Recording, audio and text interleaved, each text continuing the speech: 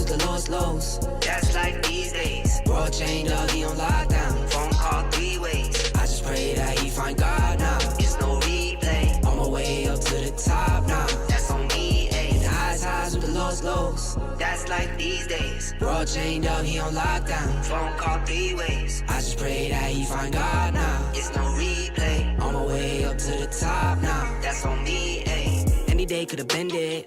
High school price on my head. Paranoid lying in my bed. Pray to God they don't turn my shirt cherry red. I was lost, didn't know me.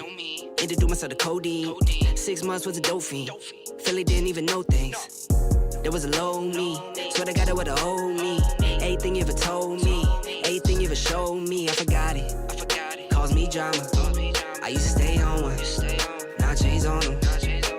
The highs with the lowest lows. That's life these days. Bro chained up, he on lockdown. Phone call 3 ways. I just pray that he find God now. It's no replay. On my way up to the top now. That's on me, ayy. Hit the highs with the lowest lows. That's like these days. Bro chained up, he on lockdown. Phone call 3 ways. I just pray that he find God now. It's no replay. On my way up to the top now. That's on me, ayy. I just saw Jizzy got a plane. Guess that's what he meant when he said nothing was the same. Lately I've been grounded, energizing off the pain. Some things gon' change, I'm just soaking up the game. Through the mud out the rain like I remember all those same nights. Now I'm on top, no stage fright. Now I'm on go, no brake lights. Hit the pedal, hit the engine roar. Don't feel like a matador. Breaking trends and I'm making more.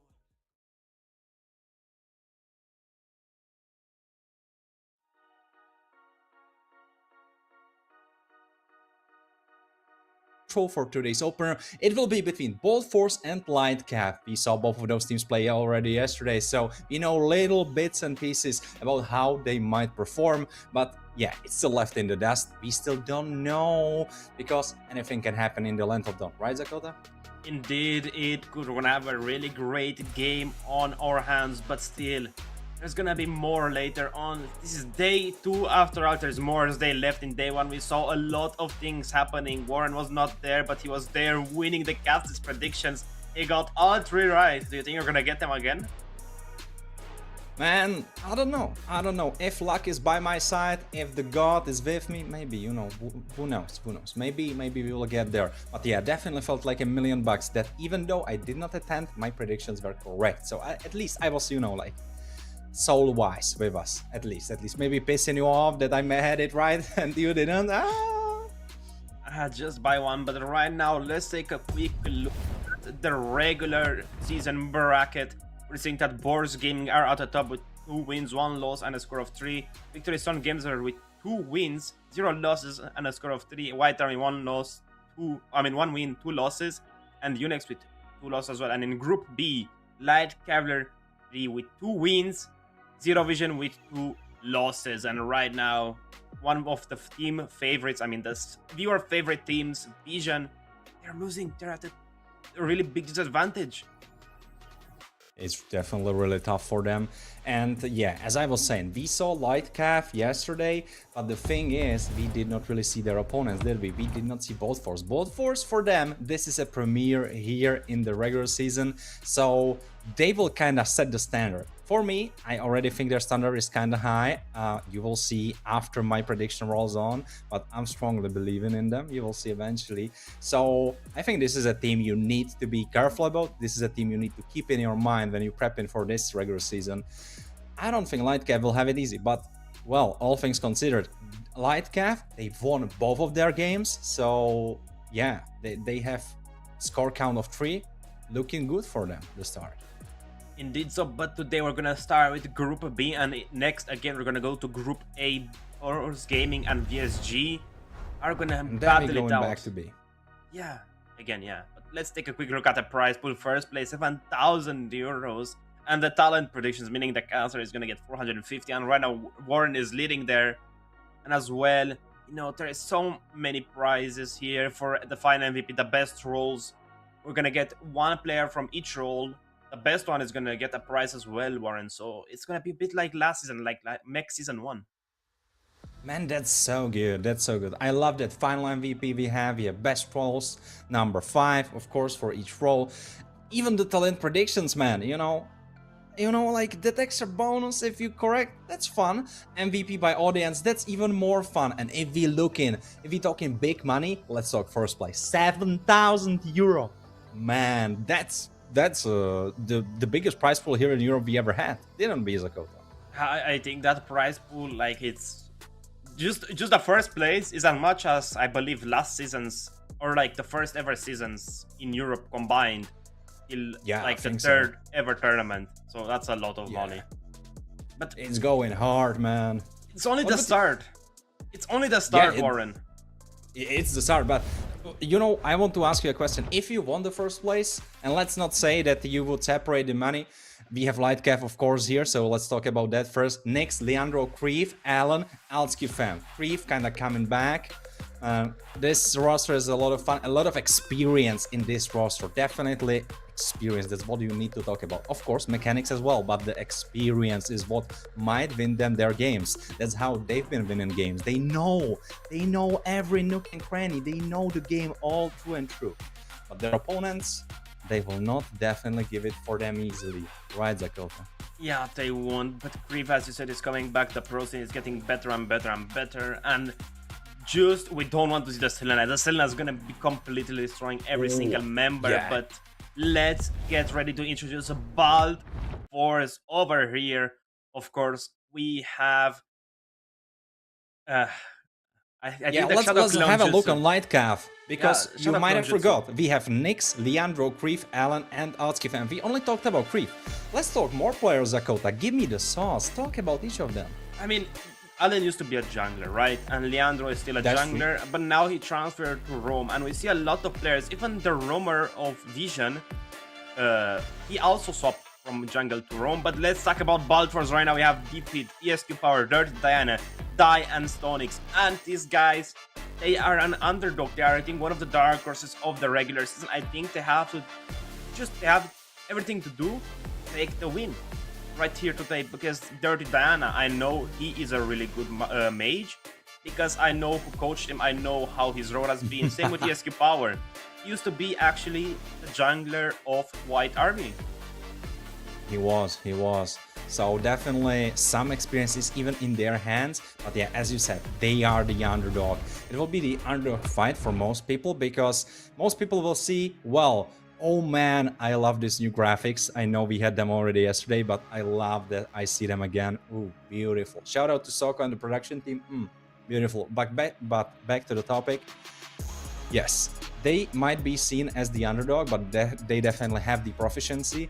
And coming into this clash, I even teased it a little bit. I think they will be able to take it home. That's what I believe. Zakota.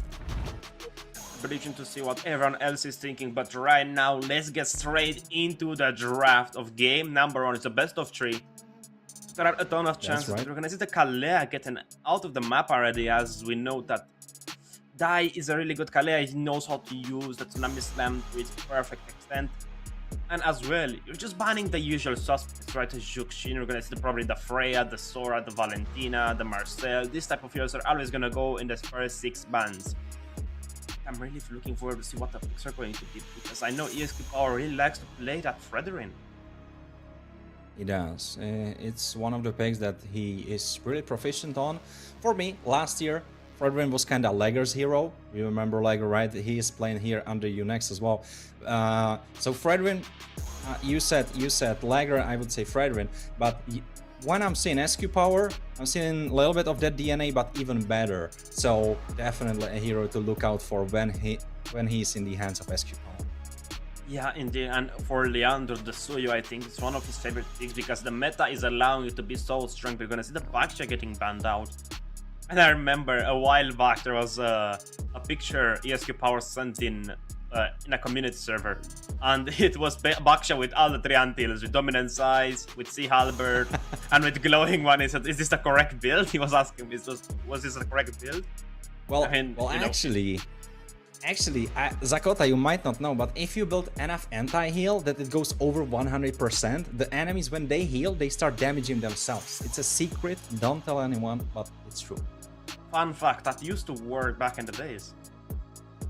Oh yeah, back in when dinosaurs were riding, back when Nish started playing in the season 1, season 0 actually, the press season. But you know, some fun thing you guys had. Yeah, real. When Lord was just a big T-Rex. True. I mean, well, back to the hot topic. Oh, Zakota, yeah. Warren, there used to be a dinosaur map in Mobile Legends actually. Oh, I remember. Yeah, Triceratops. This kind of yeah. The Stegosaur, the Pterodactyl as the Little Wanderer, or the Pteranodon, whatever you like to call it. The Raptors on the Gold Crabs. That kind of went hard because, you know, I don't know how you had it, but when I was small, I had so many dinosaurs, man. I had all of them. Wait, you have a dinosaur? Oh man, Brontosaur. I love the That's Brontosaurs. great. I have a Great. bunch of dinosaur toys. I'm a really big nerd with the prehistoric stuff. But let's see what the first pick is going to be. It's the Suyu, which I mean I said 3 picks to 1 ban, 67% win rate. Nice. And the Harit going with the Phobius already. You counter. It's not a counter pick, you're just selecting the Phobius because it's really good against dash heroes. It's good against the Suyu because you can shut him down. Harit is just so strong because of all the pushing power he has. But man, let's see we are talking Valentina toys. Claude. Ooh. Valentina Claude it is indeed. So she can steal away the Zaman Force, she can steal away Demonic Impact. So there are some options, but of course, Brief. We know why he's picking that. Valentina, definitely a mechanical mid laner. He is gonna deliver. That's what we know about him. We were saying experience, I was saying experience, but also the mechanics, don't forget that part. In Krief, ooh, it will be a glaze for the eyes. But on the other side, Dirty Diana on his Eve, and we saw a bunch of Eve from this guy. So also experience plays for him, and it's a decent pick. The ultimate stolen from Yves is not the craziest when Valentina has it, because she needs the rest of the team to kind of follow through with some kill box formation, because if it's just there alone by itself, it's not the craziest steal. So we will see how can they pair it up really. Uranus being banned, so making life easier for Favos. Oh, what do you think will be the next ban for Bolt Force? Where do you think they will aim? Jungle. XP again? Ban out the Joy. Leo more than Joy need to go. They don't want to let a Joy wild, especially in the hands of ESP power, because as we know, Suyu's damage resistance to magic is no longer there. It was nerfed a couple seasons ago. Now he has only physical attack. But other than that, I'm expecting Balforce to ban another XP, probably like the Esmeralda here, one of the greatest counters. It's good against Art, it's good against always good against the Eve. I think you have to ban out the Esmeralda. It's just so good here. And Alzgifam, he played it the other day against the Vision, and it was unlucky on the Phobius, and he got completely destroyed. And they're gonna ban out the Alice? Oh yeah. Wait. Well, we had this exact convo. We were saying Alice, Favos. I was saying that Alice could be pretty annoying into Favos. We were saying the other way around. Well, it looks like Bolt Force. Maybe it's not. Alright, it doesn't necessarily need to be just about Favos, it could also be about the rest of the team. And since Harit is kinda short range, I feel like Alice can find the angles. I think that's where they come in from. I mean, Alzgifam, if you can hear me, my brother, pick up that Esmeralda. You're gonna have the freest game ever. You can just walk around. You get shield from the RWM. You get shields from the Zaman Force. You get shield from the Demonic Impact. You get so many shields, and they ban out the Guinevere, yet another great ban because it counters the Suyu. And it works with Sonix, which is Dark Force. It is Dark Wave actually. It just knocks them up, you get a free knockup for the Guinevere.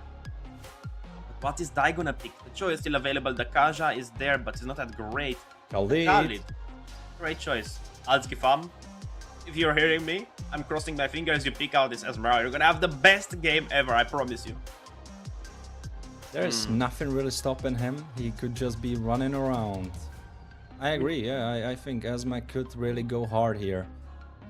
Also guys, if you guys want to check out the other games that we've played in other days, you want to see a closer look at them, make sure to head out to MLBB.gg and check out everything there. There is game histories, there is the ranking of the players. It's a great tool. I used it the other day. I was looking at it. I was looking at the statistics of the player because each individual player tracked there. mean, heck, I might be even there, so make sure to check it out. They pick up the Sora and Gatotkacha. What are you guys doing? This is the freest Esmeralda game.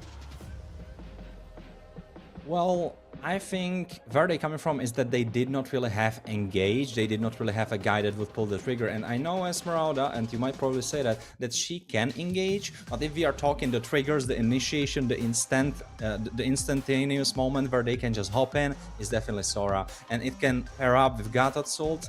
It could be juicy, it could be good, because on the other side, there's not really much initiation Valentina can steal. She can steal Khalid's ult, but it's kind of slow if she doesn't use a flicker with it. And the last pick, they didn't know about it. So I see where they're coming from, Zakota, but I agree, yeah, Esmeralda would go hard as well. Wait, Warren, this is a really serious question. Why does Bald Force have no Bald players? I don't know, man. I think they are mocking me. Wait, the Genuinely Hayabusa at this getting point. picked here? ESQ power, chilling in the bed. Nothing is disturbing him, he's chilling. Dirty Diana, he's just like me. Both of us hate the light with vampires. He's probably Romanian from what I know, but man, it's gonna He be looks like he has a... He looks like he has a filter on, you know, like TikTok filter yeah, or something yeah, like that. exactly, the TikTok filters. Guys, ladies and gentlemen, this is the first game of the day between Light, Cavalry, and Bald Force, and we're seeing a pretty interesting draft. The Hayabusa is getting picked up here, and I don't think it's the smartest of choices, but Warren, who do you think won? Who won this round? Well, if they did not pick up the Hayabusa, I would be on their side, but I think the Hayabusa is pretty risky because we are talking Suyo. He has some iframes on his hands. Valentina, she can steal some ultimates to be more defensive. Also, Nyx will be probably running that Trinity Force build, so he will not be as squishy. He can run Warrior Boots and this kind of stuff. So I don't know. This Hayabusa will need to deliver, but you know, if he delivers, it could work. We are popping off, as you were saying, the first series and first match of today. First time we seen both forces here in the regular season. Can they take upon Lightcap? Indeed, so and actually can Light Cavalry keep their #1 spot in their group, or will they have a different timing? But let's take a quick look at the talent predictions powered by Runestone. A lot of believers in Bald Force here. Well, right now I'm not sure if I believe in Alan because this was ugly. This was turning ugly pretty quick. Talk to talent predictions. Many people, I think most of us were 2-0 All of us. or 2-1 for both. Yeah, all of us. I think Only Chronos scared was with against the us. 2-1. Only scared. All right. Well, now I see that he might not have been correct. You know, because the first blood powered by Runestone goes into the hands of both Force, man. I mean, what can they do? Alan missed that. Never mind, they did not. ESQ Power is getting a beating. He did not. He is beating SQ Power up. You know, those gauntlets that Gatotkacha has, they are not for show, man. They are for punching people in the face, and that's exactly what he showed SQ Power. But he got the camp. That's one thing that has to be considered. And look, he is one level up on Leandro. So far, this Hayabusa has been cooking. But why is Nyx hiding from us? Look at him. He's just hiding. He's camping even in the picture. He's But kind of hold far on. away, yeah. But you know what? Maybe he was just predicting that Alan would need to retreat, so he wanted to be safe himself. So he put himself kind of far away, so Dai cannot reach him. What are we seeing in the emblems? Is it something exciting? Is it something crazy, or the classics? I mean, an interesting thing is that Alski Farm has Esmeralda's picture, but it's Sora. So I think even the Sokol, production thought. even Sokol Yeah, wanted Esmeralda there. Exactly. I see you. I see you. Yeah, even he wanted and wished for Esmeralda, but yeah, it's alright, it's fine and dandy. Right now, RWM, some poke damage getting through. Darty Diana needing to flicker out. 2000. Oh no! Alan gets it! Alan doesn't just beat down Hayabusa, he also destroys his dreams when he takes away the turtle objective. Oh, Dai gliding away on that sandboard. Dirty Diana face tanking it all. Oh, getting taunted now. I'm not sure if Hayabusa can help. He cannot. Leandro with a kill. So there are some kills in their hands too. SQ Power trying to go for Leandro, but there's creep. So Leandro is out. It's a 1-1, but Lightcap with a slight goal lead. The turtle advantage as well is gonna be extremely important for the laning phase in the goal lane, because look at the XP difference. Nyx has more HP, more damage, and it's gonna have a little bit of an easier time just taking the waves, as defeat is gonna be frozen a little bit more. There's always this threat that you're gonna get jumped by a Suyu, and Nyx doesn't have that issue because the BMI just completely allows him to immune Hayabusa's Ugi Shadow kill. Same with Leandro. His Soul Saver as well does a ton of damage. You can stop the Hayabusa. His Sword Bash as well allows him to basically escape it if you time it completely right. But Sora here, it's as well another great counter to Hayabusa. Everyone counters Hayabusa from the Light Cavalry side. I don't know what the idea was. Definitely a dangerous idea, Oh but no, right now talking Dirty dangerous. Diana. Dirty Diana with a pretty bad position. You need Flicker Man to go into those places and survive. He's just handing out those kills at this point. 2 kills and 2 deaths for both Force mid laner. Dirty Diana is not having good time. It's really rough, Dirty Diana. Kumitos wouldn't be proud about you right now, but ESQ Power finally picks up that Hunter Strike. He does deal that extra penetration whenever he's taking jungle to get extra movement speed. And even the production is predicting already a lure being taken by Leandro, so I think they like Light Cavalry a lot. Yeah, they might know something. Altsky Fam getting stunned up. Oh, half HP. Oh, he is back to full, basically. Through the ult, Shifting Skies getting popped. And Altsky Fam now clearing it all up, and they will be going for the turtle. I'm not sure. The ults are on both sides, low-key. Altsky Fam will not have his, though. Oh, there is the Sandstorm hitting too, and now there is in the backline. Sonic's going in with the shield. Oh, I'm not sure if he is healing enough. AOG there. Nyx, he is shredding them up all through the Blazing Duet. Altsky Fam goes down, actually. SQ Power is there, ready to do some damage, but no, they left Sonix alone. He got bursted down just enough for them to finish him off, and now Dai needs to run Sandboard. Quick Sandguard, healing him up. SQ Power with the pokes, with the hits. He is still there fighting for the life of his roamer, and they actually pulled through. Both fours. This was a pretty intense 5v5. This basically brought him back in the game as we go into a little pause. They're just getting too excited. They want too much. They're giving themselves a little break because in that turtle, I thought that was gonna be it for Leandro. I thought Leandro was gonna go down to the Ugi Shadow kill, but still they went for Altsky Farm there. Even so, ESQ Power right now is still ahead of the farm and he still has the turtle advantage. Even better yet, Defeat got a kill, Season, so he has a little bit more room to play with. Claude did not get as much. I think Claude even died there. I'm not sure about it. Don't correct me if I'm wrong, because I always like to be right, Warren. But man, were you expecting this game to start out like this, to be this brawly? I mean, well, you know, it makes sense because Lightcav, they are kind of the staple of their group so far. It looks like they are unbeatable. It looks like they are super strong. And both fours, they need to test their mettle. And who else does their metal against in their premiere than against Lightcav? So they really want to, they are really excited, and I think the big idea in their heads is don't be scared. Don't be scared about Lightcav, and that comes with some mistakes too, because if you're not scared, maybe you do little bit of mistakes, maybe you overposition somewhere like Dirty Diana where he was going to the top side and he kind of got caught off.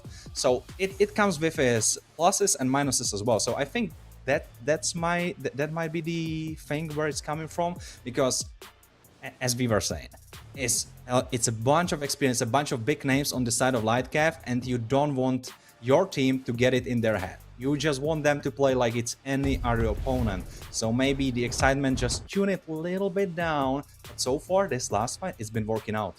It's honestly fun playing on the ceiling. I'm not sure, man. But did you see Alan? Is he like contesting Lito for the face guard? Is that possibly? It? I mean, I think right now they are. I mean, you know, you have to do the face card competition right now. But make sure, guys, while we're in this little break, check. Oh, audience questions: can Boars dominate this tournament because they want to be the best team of Western Europe? What do you think? I mean, from what we saw yesterday from them. Depends. You know, I think it's kind of early to say. Well, yes, they definitely want to be the best team. Makes sense, but can they do it? I think we still have to see the levels of the other teams, because yes, we saw them in the upcoming qualifiers into the season, but we did not see them against each other just yet enough for me to give this. Zakota, what are your thoughts on that? I mean, today we're gonna see really if Boars Gaming can take on VSG, one of the strongest teams in the tournament. Boars Gaming are the defending champions of MEC Season 1. True. But they're against a really tough opponent. Yes. Boro, Carvey, JM, Martesian, Dixon, they're one of the best right now in Europe. Even if Dixon is not on his main role, as he said in the interview, he played in jungle, he played on gold, he played on roam, and it was only left to be played on mid and XP. But right now, let's see what we're gonna do. But let's not forget the current match at stake is Balfour versus Light Cavalry. It's day 2, so there's gonna be a few more days to come. Hey, a lot more days to come. Imagine the competition later on in the season when the teams are prepared, they're understanding their opponents, they know what the enemy will draft. I think that's gonna be the fire. Well, just to clarify, we have this weekend that will be finished up with today. Then we have the next weekend, 2 more days, and then we will be hopping into the playoffs because the groups will be finished. So just so you have kind of an idea how's it gonna play out, so everyone's on the same note. But of course, follow us on the TikTok, Instagram, anywhere you can, because you get the news, you get all the info there. Join the Discord if you did not already. Many giveaways, many contests, many stuff happening there. So you definitely want to be there because the beating heart of European MLBB is there with us, with Surge. So you definitely want to stick with that. And well, since we are talking beating hearts, we should talk excitement. I was saying Bolt Force, really excited. But you know who is also excited? Atakas, because he is asking some questions. What's harder, pronouncing player names or predicting drafts? Damn, that's a funny one. I have to think on that. Zakota, you go first. I think player name pronunciation is the hardest because I can predict a draft what's going to happen because I understand the players because I've seen them so many times. Same with you, Warren. But some players have these really odd names. It's like a Latin old spell, you know, like you're going to summon a demon or something. That's their name. What do you think? Do you think like it's the same thing for you? I think I have to support you on that because, as you were saying, predicting drafts, it's just kind of math equation, you know, like something's good, something's bad. You are thinking, okay, this could be good, this could be bad. They need a team comp like this. But when you're reading the name, man, it's crazy. It's like when you are getting tested by the teacher and he is asking you for something crazy, some mumbo jumbo. You are not even sure how to read it. So with some of the players, you know, some of the players. Great names, very readable. Some of the players, they are testing us. Yeah, but let's take a quick look at the audience predictions powered by Runestan. 42 for 58. Baltros are in the lead. I think everyone wants them to win, but right now, Dai picked up the Thunderbolt. The Turtle Dance has started, and right now, Light Cavalry are still at the advantage because they have the Gatatkacha. That stun is a little bit more instantaneous. Hold on! Now, Grief, he cannot walk into that. He's almost dead. He survived just by a skin of his teeth. And right now, the next target is definitely Sora. And Sora, he will die. He's between 4 members. He had no way of surviving that. And Leandro, he wasn't even there. Why did Lightcav take this fight? This looked like a fight that the Bolt Force should take. Like, if the teams were reversed. But Lightcav, with their experience, this was such a blunder, Zakota. It was. They're going to start a fight, they don't get anything out of it. Maybe if they traded on the top side, it would have been better. But look at ESQ, he's just doing whatever he wants, especially with his Hayabusa. He has so much room to work with his Scout Shadows. But man, he's the draft of Light Cavalry. It kind of counters him, but ESQ is still thriving. He's ahead of Leandro. And you know what's the crazy part, Zakota? As you were saying, the draft counters him. What if he was unleashed? What if he was against a draft that he would be good into? What would happen? Leandro almost getting picked up by the Sky Priest. Oh, not enough. Yugi Shadow Kill. He has been used. I'm not sure if the Quad Shadow keeps him alive. Double kill. Leandro with a double kill. And just when you praise the guy, he misplays. He gets caught off. It's the caster's curse. But they still traded. That's right. One loss or one win. I mean, it's great on the bot side. Yes. However, Leandro's gonna take that bot tier 3. Did you see the goal diff? Because it jumped down from 1500 for both force to 0. And Die? That's a big L. What are we doing? What was that raging sandstorm? For the wave, he needs some gold, man. He was poor. Oh, Come on, man. They won't have an execution, but let's take a quick look at the itemization right now. Demon Hunter Sword going in for the corrosion side. Do you think they have enough anti-heals? Or do you think they need more? Looking at it, do you think they need more? I think it's fine. The more the merrier, as we say, but right now, look at the damage dealt chart. Grief is at the top, only followed behind by Kura. Or Dirty Diana. Alski fam catching only one. It's Dai, and he has the stun form, and he needs to run now, man. This fight, he cannot continue it onwards. He needs to recall Dai. Going to poke them a bunch. Left, Turtle, looking for it, both for Look at Stonix, Creeve. with the ult. AOG, can he catch? Oh, it almost caught Deft, but he had the Purified, and Stonix jumping into the backline, but he will die. But disaster He catches is too. killed for Roamer, though. I'm not sure if they can continue the fight. They can, definitely. They think so, because Can he SQ get him? for Leandro. He cannot find him. Blazing Duet, destroying Dirty Diana. He was too deep. Dirty Diana sacrificing his life so his team can get the Turtle SQ power. Nah, He's in no danger. shadows. No shadow. Yugi shadow kill. No SQ power. You cooked too much. You burned the food. That's what happened. And now Lightcap are in a great position to maybe be thinking about the Turtle. The Lord. Exactly what they are going for. Alskifam, he's kind of low. Maybe Dai could be thinking about sneaking it off. He's running around. Will he go for it? Will he go for the Raging Sandstorm? He doesn't have it. He decided against it. And right now Lightcap, gold lead and Lord Slain. I don't know what to say. Warren. Even if Bald Force were winning the fight, Light can return it around. I don't know what this power It's the experience. That's the experience, man. It could be. Both Force have too much emotion. You see, they are playing with a lot of emotion and going a little bit too deep. That's exactly what I'm seeing. I mean, right now, still, we have to take in mind that Light Cavalry are champions of previous mech seasons. Yeah. I don't know, but Dirty Diner right now, he's getting completely diffed. I mean, it's Krave's power. Back in the dinosaur times with Nish around. They were, but are they still? But so far they are. So far they are 2000, and right now going for a play. Yes, Def needs to run. Dai trying to tank it all up. There's the RWM trying to force them away. Stonix, Dai jumping in. I don't think you want to follow Stonix. This was too deep, man. You will get stunned up, and you will get flickerified. Look at Nyx! You need to flicker yourself. Blazing Duet, Nyx.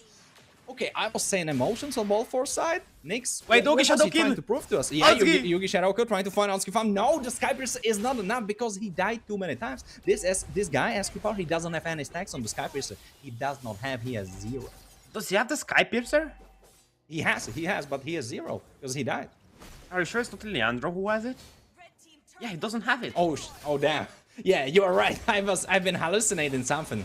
Yeah, That it's makes Leandro. much more sense. Yeah. SQ power on the run, the die actually stunning them all up too. Oh, Stone, the taunt on SQ power, he got picked up, but yeah, Creeve got killed instead. What is Stonix doing?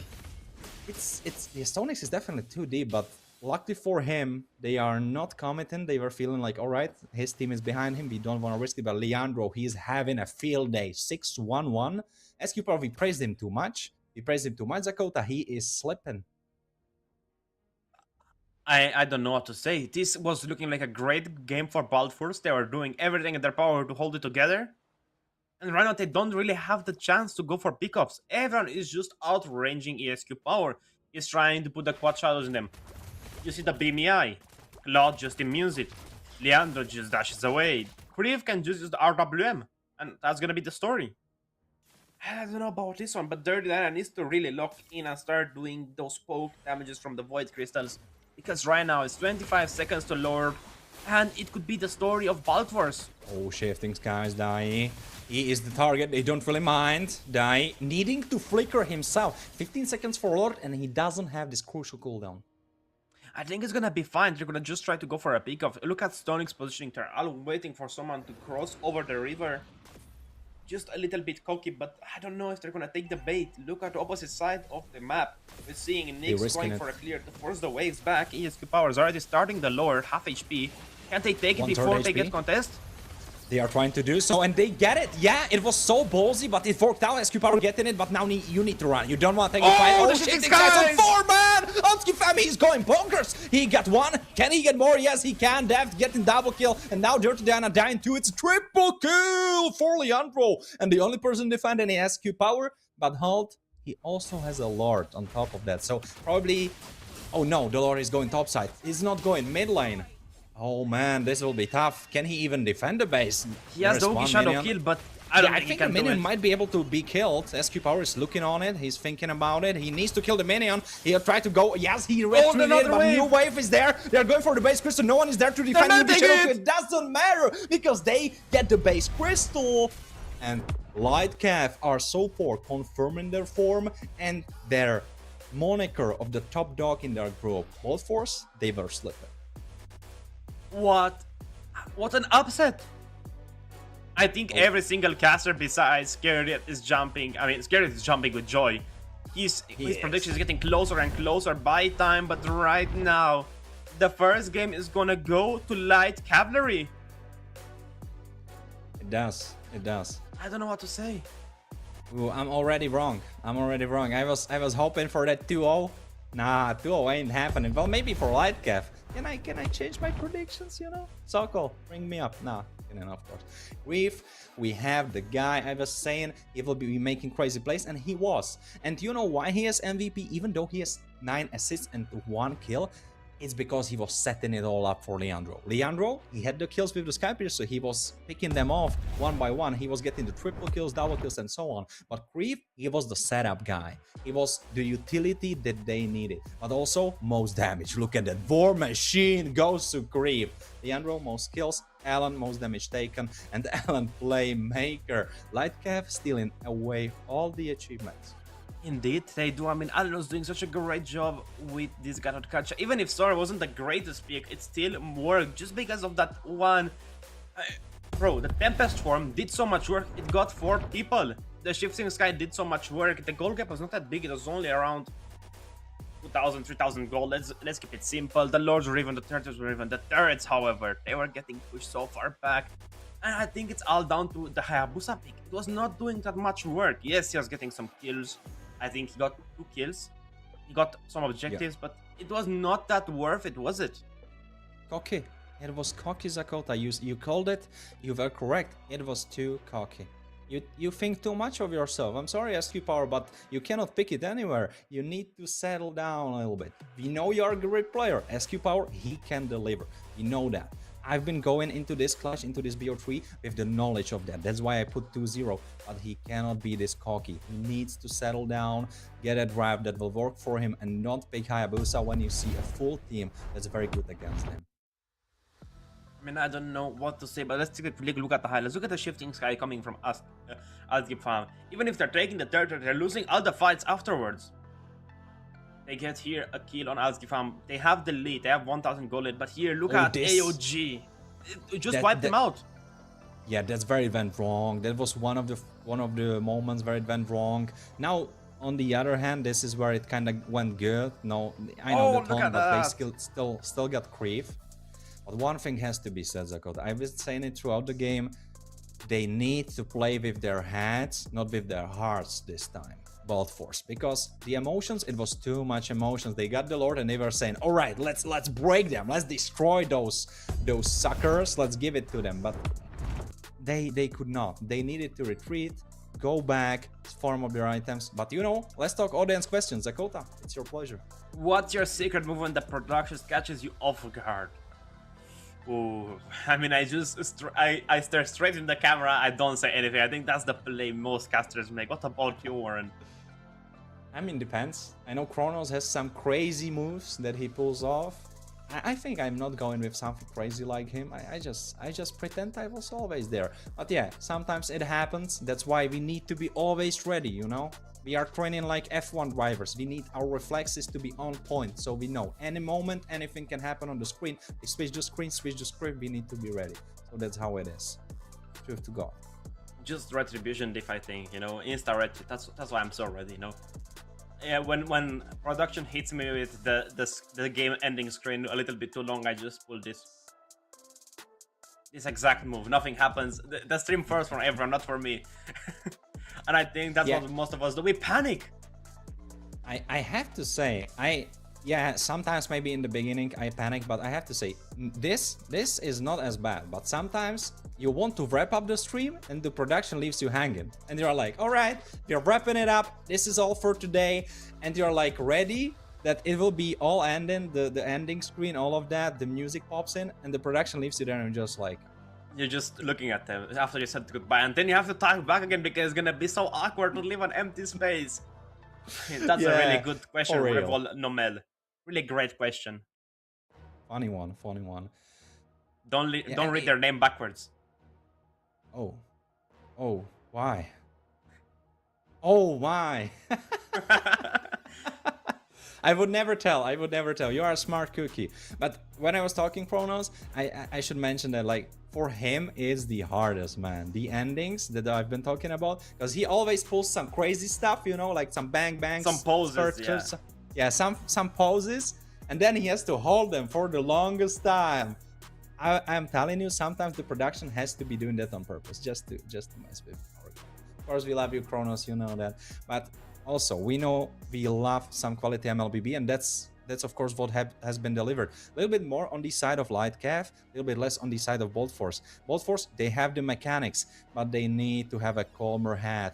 Maybe they should cut their hair, you know, maybe they should stand up by their Bolt Force moniker, cut their hair, so they have more cooling on their brains. Maybe they are too heated up, it's the summer, who knows. I mean, ESK Power has hair down to his shoulders, so that's pretty long hair. He has a beard as well. He has to Getting be worn so up. warm. His brain is getting like fried, you know, you have to think about it. That's why he picked the Hayabusa, because his hair was fried. But other than that, I mean, it's still light cover. You cannot not respect them. They're a really great team. They've been here for a long time, all the same together. It's just a little bit like Boars, but they're changing their members around a little bit more, especially the junglers. But You know, it's Allen on Rome. That was the biggest thing people were afraid of. Allen is a jungler, he's a really good jungler. He swapped to Rome and he's doing a good job. Same with the Romero Vision. He also swapped from jungle to Rome and it's the same story. He's playing good. you know, I think people that were questioning the move and saying that it might not work out and so on, might not realize the fact that jungle is kind of Rome. Except on Rome you don't... No. Let me get to why I believe that it's kind of like that. Because you are moving all across the map. You're trying to address all the lanes. You're trying to help the lanes. You're trying to move with the lanes and so on. So this movement, that's kind of similar with the jungle, where of course you have that added part where you are farming up the jungle as well. But if you don't think about the farming part, Rome and jungle, they are closer than you think. Well, not really. The gameplay is extremely difficult. The rotations are completely different. In the early game, you start with your mid. After that, you move with your mid. Sometimes you don't move with your mid. It's designed. Sometimes you go for an invade, sometimes you don't. It's really extremely different. For jungle right now, I think is the hardest part because the meta is so open and so many great heroes are left to be picked. Same with XP. But right now, I think Gold has the hardest time.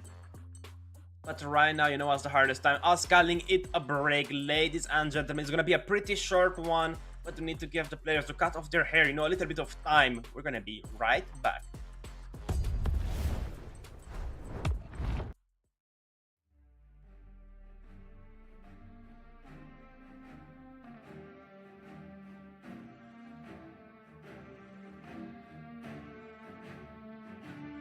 I'm at the my spot.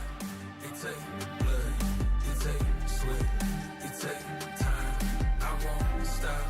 I'm in mode. I'm on go. I'm gon' die for my spot. I won't move. I won't shake. I won't drop for my spot. Been too long, been too strong. I won't bend, I won't break for my spot. Your hands in the air for this, hands in the air for this, hands in the air for this, hands in the. You should have your hands in the air for this, hands in the air for this, hands in the hands in the hands in the air. I ain't in it all. Wanted 10 cribs, wanted 4 cars, wanted more ice, wanted more grills. Set it in stone, told myself life better damn gear. Before I get ghosts and it get real. When the best set, bet it on slim, manifest twice. I had nothing left, ain't do nothing right, but when all in, loaded up dice, know I'm gon' win, work it out later. When the odds lean, back in my favor, ain't no taking back wages, pay it up full with a paper. Running, running, running, running after that, running after that, running, running, running after that. What a come is it? Running, running, running after that. What a come is it? Running, running, running after that. I'm at the my spot. It take blood, it take sweat, it take time. I won't stop. I'm in mode. I'm on go. I'm gon' die for my spot. I won't move. I won't shake. I won't drop for my spot. Been too long, been too strong. I won't bend, I won't break for my spot. Your hands hands in the air for this, hands in the air for this, hands in the air for this, hands in the air. Your hands in the And we pop it, blast it right off. We are back after the break. It's Warren1x joined with Zakota on the desk, and we are having a great BO3 so far. It's been a lot of fun, the first match.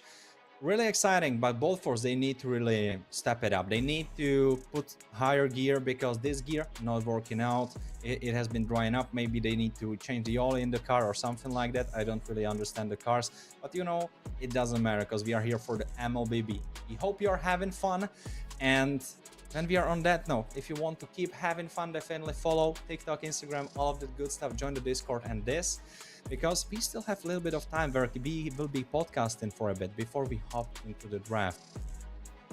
You're just lying. When I say it, You're a liar. I am a liar. Truth be told, I am a liar indeed. Expanding Rivers will be the map for this game. Lapu. Oh man, he is enjoying some summer fun. Will you be enjoying a summer fun like this, Zakota? I have a pool. I'm thinking of setting it up, you know, but I don't have the time and I don't know where to put it because it's gonna rain, I think, today. So I don't have the time. Maybe next weekend I'll do it, but right now we're gonna be hanging on with Surge Europe because it's the Mobile Legends European Championship Season 2 with the qualifier to the MWI. I mean, EWC. AWI as well because it's for women as well, but it's not this weekend. It's not now. It's not now. It's gonna be soon. But it's gonna be the bans right now, the Freya and as well the Mars getting banned out. So let's take a quick look at the players yet again. Yes, Power, he's ready to lose the game and go to sleep. I wouldn't go that far, man. Come on, cut him some slack. Oh, when I said that, he looked at the camera at me. Yeah, he heard you. It's like with Voldemort. You say his name, he knows. So you should not be messing with the guy. He might spawn under your bed, you know, cast some wizardry on you. You never know. But, you know, I would like for him to cast some good quality gameplay. Because we had a little bit of that, but we were saying it. It was so risky pick. And honestly, if he pulled it off, if he won with that Hayabusa, I would just call him the Jesus Christ Reborn in the jungle because it would be so crazy. But he did not. He kind of were thinking that. So they need to know, they need to now do something else, you know, Hayabusa last pick. Don't count yours. I mean, I was still hoping for Esmeralda pick in the first game. I mean, it was been a little bit better because they had so many shields. You saw it, I saw it, everyone saw it. The production saw it, Lemon Lover saw it, everyone saw it, Scared saw it, Chrono saw it. And I think every single person thought Esmeralda, not Sora. Even Sokol, that's right, even our production. But Sora, you know, in the end, Altsky fam, he made so many beautiful plays. He was making the engage. I was calling it in draft that he might be the tool that they have for that, and he was delivering on it. The engages were on point. He was, at one moment in one fight, he even got 4 members. If your Sora is getting 4 members in the Shifting Skies, you know he is cooking. That's just beautiful. But you know what is also beautiful? Seeing Juxin as a first pick. For the longest time we did not see her. Now she's popping through. Both but will be having. Hard is left open. You know what else left open? The Sora yet again. Kasha's left open. Carrie's left open. So many heroes. Valentina's left open. Zetian is left open. Kimi, so many heroes are left open. What is Balfour's thinking? Yes, they did trade for the Juxin, but Harley is a demon. Really annoying demon. He's so hard to catch. You need a catch or something with an instant stun as a Hylos even to just catch him and just assist Juxin in setting him down. But let's take a quick at the previous draft. Nothing was, I mean, in the ban list. Yes, we saw the Juxin, we saw the Harley, but they're picked. Man, Ranus again. He's coming back in the meta. We saw Bobo Rusik 3 times on him the other day. It's not so much fun when Renus is in the meta, because boring, I'm calling, boring on that XP lane. We want some fun, you know. So I'm hoping that... yeah, Dyrod counter pick for Stonix, I would love that. You know what, let's go. His hair looks like Dyrod's hair, low-key. It would need to be white, but low-key. Bro, listen. People are judging me saying one is not gonna get picked ever, and the other day VSG picked it up, so... You might see the Dyrod here, but Stone is not gonna listen to my commands as he's gonna pick up that Thorn of Ruin with the Alice just to try to go for a set. I think I don't like it here. It's a little bit too slow. They're gonna be similar, extremely similar. But Alice has a stun, and Ranos has a ton more healing, so they're really similar. But right now they're gonna pick up that Claude with the carry still being left open. Was this the wisest of choices? Also, yes, carry still open, but Claude has 80% win rate, so that's also one thing you need to consider. Also, carry is not as mobile, so she could be getting caught in the crossfire. Alice ult, Juxin, all that stuff. She doesn't also have the highest range. I know Claude doesn't too, but the BMI is kind of pushing that to its limit. So, you know, I see both sides. Though one thing I'm really unsure about is you see two magic damage heroes, one super heavy magic damage hero, and you still pick Suyo.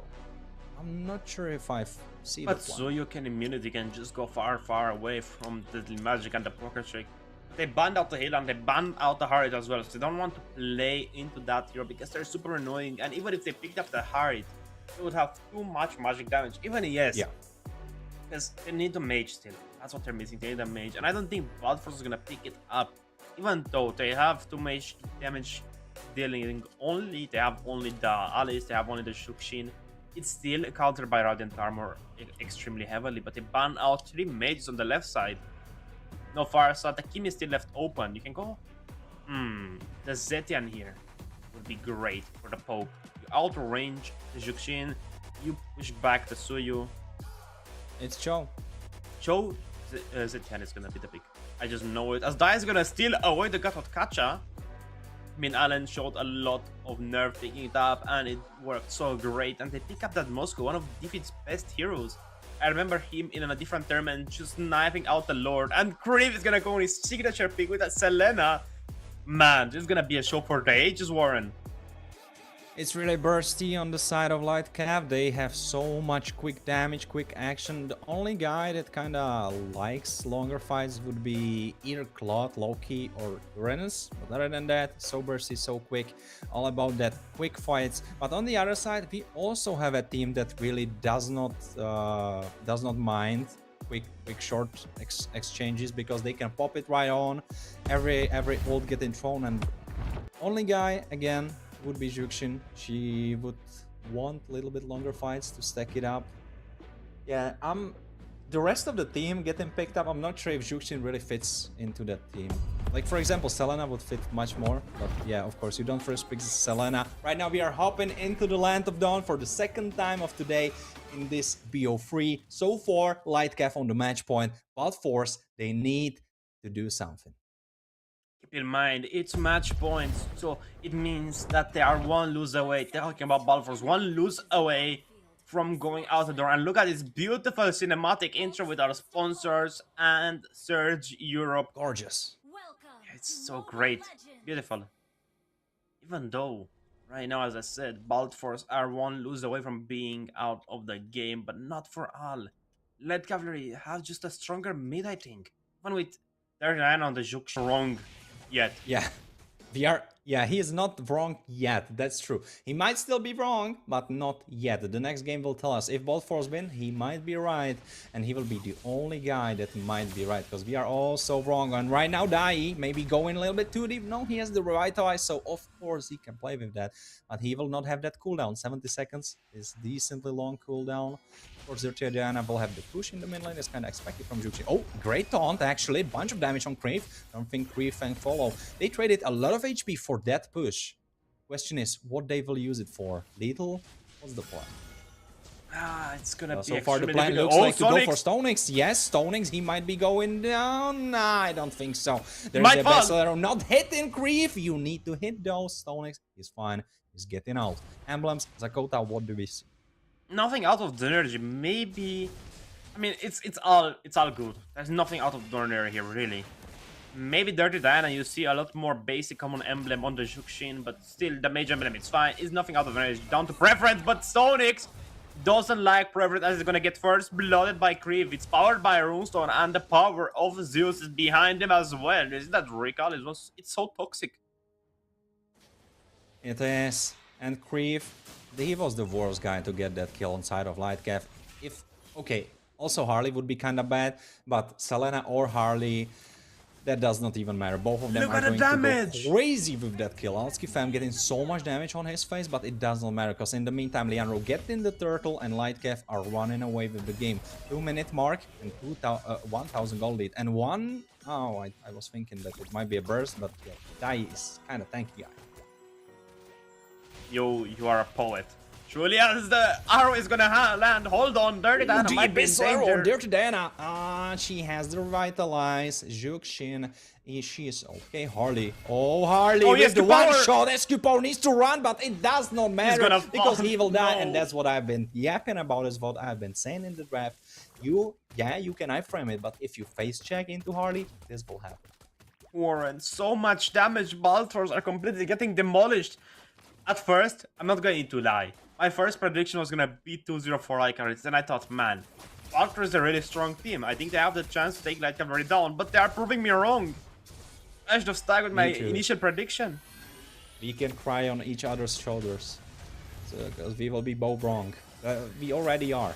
We already Let's are, yeah. just see how much wrong we will be. Way of the Dragon, Dirty Diana. Oh, SOD not connecting. But honestly, I don't even think the Deft could kill. I think Alan will be fine here at Flicker. Oh, the Abyssal Arrows. Creep. He is cooking with that. Dai. Oh, AOG in the last second. How did he survive that? And again, Dirty Diana get some kills. He doesn't have the Flicker. Oh, that's unlucky. Both of them so low. The Sky Piercer not there rocking.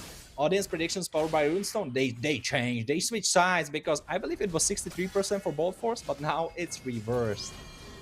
Indeed it was, as a Eternal Ruin is gonna go down, catching Leandro up, and ESQ Stone Power is X gonna actually execute him. get a pick off. Harley is dead. That's great. That's great news. You are getting something back. And the jungler, that's honestly the best one to get. SQ Power getting bursted down. No, the iframes keep him alive. Oh, Flickering on his dodge! head, but SQ Power still alive. He goes back with the Flint Queller, and he finds it. He finds the kill back, and Balforce don't cut the rope behind them, because they are still in it. Nick's in danger. BMI not being used. Purify still keeping him. No, the stun. Yes, the kill. Oh my, they got him. They got it off, but Dirty Diana, will he die? I'm not sure. He's trying to survive. He pulls him even in. He does not mind. Alski Fan tanking it off through consecration, but he needs to fly away. Look at that. Bolt Force, 3 handies in their bags. Oh no, that was not good. Purify, and the AOG does not hit anyone. Dai not the best targeting on that AOG, though they still get the turtle. They sacrifice a marksman for the turtle. ESQ Power has the advantage in executing the turtles because of the Soul Sever and the damage of the arrow, of the quiver. It's so good. But Leandro's gonna pick up the magic shoes. He's gonna get his challenges on, and he's gonna run around a little bit faster. And right now, Nyx is gonna get his Demon Hunter Sword to try to melt Dai and Stone X down. But can't they take the turret down? Can Alski do it? He can. I mean, that's great, even if it pushes him a little bit away, so he's out of danger. But man, oh man, look at the positioning of Leandro. He's just waiting for one slip up from Light Cavalry. Better yet from Bolt Force. And that's gonna be the story. A ton of damage from Harley could come up here, but look at ESQ Power. He's smelling the danger. Ah, it's rough. Really, really rough. Ooh. If those Abyssal Arrows hit, it's like playing against Franco. You need to always be careful. Anytime a hook can come, anytime an Abyssal Arrow, and right now Stone is getting one shot at the Abyssal Arrow in his eyes, in his face, between his eyes. Oh, the stun. He could not even flicker, he could not even do anything. Creep. He is giving us a performance. Man, that Way of the Dragon landed perfectly into the arrow, and after that he got stunned for 24 hours, you know? Don't even touch the phone anymore, just put it down. Get a glass of water, refresh. Because right now, Light Cavalry, they are using their own skulls, their own heads to blind Balforce up, you know? These arrows are just coming left and right. So I got that just the other day. I was seeing Kronos post some content on his channel on YouTube. By the way, follow him, guys, if you don't already. He's talking about a lot of European MLBB stuff and so on. But he has been posting, who has the longest stun? And I think the answer was Selena. Because if she hits you with the furthest, if she hits you with the longest range of an arrow, it's, as you said, longest stun in the game. And right now Stonix is feeling that. It wasn't the longest range, but yeah, half HP. He could not do anything. Can they get the turtle? I'm not sure. Yes, they can. SQ power. Yes, the execute power. And right now there's the Throne of Rune catching Alan off. And the Creevy is not finding those. Oh, the damage! Finding those arrows. How did he find him? Between 3 members of his own team, he find the arrow under. Oh my god, he hits those again. Die, getting stunned up. Can they get out? Skip fam, they will try to do so. Creep running away. Dirty Diana, Nyx is trying to go for him. He has the blazing duet. Dirty Diana flickering over the wall. He is fine. There's SOD. Can Moscow join? Will he join? Yes, he will. But should he join? I'm not sure. He can push now. Bolt Force with a decent team fight, but Creep, he is cooking. That Abyssal Arrow almost completed caught him off guard, and Defeat is gonna go in defeat! 1v1 and Ulti Bomb is gonna recall on him. Let's take a quick look at the replay of the Lord fight. We're gonna see SQ Power going for a Retribution, taking it down. And then just the team fight continues. They take Allen down. After that, they catch Leandro because he goes in, and Creep lets. Man, the damage from Selena is crazy. That Prowl is insane. And off screen, Allen died. And yeah. Right, that's right.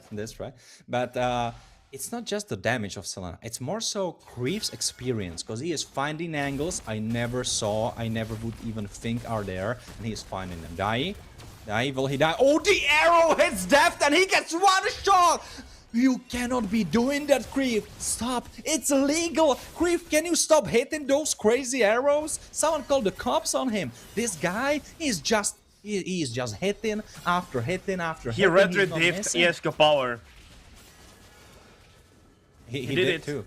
And he stunned Dirty Diana again. Don't let him on the Selena. He is like... Another stun. He hits those. Okay, it's just die, but you know, just the mental damage that you know, if you're playing against Selena that hits all the arrows, it's gonna get in your head. And I think it's in their heads too. Because if she misses, you kind of get used to it and you're like, all right, she's not such a threat. But this time, walking into a bush where you don't have vision or anything like that, you have to be so scared if you're Bolt Force, because he is hitting all of them. You know what would be cool? An arrow hit counter. Go on. Arrow! That would be bonkers. Someone make an edit on this game, arrow hit counter would go crazy hard. Stonix trying to go for a play, not really finding Creep. Yeah, Stonix is shaking. He's nervous, he knows it's not going good for them. Can he get Creep? No, Creep has the dashes through the old form. Stonix trying to find it, maybe going a little bit. Nah, not really, he's quite tanky. And there's another fight happening on the right side. Just look at that, Leandro getting it off. Oh, actually a kill pick of Dai, finishing off one target. So Creep is dead, that's great, but now he jumps back with the AOG Dirty Diana on the run. Dragon Force, finding it through. Yes, the way of the dragon, getting the kill. Alskifem now in the backline, going for SQ Power. Stonix. And the rest of Lightcap are continuing onwards into the mid lane. Alskifem, he's super tanky. No one is stopping this Uranus. Oh man, this Alice, like, she's tanky, but she's not as tanky as Alskifem. Alskifem, he can do whatever he wants, but right now there's a call on Alskifem. Okay, maybe he overcooked Consecration. He doesn't have it. He has the shoot though. Deft, oh my god, Deft, he got blasted away into another universe. Leandro popping him right off. It's the Harley. You could not have let it slip. I've been praising Juxin Pick. I was so wrong. Because letting Harley slip through, ooh, that was a blunder. There is still a lore on the bot side. And Stonix is he's gonna fall! He's dead. He is killed, and right now there's a lot on the bot side, as you said. He pops the aura, the Holy Shield is gone on every lane. SQ Power needing to run. This is what I've been talking about. He doesn't have the defense against the magic damage. Right now, Dai trying to hunt for Alskifem, but yeah, Alskifem he's doing whatever he wants. He's playing on God mode, like in Minecraft or something. You know? Oh, he was forced to flicker. Okay, he was forced to flicker, but was he really? I think if he consecrated, he would have been fine, honestly. But yeah, not risking it. Trying to go for the mid lane tower now. Leandro, AOG trying to separate them. Okay, buy him some time. Dai, you maybe went too deep. No, he's okay. Revitalized. He is still alive. Lightcap 5,000 gold lead. This will be so hard to come back to. You have to put some respect on those arrows because they're gonna land again and again, and Stonix is gonna taste them. Those abyssal arrows are hitting left and right and center. Just for, not even from the back sometimes, but right now the Lord is gonna be 67 seconds away from spawning in and die! Might die! Yeah, he will die. He is killed. Right now it's 5v4, and honestly, 5v4 with a 5,000 gold deficit, that's a huge one. That's a hard one. I'm not sure how you can defend. Well, you can maybe if you kill the wave. Now, right now, another wave coming right into the bottom side. Next wave coming in kind of later-ish, so you might have time. You might be dropping the mid lane tower, though. Yeah, I think you should. I think they Harley can. is not there. Harley is not there. They will try to defend. Okay, they get the minions. They get the minions low. They kill the minions though. Okay, now they can focus on the bottom. Oh, the abyssal arrows. Grief, the madman. No. He gets it. He gets him. He doesn't mind. He is in his base. He is in his house. He is in the fountain. He doesn't care. He finds an arrow and he kills the guy. That's who is Grief. He is the man for the job. He's like the hitman. Indeed, he is, but right now, 15 seconds to lower. The map is expanding river, so I think. Oh no! Dirty Diana, what are you doing? It's it looks like it's auto aim. You know, like he has an aim hack, wall The hack, arrow, like something's going. you know, have you ever seen that movie with the Shaolins? And that guy is shooting and he's just whipping the pistol and the bullet is bending? Like it's turning No, I around didn't. corners. Exactly the same thing. It's a really old movie. It's a really, like, it's a crappy movie, but it's really funny. It sounds like a lot of fun and also sounds a lot weird. So I might give it a chance with some popcorn and some friends. You have to tell me the name after we end the stream. But oh, I'm sorry, Zakot, I'm losing it. Creep is hitting all of. No way. No. He almost hit No, that, he and hit. that will die. No, okay. Nah, he dead. He dead. Killing spree for Leandro, and right now Lord marching in. They don't have depth. It's a 4v5 against 7,000 gold lead. Lightcaf are stomping their opponents. Ooh. Again, another arrow. Okay, I wanted to get excited for it. It's just Stonix. But yeah, the final defense might be coming right up. Right now, Stonix getting popped up by the deadly magic. He's still alive, keeping himself alive. The arrow finds it. The arrow finds the kill. Mega kill for Leandro right now. Just 3 members trying to defend the base. Oh, sorry, just 2. Make it 2 as people are getting killed. It's just Stonix and Dai. I'm not sure if they can defend. I don't think so, because all the stacks have been stacked up. 2-0, Leandro is saying. Everyone is saying 2-0. Man, what a turn in our light. Cavalry is proving every single caster wrong and maybe every single member of the audience. In the first game, they had high hopes for Balfours, but right now, Light Cavalry are taking the stream by storm, just going for a sweep. 2-0, they're continuing their trend. They are continuing the trend. They have 6 points right now. But you know what is super important? Is that, firstly, they basically secured their spot in the playoffs by how they played so far. So it feels like they have to advance. And second part, they are given a huge chance to Vision. Because, you know, they are pushing all of the opponents down on the same level. So Vision, they have the chance.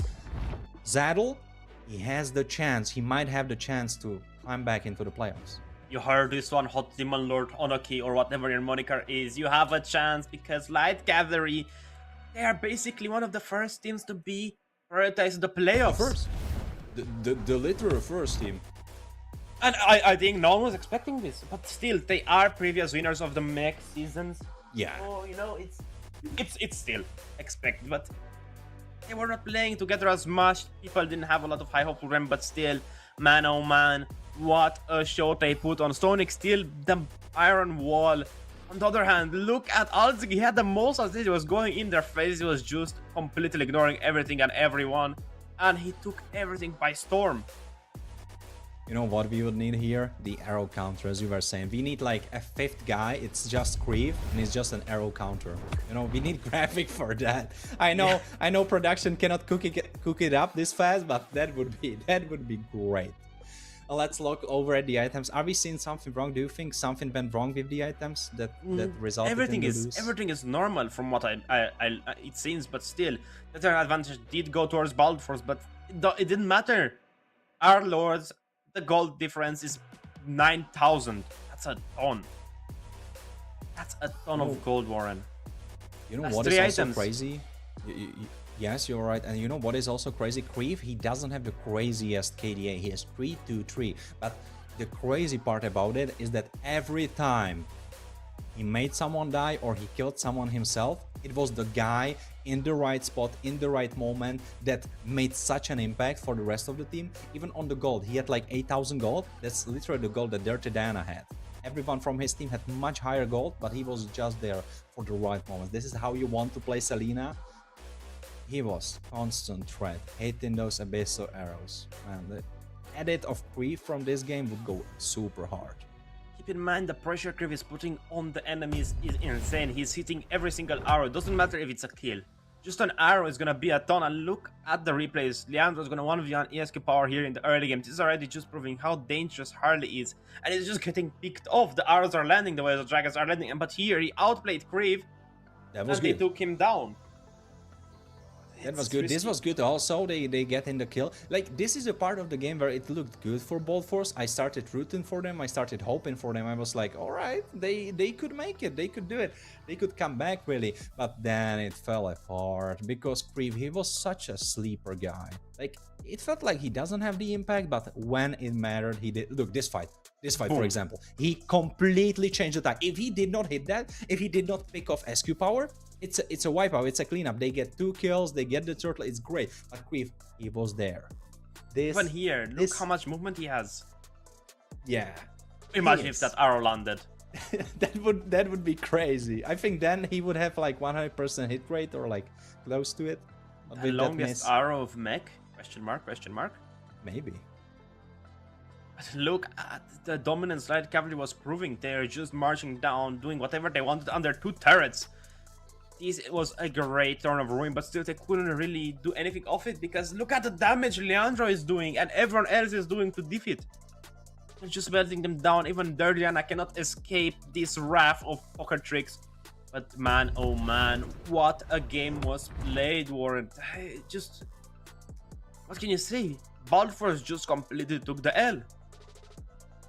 I mean, I should regrow my hair because I ain't cheering for that. That wasn't it, man. Oh, of course, kidding. But yeah, Bolt Force, they got dominated. They got dominated here today on their premiere. But you know, one thing has to be definitely said. Lightcav are right now the strongest team in the group. We can say that already. So, you know, they had a big task, huge task in front of them. Zakota, yeah, go on. Extremely Slay has not played yet. You're right. You're right. That's one thing to consider. So other than Extremely Slay, they are the strongest team in their group. That's what we can say. Maybe Extremely Slay will, you know, throw them down. Which hero has been banned the most so far? And I know Lovely Sokol has gave us the stats. So Zakota, go for it. I mean, right now, let's check it out. Baxia with 8 bans, and behind him is Marcel with 7. I get in your head, but right now, I was expecting Baxia to be a little bit less banned than Marcel, but Marcel was picked more than Baxia. I mean, we saw it one time, and we didn't Baxia once, so yeah. It's still crazy. Baxia is still so good.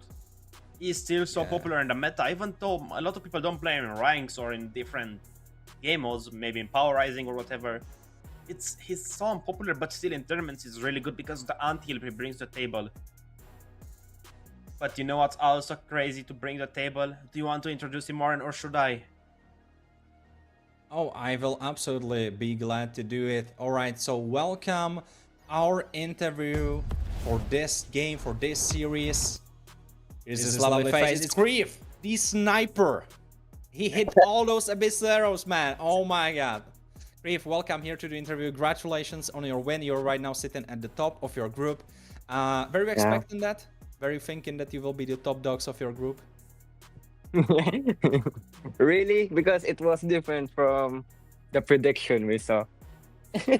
Now I'm asking you if you believed it. I'm not saying I was. I was against you. Yeah, I was against you. I'm sorry for that. I'm sorry for that. Okay, misunderstood. Sorry. No. Yeah.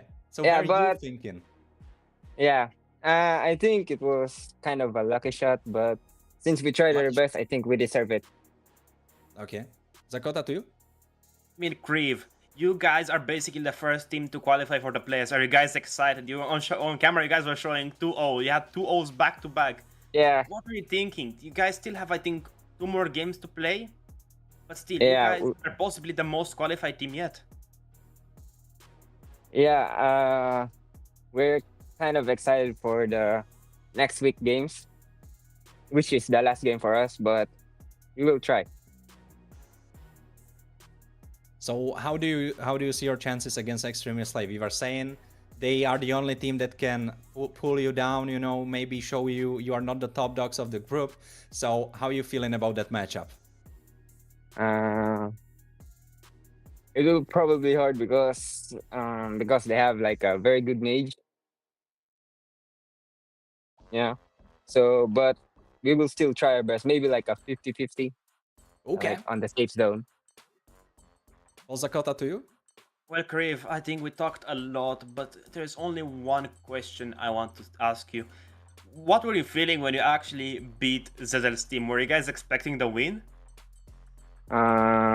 Actually, no, because we're kind of like a team with, you know, like it's how can I say this? You know, like I can't think of that word, but You mean shit. like you were coming back, you weren't sure how well you will play right now? That's kind of what you mean? Yeah. Yeah, that. Rusty, But rusty could be the word, right? Like you yeah, thought you yeah, were yeah, rusty. yeah, Okay, yeah, yeah. I see, yeah. I see, I see. But on that game with Vision, we were just like, you know, we were kind of like maybe we will Right. lose because, you know, they like a huge audience, and it's kind of cool to be like an underdog.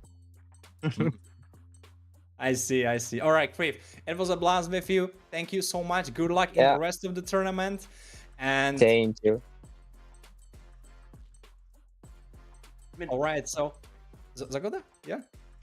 what a great guy. He's been improving so much. He's been playing all this time. And his Selena is at the top of his game. But as I said, he's going to be up against a really strong mid lane. Even Malfurion and Origami, they're both in Extremely Slay's lineup. And they've been at the top dog chart for all these years, Warren.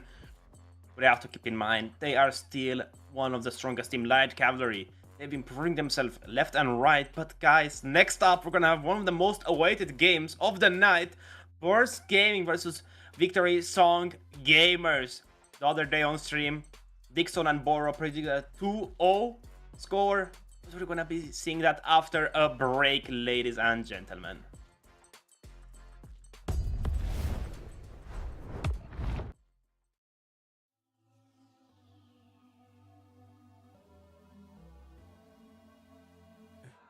For the record, for the record, for the record, for the record. Been a little too nice to y'all. Now I gotta up price on y'all. Snake eyes on dice for y'all. Shoulders on ice for y'all. 8-6 all the hay. I won't get involved today. Got lost in the ball and A's. I'm flipping the bars. I'm flipping the. On record, off record. I still count wins when they got it. On record, off record. I let them take advantage. I was wildin'. On record, off record deals. Tell them talk to Colin for the quote. On record, off record. I still want to act, not the ghost. For the record, I'm done trying to make y'all comfortable. For the record, you ain't trying to grow, then it's done for you. For the record, lab on me going all the way. For the record, ain't trying to link, no time to waste. Running through it with the young influence, adolescent presence, I'm succumbing to it. I've been giving yeses when I shouldn't do it. I complete ejected, but the moves elusive, and I'm barely moving, but I'm still gon' boost them. I can't work on winners when I know you're losing, so I work the winners and they throw the deuces. Guess I had to pivot, shooting no bazookas for the facts. I need racks, paper, cash, bucket tax. That's a joke. Tell them laugh. Uncle Sam, buck out the bag. Brody plot, forget a whack. Contract, give me the max. I got laugh on my back. You ain't that, then it's raps. Whoa, whoa, whoa. For the record, I'm done trying to make y'all comfortable. For the record, you ain't trying to grow, then it's done for you. For the record, lab on me going all the way. For the record, ain't trying to link, no time to waste. Facts, I need racks, paper, cash, bucket tax. That's a joke. Tell them laugh. Uncle Sam, buck out the bag. Brody plot, forget a whack. Contract, give me the max. I got laugh on my back. You ain't that, then it's raps. Whoa, whoa, whoa. For the record, I'm done trying to make y'all comfortable. For the record, you ain't trying to grow, then it's done for you. For the record, lab on me going all the way. For the record, ain't trying to link, no time to waste.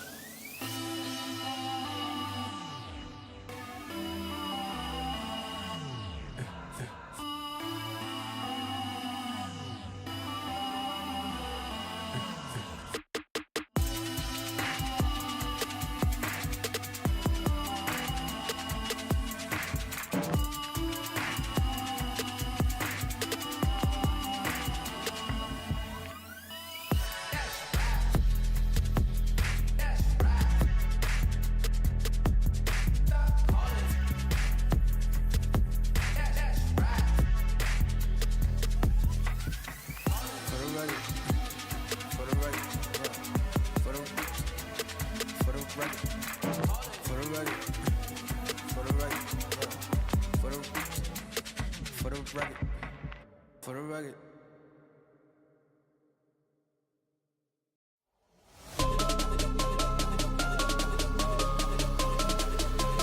Who the hell can stop me?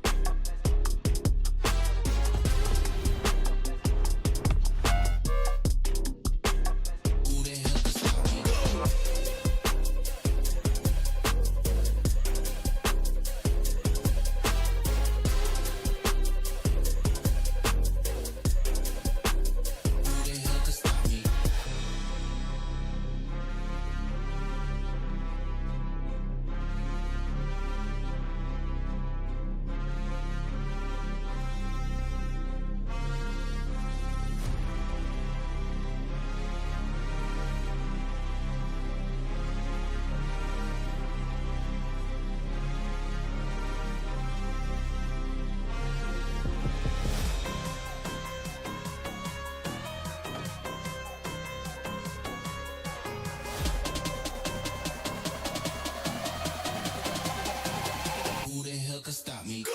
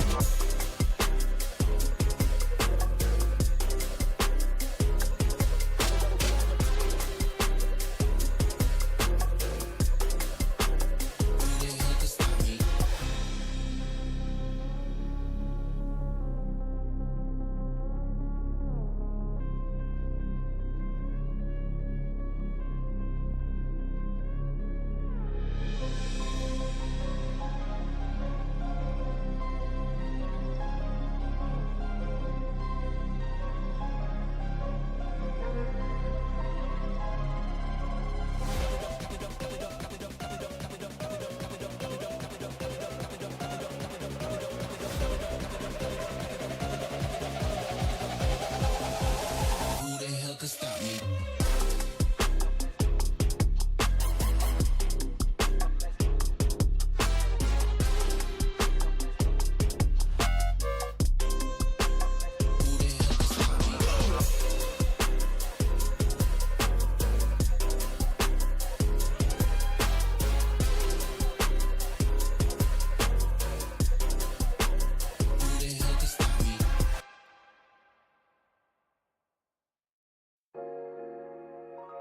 That's on me, ayy. All chained up, he on lockdown.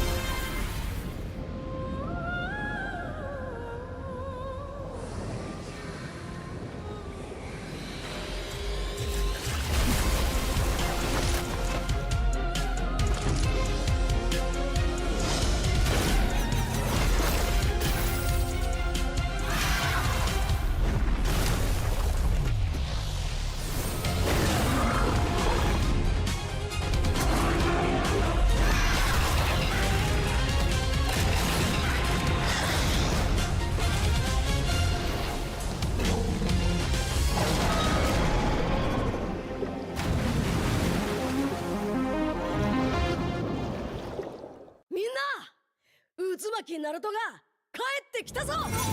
飛来神の術。俺ってば父ちゃんを越す火影になる。愚かなる弟。子供騙しか。アマテラス。行くぜ。これが俺たちの力だってばよ。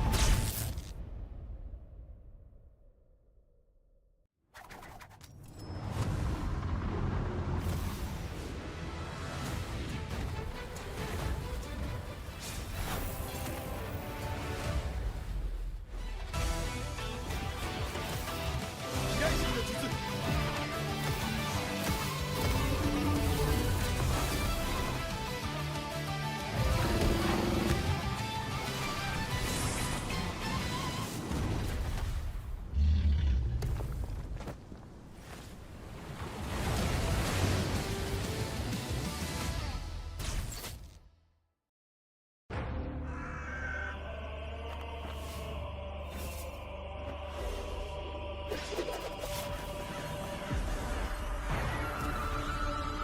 アマテラス。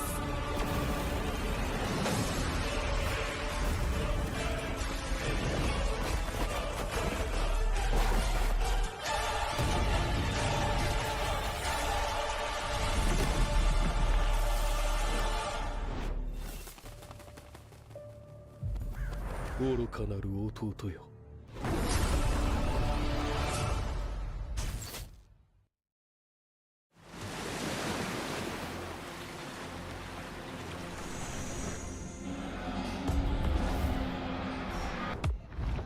Only ones who down for real, down for life. Keep it super thorough my way on this side. Keep it super thorough my way on this side.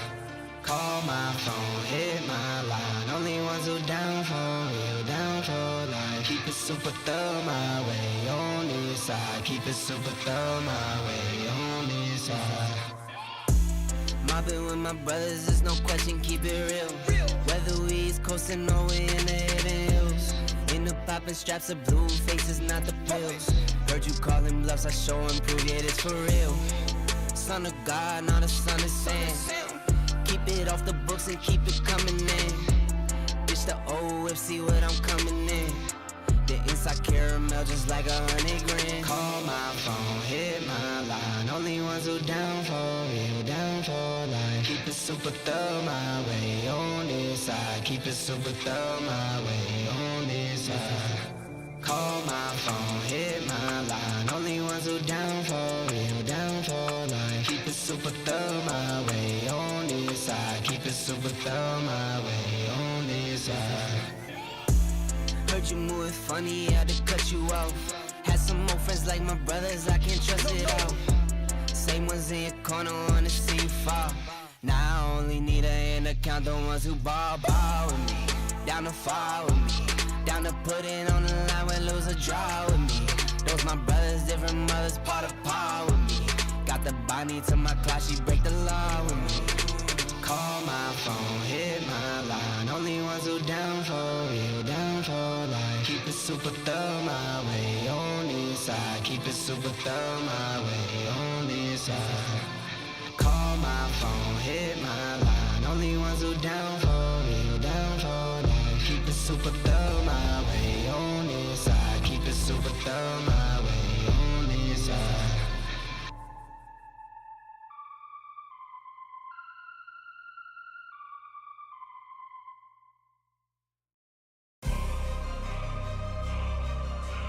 Fear none, gotta stand tall too many times. Bust down a new Jacob, just too many diamonds. Like, what you gonna do, baby? You too damn fine. Let's run it up.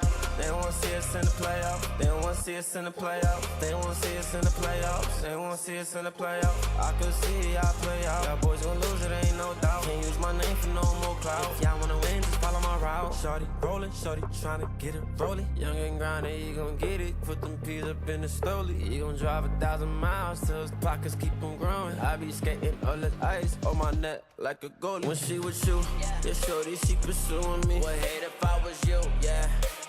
We the best to do it, baby. We the best to do it, We the best to do it, baby. Got a hat trick, that 3 shorties on the daily. My mind gone, I just crashed a new Mercedes. Took a picture Put you with a not a think she famous. It's bye bye, little baby. I'm in a trap ball like Jordan, like we in the 80s. In the field, youngest don't around like Brady. Catching plays, always 50K, what they gotta pay me. Gotta go on this, can't let them play me. Don't be crazy. No.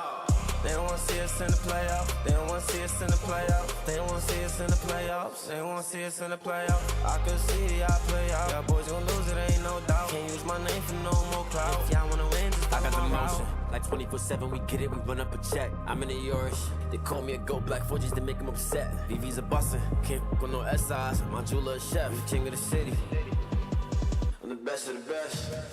Shorty rollin', shorty tryna get it rolling. Young and grindin', he gon' get it. Put them peas up in the stoley. He gon' drive 1,000 miles, so his pockets keep on growing. I be skiing, all this ice on my neck like a goalie. When she with you, yeah, shorty, she pursuing me. Would hate if I was you, yeah. We the best to do it, baby. We the best to do it, We the best to do it, baby. They don't wanna see us in the playoffs. They don't wanna see us in the playoffs. They don't wanna see us in the playoffs. They don't wanna see us in the playoffs. I could see y'all play out. Y'all boys gon' lose it, ain't no doubt. Can't use my name for no more clout. If y'all wanna win, just follow my route.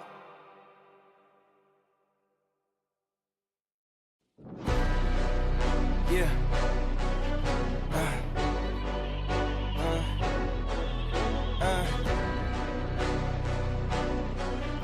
Yeah. Hey, yeah.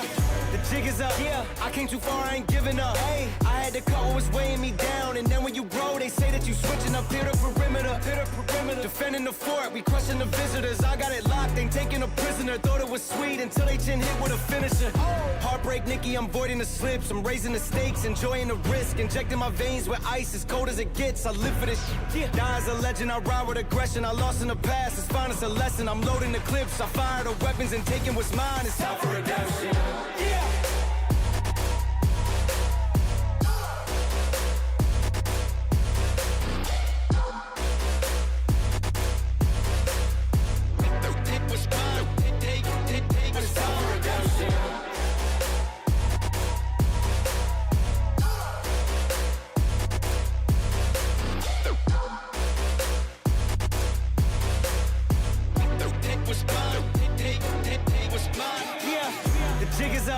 I came too far, I ain't giving up. Hey, I had to cut what was weighing me down. And then when you grow, they say that you switching up here to perimeter.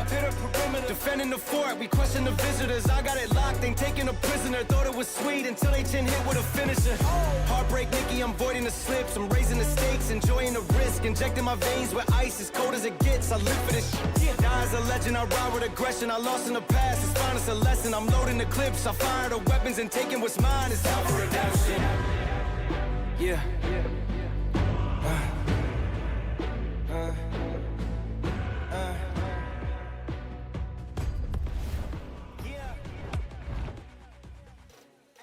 As we have a new face here, of course you all know him, but it's Kronos. Kronos, welcome here, hello. It's 4-1x with Kronos here on the desk, and we will be following up with VSG and Boars Gaming. Some people even saying that this is the most anticipated match that we will have this week.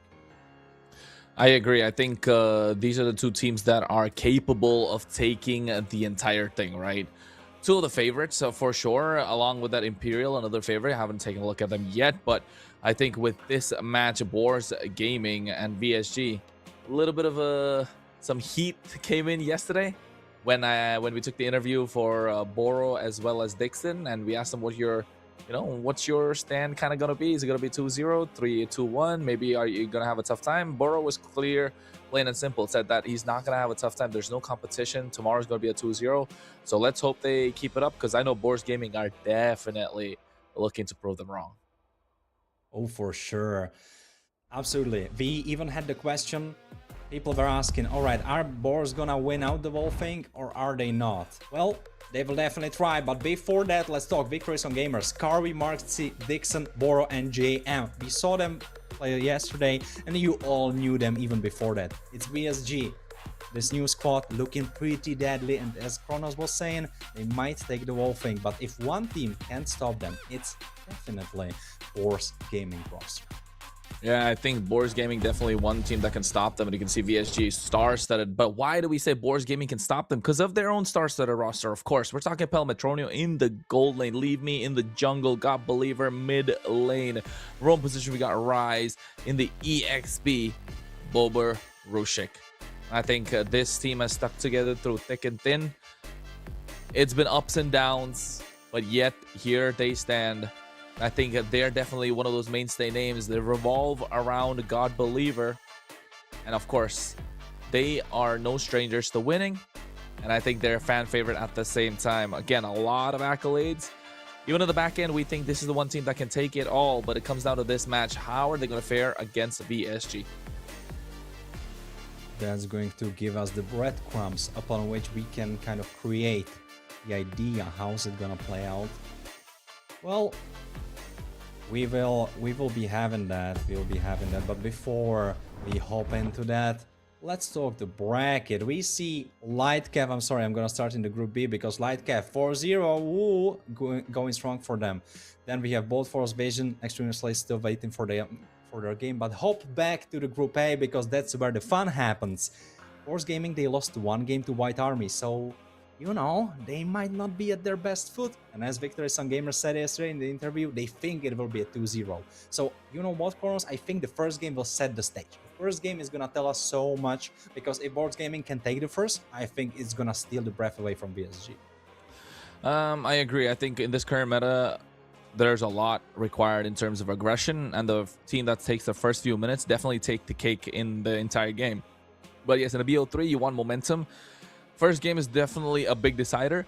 Boars Gaming can close it out in a 2-0, and so can VSG. So I think it's going to come down to how this draft is going to work out and how are they going to build for the team. Who are they going to build around? We know Boars Gaming is going to build around God Believer, but VSG, they can go multiple routes. Boro is a powerhouse on its own right. Harvey can, of course, make things on his own. Those are the two that we're looking at, but at the same time, there are a lot more to follow. JM, you know he's got the name. Wait. Look, that's Saber, right, Warren? Yeah. What's the one thing that's hanging around? What's the other one? The other one in the back, Sun, maybe. Yeah. Is it Sun? I don't think. Is it Sun? I don't know. Because he has like a cloak. Nah, you know what? It's maybe Valir, because Valir has this type of cloak, doesn't he? No way. It looks weird. Yeah, but his head looks like a monkey head, you know. We need to zoom in. We need to zoom in from. My head was Sokol. like, "What is this? Yeah, what is this hero?" Like I was tilting the whole time. Yeah, me too. We will update you with that when we get the info. But right now, let's talk about the info of this beautiful looking draft. I know you all saw it yesterday, but come on, man, it's so good. Like, did you see this good production somewhere else? Because I did not. It's clean, bro. It's clean, crisp. You know, I'm saying crisps, but it's crisp. Of course, a big shout out to the production team in the back end, able to do all this, making our life easier and increasing the quality of life. You know, that's the important thing for the casters, to bring you the best possible production, best possible commentary, and bring life to the product that they're putting ahead. Of course, for Surge Europe, and it is powered by Runestone. We're talking about the MLBB European Championship.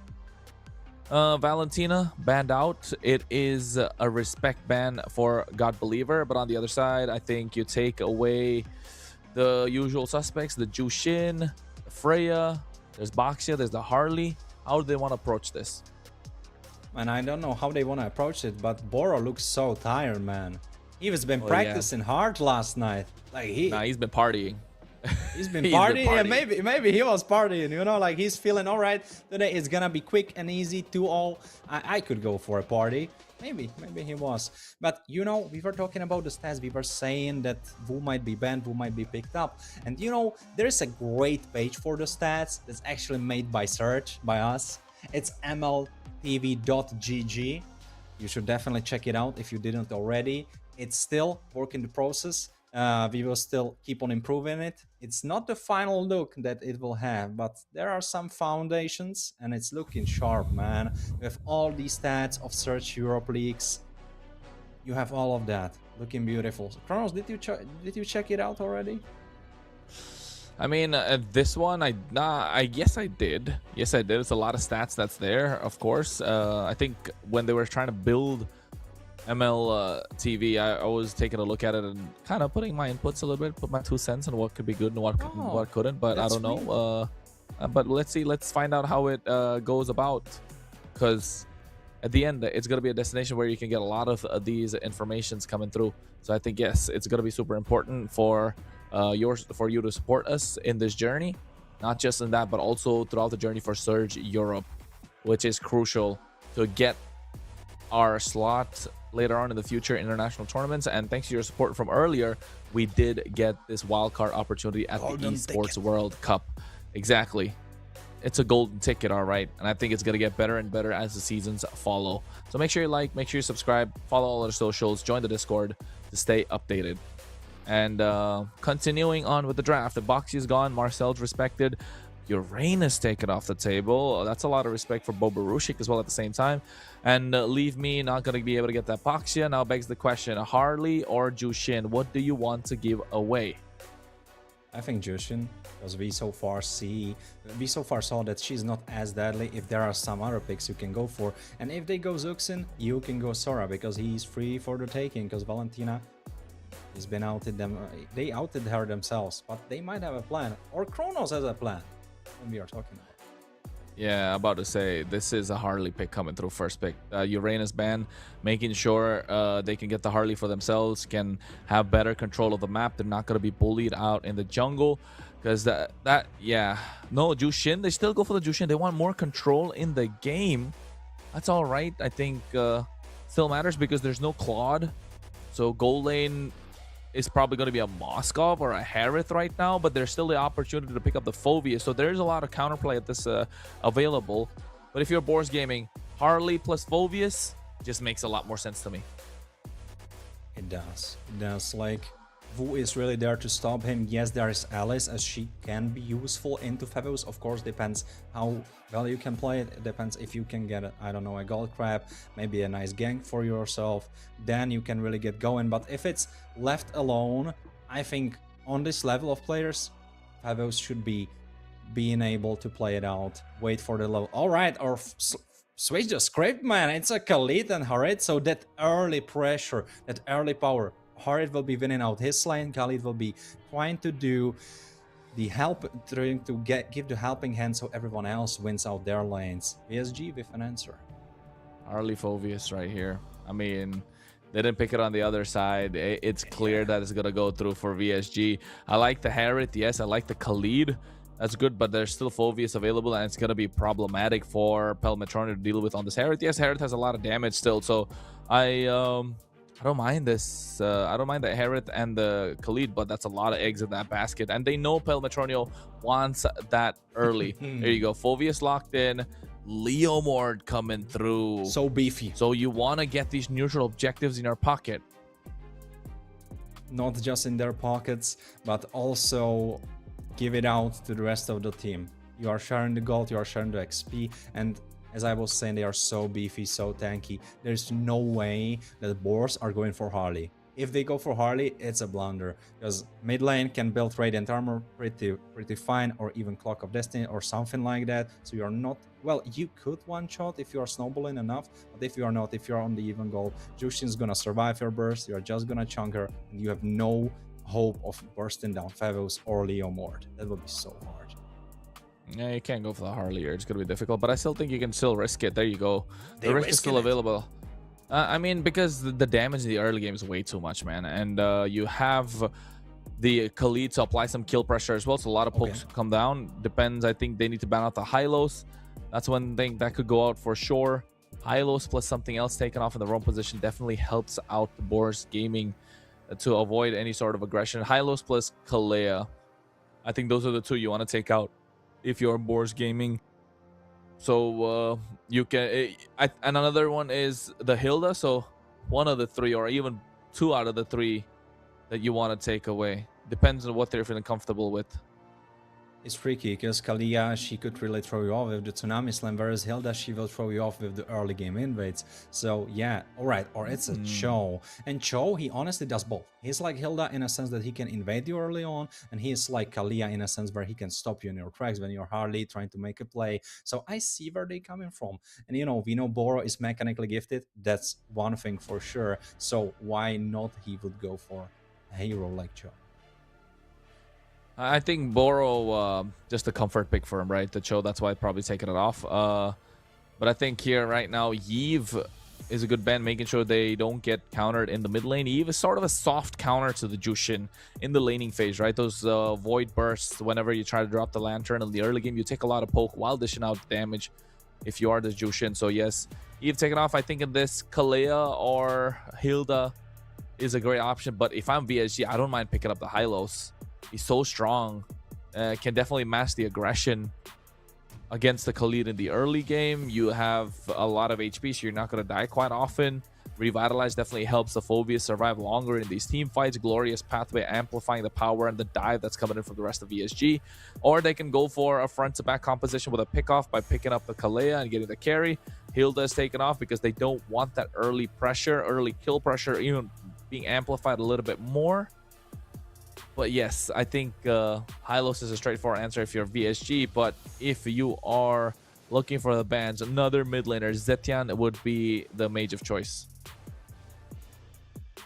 Zetian could be annoying.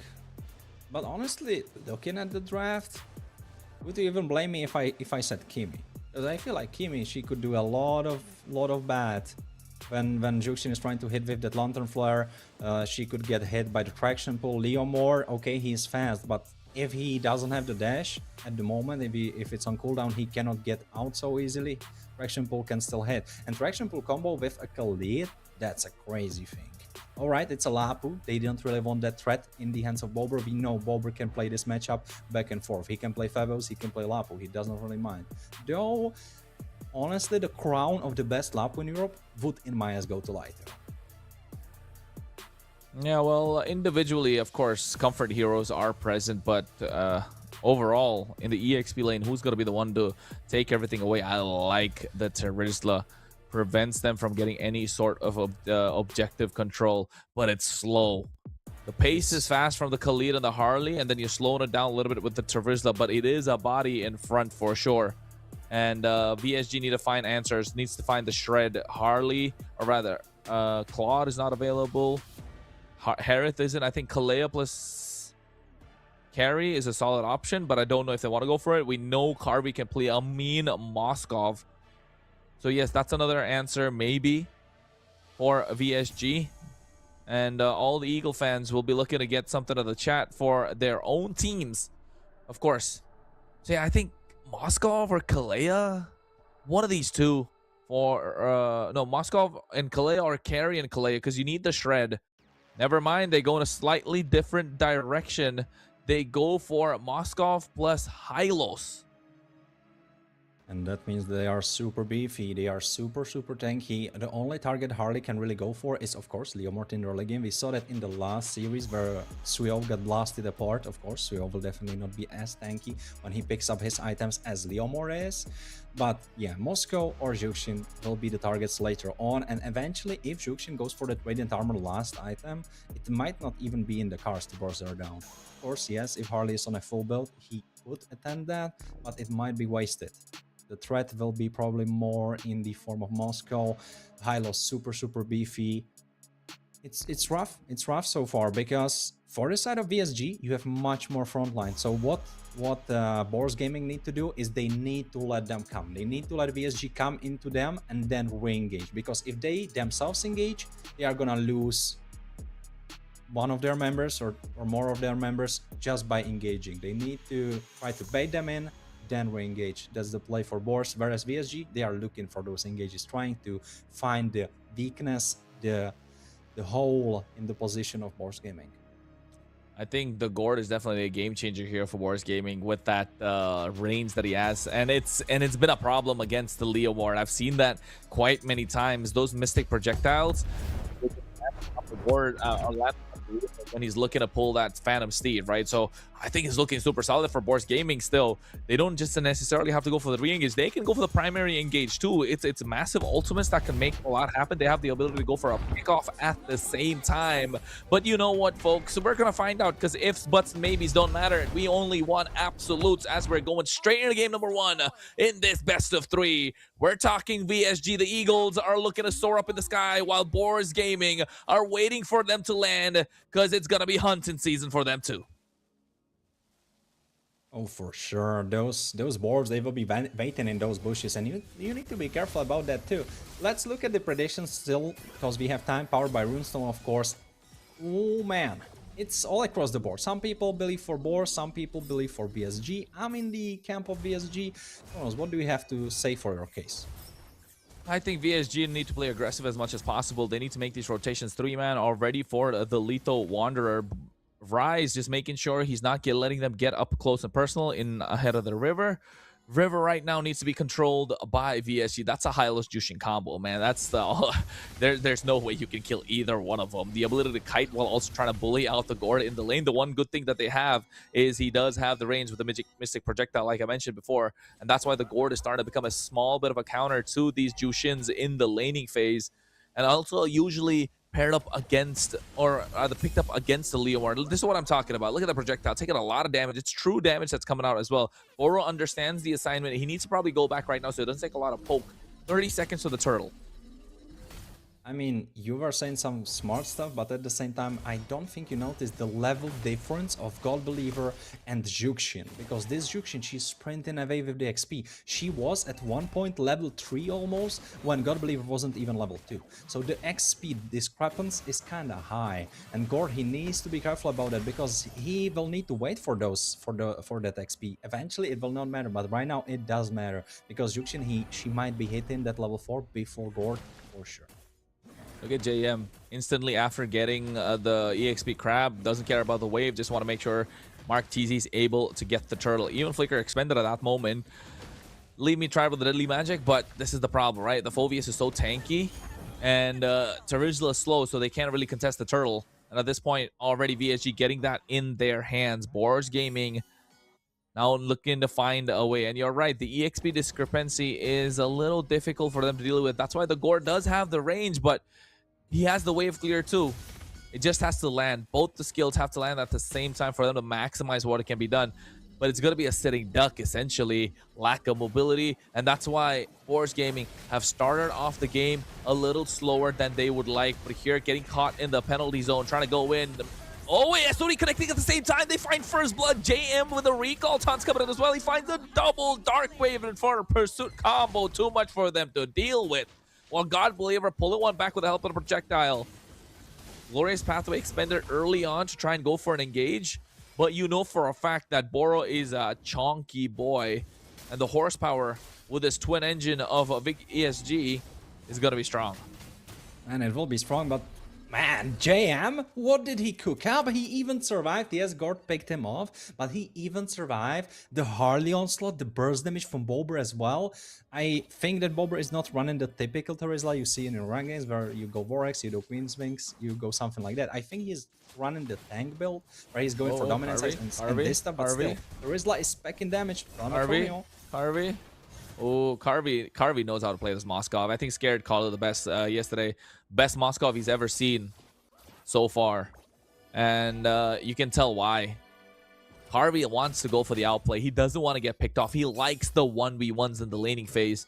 And he's not shying away. That's a Herod, goddammit. He's supposed to be winning. He's supposed to be winning the 1v1s. Yeah, and so far Bober is even losing his. Nah, he's going for the Vorax. Okay, this is even more crazy. Audience predictions powered by Runestone. So many people believe in the Eagles. 82%, only 18% for the Boars. Yeah, maybe they believe that the Eagles are so huge that they can kill the Boars themselves.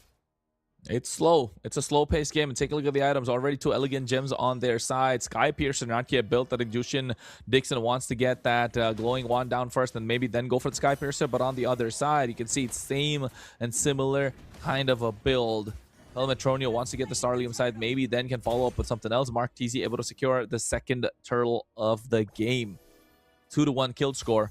We're almost 5 minutes in. It's a slow-paced game, but you know the air in this balloon is building.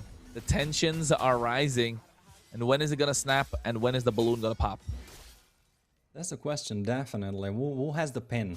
And can someone pop it with the pin? 1v1 on the bottom side. Oh, Carvey taking a lot of damage. The one force already expended. Dixon makes his way into the fight. Pelmetroni has to back off. Rise, a clean-cut communication. Leave me on a Harley. You want to start getting these pickoffs, right? You want to be able to dish out a lot of damage. JM trying to get a clear. Mark TZ coming out, making sure. Oh, look at that. Harley. The Steed coming out early, making sure that there's no possible engage coming through. Leave me taking a lot of damage after using the deadly magic onto Carvey. Dixon with a beacon and a flicker as well, and he tries to go back with a hat trick, and Carvey catches him off guard. And that's a kill on the board for the 3-1. Pelmetronio trying to clear the wave, but look at the revitalized. Boro pops it, making sure they can sustain and stay longer in this lane. And Carvey's going to look for a push on the bot side. It's so hard. It's so hard. Victory Song gamers are playing this perfectly. It's clinical. You were saying it's a slow game. It might look as a slow game, but if you look into the details, you see clearly that they are playing so good. Okay, Bobber, he got the tower, but it doesn't really matter, does it? I don't think so, because JM, he will still be doing the tank's job. And if you look at the gold difference and the XP difference, that's where it's ramping up. PSG with a 1,400 gold lead and 3 kills on their hands. We will see the next turtle fight if Bors can switch it up, because Bobber, he has that Vorax, so Terizla can deliver some bonks on the other side as well. That is true. Next gonna be the third turtle up of the game. And Dixon forced to use the beacon. Rise with a Schematar, spin around. You can see the Dark Ray coming through as well. Glorious Path to make sure they slowed them down. Mystic Gush comes out at the same time. SOD connecting. Harvey does not miss. Mark TZ with a Steed goes in. Pelmetrona trying to dash around. But a lot of damage being dished out. Mark TZ is going to be the first to fall in the hands of Bobarushik. Kronos, this is exactly what I've been talking about. You need to bait them in and then you crush them. You need to bait them into the choke point and then you can get them. We even get a boss because you know what? I think VSG, they don't even believe what happened. Yeah, 100%.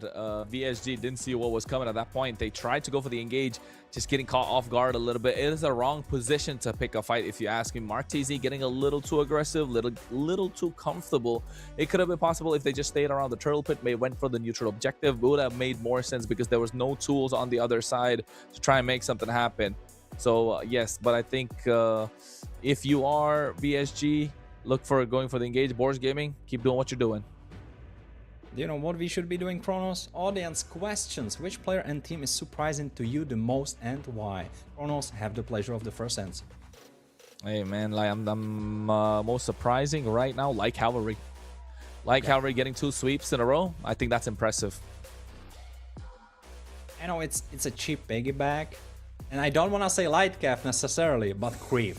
I'm sorry, but that last game on Selena that I was casting, that went hard. He was hitting all those abyss letters. I don't know if you caught that, but man, I did.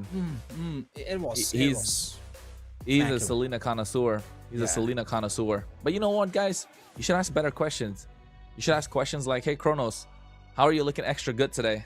Hey, Warren, how are you looking extra good today? You know what I mean? Like, come on, guys. Like, you know, I like to think that Warren and I got some wrist game, but still, sweeten us up a bit. Yeah, I see. Yeah, exactly. You know, all right. Pour some honey in. But back into the game we go. Hurdle being started.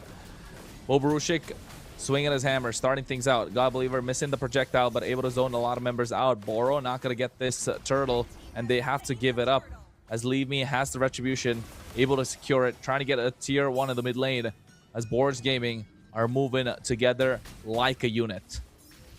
They are right now basically the light calf. They are moving like a cavalry. You know, it's a boar cavalry, but it's efficient, it's working. The first part of the game, it wasn't looking good, but look at the goal difference. It's gone completely, because they needed to utilize the threat that I've been talking about since the draft. You need to let them come, and then you re-engage. They will burn all their spells trying to get you. You disengage far enough, and then you go back in. Gort will have a great spot to use his Mystic Gush and just blast them apart. You were saying true damage, and we should be talking Vision Lantern, because when he gets that item, together with his passive, he's gonna crash them apart. He's gonna destroy them with the laser. Well, a nice view, of course, of the Land of Dawn. Look at Surge Europe and Runestone just being shown up there. Of course, folks, don't forget, watching the MEC Season 2 is the road to EWC 2026. The MSC wildcard, presented by Surge Europe, powered by Runestone. I mean, hey, Cardinal learning how to work those buttons today. But you know what? The game's gone so slow that we were able to get that much of a view and that much time. And that means these both teams respect each other, knowing what they can do, right? Knowing what they're up against, waiting for the right opportunity. Mistakes can be made. They get one kill, they're happy. They don't want to overcommit. Mistakes change the pace of the game. That's true, that's true. Oh, wait a second. Oh, SOD connecting. Carvey does not miss. Look at the Crimson Beacon baited out as well. Mystic Gush to get the clear of the wave. Leave me coming in. Carvey gets taken down. What a deadly magic. And now the projectile coming through as well. They don't have the Mystic Gush to follow, so Bora's going to be able to survive. And Boba Roshik in the meantime, stopping JM from trying to proxy these waves. Leave me needs to start doing that more often. Needs to be the lethal assassin that he is. Now, all of a sudden, that one kill changed the pace of the game, and all of a sudden, Boro has to concede that tier 1 in the mid lane. Oh yeah, and just when I wanted to say it that Victory Sun Gamers are back with the Goldie, it's gone. Boros Gaming, they have it right now in their teeth, in their tusks. Leave me, he's not really there because he is farm enough, and you were saying he needs to be the lethal assassin. Yes, he does. If you focus on the right targets, because still, the game is even. You can burst down Carvey, you can burst down Dixon, you could maybe even possibly burst down Martisi, which of course will be a little bit harder because he already has the Radiant Armor and he has the Vorax, so bunch of HP, bunch of defenses, but until he has that those Queen's Wings, I think it's still doable. Right now, First Lord spawned onto the map. Boros Gaming with a slight gold advantage, but one thing, clock is ticking in the form of Victory Sun Gamers coming back, because Moscow, he will be the strongest force in the game in the late game. Yeah, definitely in terms of DPS. But don't forget, they do have a Hereth on the other side. One good fight is all he needs. He had to run with it as well, so going to be able to survive any sort of crowd control that's coming in on the other side. Boros Gaming, a small bit of a lead. And the macro still not in the favor of VSG. They want to be able to get these slow pushes, but you know Carvey. Carvey's been, you know what? I hope by the end of the MEC, we get a video which shows how many times Carvey used the SOD and how many times did he miss. Because I don't think I've seen a miss so far from the SOD. He's played 2 matches or 2 games with the Moskov, and he's not missed a single time. And yesterday, he's been clinical, able to go from the bot to the top lane, from the top lane to the bot lane. He did that again today. The macro is on point from VSG, and that's what is making the difference. And that's experience coming to play as well, right? Yes, Boros Gaming have the experience of playing together for a very long time. They played a lot of local competitions, but Carvey has been to the bigger stages. He's been to the MSC. He's already been to the M Series.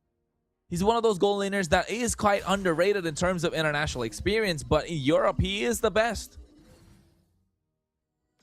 For sure, for sure. Proof to that, Pametronion has big shoes to fill, and so far he's been not filling them up really, because Carvey, yeah, those SODs are beautiful. And you know what I've been thinking, Kronos? I think we should get a contest, you know? We should get a beer pong for Kreef and Carvey. You know, those 2 guys with crazy aim like that, that would be fabulous. Well, looking at some of these stats, 100% KPA coming in from Leave Me, participating in 3 out of the 3 kills that are there. Of course, the Deadly Magic being a massive tool to make sure that's possible. Look at Rise. The Khalid is dominating the river. Borog, give the glorious pathway. Looking to get back God Believer, Bristic Projectile, not able to connect. Boba Rushik. We haven't seen a lot of penalty zones. Not a lot of these brawly fights. And I think VSG are happy. They don't mind taking it to the late game. And I think Boros Gaming are the same. They do have the Hereth, like I mentioned earlier. And the Khalid has been doing a fantastic job trying to maintain their server control. So has Boro, to his credit. JM coming to these fights really at the right time.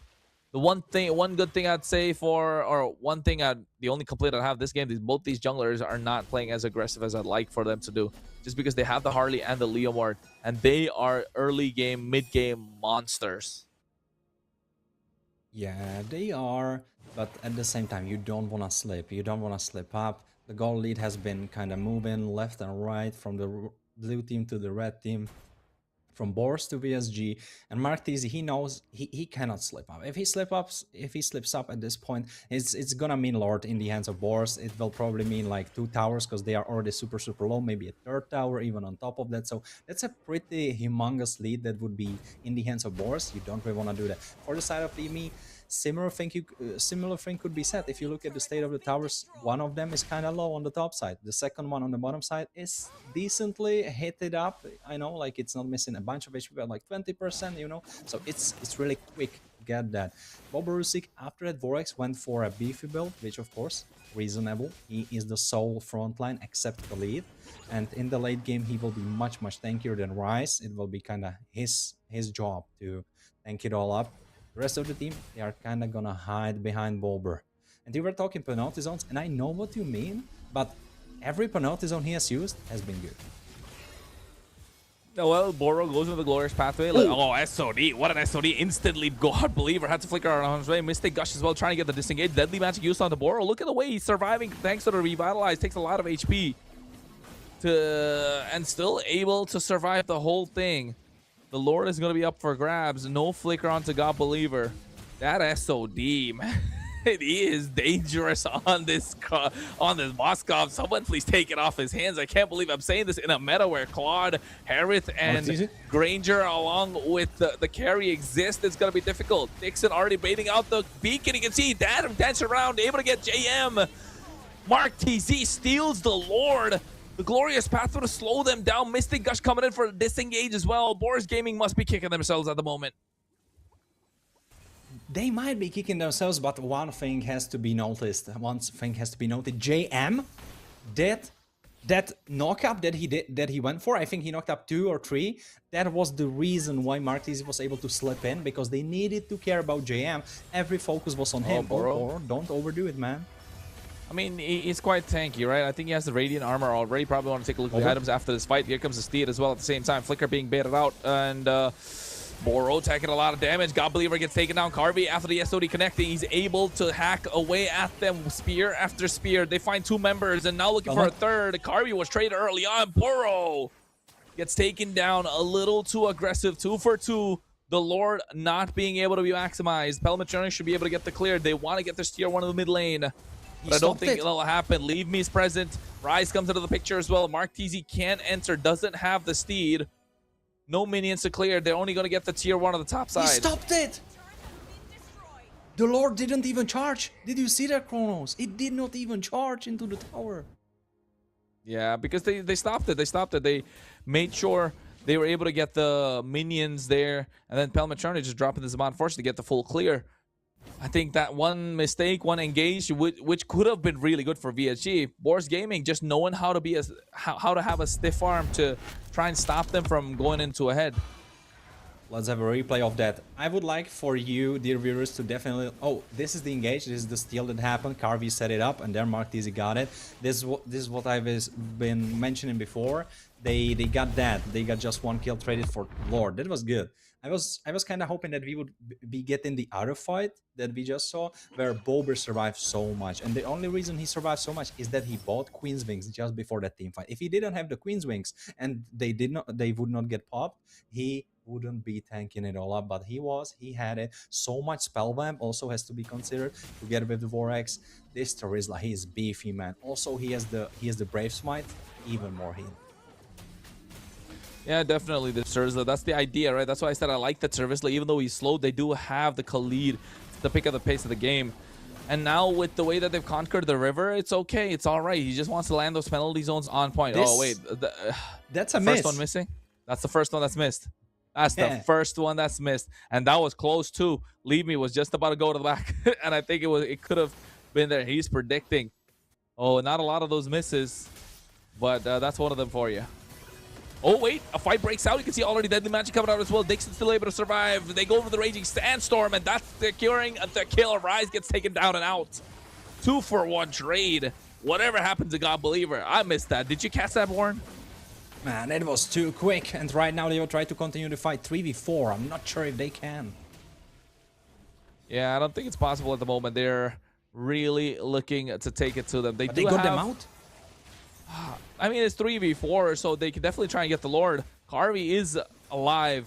So as long as Carvey is alive, they will be able to hack away, and they are doing that. You can see Boro trying to zone them out as well with the help of the Glorious Pathway. Penalty zone coming out, catching 3 members. He's trying to bonk in. Is Pinkman. Infernal Pursuit after Infernal Pursuit, but Levy's damage is absolutely insane. They go in, look at Mark TC along with Carvey, but they're kiting, and they're stopping Levy from getting the back line. Carvey has a double buff, trying to go in. Look at the Spear of Misery missing out at the same time. Oh my goodness. So much damage coming through for this Moskov. Even gets the items online. But Leave Me is slippery on this Harley, and that's why he's one of the most sought after assassins in the current meta. Man, this was beautiful. This was so pretty. Bob Barusik and Leave Me and Pelmetronio, 3 men in the stuff. They were like, alright guys, hold our phones, we got this. And they deliver. Ooh, that was great. Yes, Carvey played it super well as well. Oh, he did not, I mean, he hit, but they tanked it. If it landed, did you see the HP Chronos? It would have gotten the Lord. It definitely would have gotten that, but at this point, I think God Believer is going to be a crucial factor in this push, right? He has to clear those Mystic Gush, making a big difference in taking down Boro early and JM as well. So I like this. It's a good Filipino-esque style game, if you ask me. Like, not too brawly, macro heavy, finding the right opportunities, capitalizing off of a mistake. Get 1 kill, it's okay. Convert that into a neutral objective. SOD missed there as well, so that's 2 in this game. Look at Boro taking a lot of... I wanted to go for that. I wanted to tell you, I forgot, but you're right, yeah. Another SOD missed, and we could see that Bulber tanking it all up, being the beefy man, and leave me able to jump in and out. Right now, Lord Push coming onto the top side. Boars Gaming could be looking to close out the game. Well, it is Evolve Lord after all. Leave Me looking to get a pick off. Hat trick not available, but it comes back any time soon. The Glorious Path, well, look at that. He wants to make sure they get Boro. That's the front line. Mistake is coming out as well. JM taking a lot of damage, but now they're soft enough for the blow. Glorious Path to go for the disengage, and Carvey hacking away. But the Lord is still healthy on the top side. Mark TZ getting caught in the penalty zone after using the Steed, so they don't have the damage. Dixon's not able to pull his weight in this game with the help of the Jushin. I would like to see more effectiveness come out, but so far, Boars Gaming have done a fantastic job to keep him at bay. They did. Fantastic job. Right now, we can be looking at their... Oh, leave me. Is he fishing for something, or is he getting the orange buff? Because he's moving. Oh, he is fishing. He is fishing. He's fishing for that one shot. Ooh, he almost got him. Yeah, I think this is one of those moments which makes it slightly difficult for VSG, right? I think Boars Gaming definitely have their number at this point, but oh, the Leomord's not able to walk up. This is what I said when it came to the drafting phase, right? This is why I kind of like the Gord a lot, especially against the Leomord. Those projectiles are going to stop him from trying to get to the back line once he uses that Steed. That's why you can see the respect coming through. Radiant armor being built as well. The Fovius JM full tank build. Only Winter Crown for a little bit of attack to Vadath. Probably getting the anti-caress as well at the moment. I believe Boars so. Gaming, hunting season, but they're not the ones hunted. They're the ones doing the hunting. I did not know that boars can fly, but so far they've been catching them in the sky. They have. They have indeed. 3,000 goal lead at this point. Lord Dance has begun. 22 minutes in. It's an Evolve Lord, but it's past the point where it's a single level 1 Evolve Lord. Now we're getting to the next part.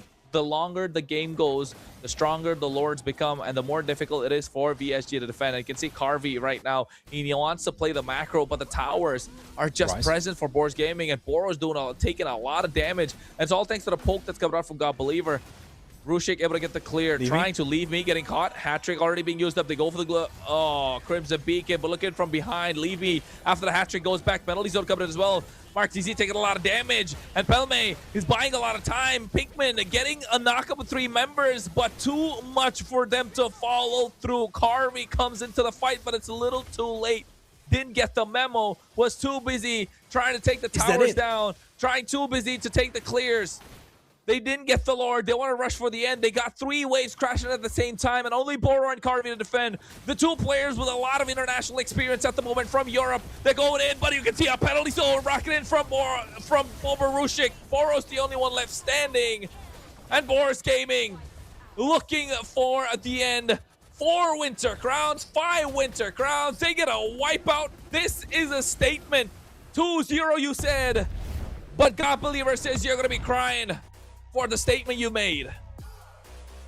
This was bonkers. This was crazy. Who would have thought? Definitely not the audience and us, because the audience was definitely on the other side. VSG, we all thought they will have it. They even said it in the interview, they will have it. They even said it will be a 2-0. But you know what, Boro and Dixon? Guys, I'm sorry, it cannot be 2-0. Maybe 2-1. Maybe you can fix your mistakes, but not 2-0. Boars, you need to take them into account. And Bobber, he had a fabulous game. Oh man, he was cooking on that Terizla. You said you liked it. I liked it too. Yeah, it was absolutely insane, right? That Terizla was able to pull up quite a lot of weights that I think the macro working out in their favor. And what, it took 15-16 minutes to try and get that advantage in the long lane. But the MVP for this one, Pel Metronio, didn't matter if there was a full Vs on the other side. Herrick's just too strong at the moment. Yeah. 6-1-5. That's the score line of our, you know, like people say back and forth. Is it Wicked? Is it Palmetronio? Well, right now, based on this game, we can say it's Palmetronio, because Carvey, he had nothing on him. He was trying, he was hitting the SODs, but did you see he slipped up? Like in the, I don't know, like 12-minute mark, he started missing the SODs. And it felt like the whole mantle of their team is kind of crumbling apart from that point onwards. Because he was missing SODs, the rest of the team wasn't really cohesive. They were kind of splitting apart, not playing the fights correctly. And it resulted in this scoreline. 23 minutes, 15 kills for Boars, whereas only 8 for VSG. They need to pick up the pace because the late game, it wasn't treating them well. It definitely didn't. They kind of needed to put the pedal in the metal. At a certain point in the game, wasn't able to do so, and I think Carvey must be a little tilted at that point. Like, he didn't get the space, he was too busy having a job to clear out the waves. I think if you ask me, definitely looking at Dixon to have you know, get a little more aggressive for the side of VSG. This was beautiful, by the way. This was still the part where VSG were playing immaculate. Pinkman finding it gorgeously. Of course, God Believer, he still picked him off. Yeah. Okay, there was Leave Me also getting killed because he jumped into Carvey, where Carvey, he kind of pulled a reverse card on him where Leave Me was the one ganking him, but Carvey was the one getting the kill. This is where it kind of started crumbling, right? It was a great move from Boars to start up the Lord, but then they got it stolen away. So not the best, but this fight, look at Bober. Look at Bober, he's so beefy. He's basically not taking damage at this point. Yeah, and they didn't really have anyone apart from Carvey dish out the damage, right? I think did Dixon even build the Sky Piercer at a certain point? Because it did feel like he didn't. I'm not sure. Like I know God Believer had his, but I don't think if he. We will have to see. We will have to. Oh, we already saw. So people in the chat, you can drop it so we know, but I'm not sure because he didn't definitely build it for the longest time. So he maybe picked it up afterwards, like later-ish into the game, but for the longest time he didn't have it. And I know he had a Clock of Destiny for sure, because the other way around, if he didn't have it, Leave Me would blast him apart. And I think this is the conversation when it came down to Boris Gaming versus VSG. It's going to be a battle of the mid laners, and yeah, I think in terms of the mid laners, you know for a fact that God Believer is at the tippy top of that mountain. Dixon, he does have the support around him, but if I may say so, man, I think that Jushin fell a little bit short today. Hopefully in the next game they're able to pull up and shake off that loss and find a way to put the wrench into God Believer. Well, right now, of course, keep that in mind, but right now let's focus on those audience questions. If you had the opportunity to meet one of the players on the global stage in person, who would it be? Ooh, that's spicy one, Kronos. So who are you fangirling? Who are you fangirling? Hey, no, come on, it's you. Warren, I went first last time. Now you gotta go first. all right, okay. So I'm gonna say I'm tied up. Like many players in my head. Okay, I'm gonna say Sanford. Like, I would love to meet this guy because honestly, if he gave me only one tap with the level on which he's playing, I think I would go like 100 stars plus for sure. Okay, for me, I think it's Carl TZ for sure. Is that even a question? But to be honest, there's a lot of players that I like to meet, right? The Team Liquid squad as a whole, a big fan of Team Liquid, of course. But then again, that's a talk for another day. Let's get back into the MEC Season 2. And you can take a look as well. The draft is underway. Broken Walls it is. That's Johnson and Ixia. No? Look carefully. Oh, yeah. Yeah, I didn't see the Ixia back there ready to get run over by the Johnson. I saw the Johnson. Wait, do we have those? Ixia's recalling too. See, Ixia's recalling as well. But who is that in the flying cloud? Because there is a guy, like there is the guy in the front, but there is the guy in the back too. Okay, we need to get to the bottom. Tigreal and Nana. Oh, you scouted it all? Chronos, damn, man. You working overtime, man. And that's what I love about it. Just eye for detail, sir. Eye for detail.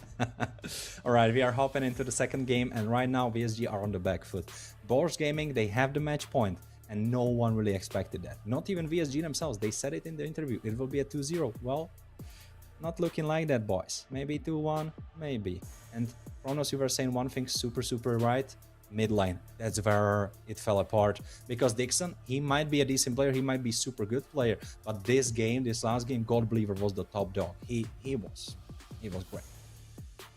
God Believer definitely taking a cake there. He is the best mid laner right now in MEC, I think, without a shadow of a doubt. Sorry others that are playing at the moment, you got to prove us wrong, and I hope you do for the benefit of your team, of course. But at the moment, I think VSG falling a little short in that department. Although again, Dixon is experienced. That definitely helps out, right? Being an experienced player throughout different multiple lanes will definitely make it understandable in terms of how you want to control the game and understanding what the other player could be thinking. And also another added benefit for VSG is they're grouped up together, they're boot camped together, so definitely, you know, it's gonna be easier for them to get these communications on point. You can see already over there, there's Dixon, there's Boro, there's Martisi sitting together. Meanwhile, on the other hand, for Boars Gaming, they're in different places. I don't know where Bobo Rushik is. Is he showing a ceiling or is that his carpet? It's his carpet on the wall. I've been talking about it. Yo, what happened to Rise? Rise is just staring into the screen. Yeah, he is not good. I'm not even sure if he has electricity in his room, man. Like, it's so dark. Rise is like, what? Rise is just staring into blank space, spaced out at the moment. You know what we'll I'm get sad to the about? draft soon. You know what I'm sad about Chronos? We don't see Leave Me, because he had so fabulous hat last time I saw him on the webcam. I'm missing that. Like, I was thinking that he might have a different hat for today, because it was a sharp looking hat. And you know what's also really sharp looking? Question, the draft, question, man. Yeah. Question. Before we get into the draft, if production decides to show us the camera one more time, is that Carvy's leg or is that his arm? That's just there. Is that Carvy's leg or is that his arm? All right. Yeah. That seating position, need to figure that out, bro. I mean, like, some people, they find relaxation in weird angles, man. All I can tell you. Yeah, weird angles indeed, and I think that's the secret for him to not miss these SODs. They're locking in all right in terms of the draft. I still can't believe Rise is just staring into blank space. But you know, jokes aside, looking to get back into the draft. You see Valentina Bakshi as well as Jushin taken off. On the other side, Freya, Harriet, and the Marcel. So I think Harley's a clear choice here at the moment. So Harley, first pick, VSG, making sure Mark Teasy gets a comfort pick. Might be. You steal it away from Boars. They shown you that it's pretty deadly, even though you could have kinda knew that.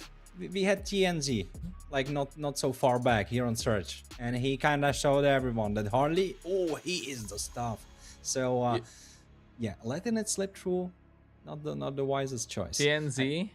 Yeah. TNZ was the first one to have picked Harley in the global stage. He's the one who started that Harley trend.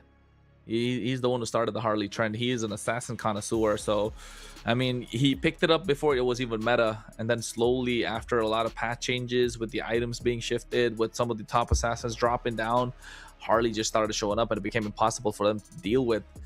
But yes, Harley, like you mentioned, is the first choice here for VSG. So Mark TZ is going to have a comfort jungler in terms of what the meta can offer. But on the other side, Alice plus something maybe.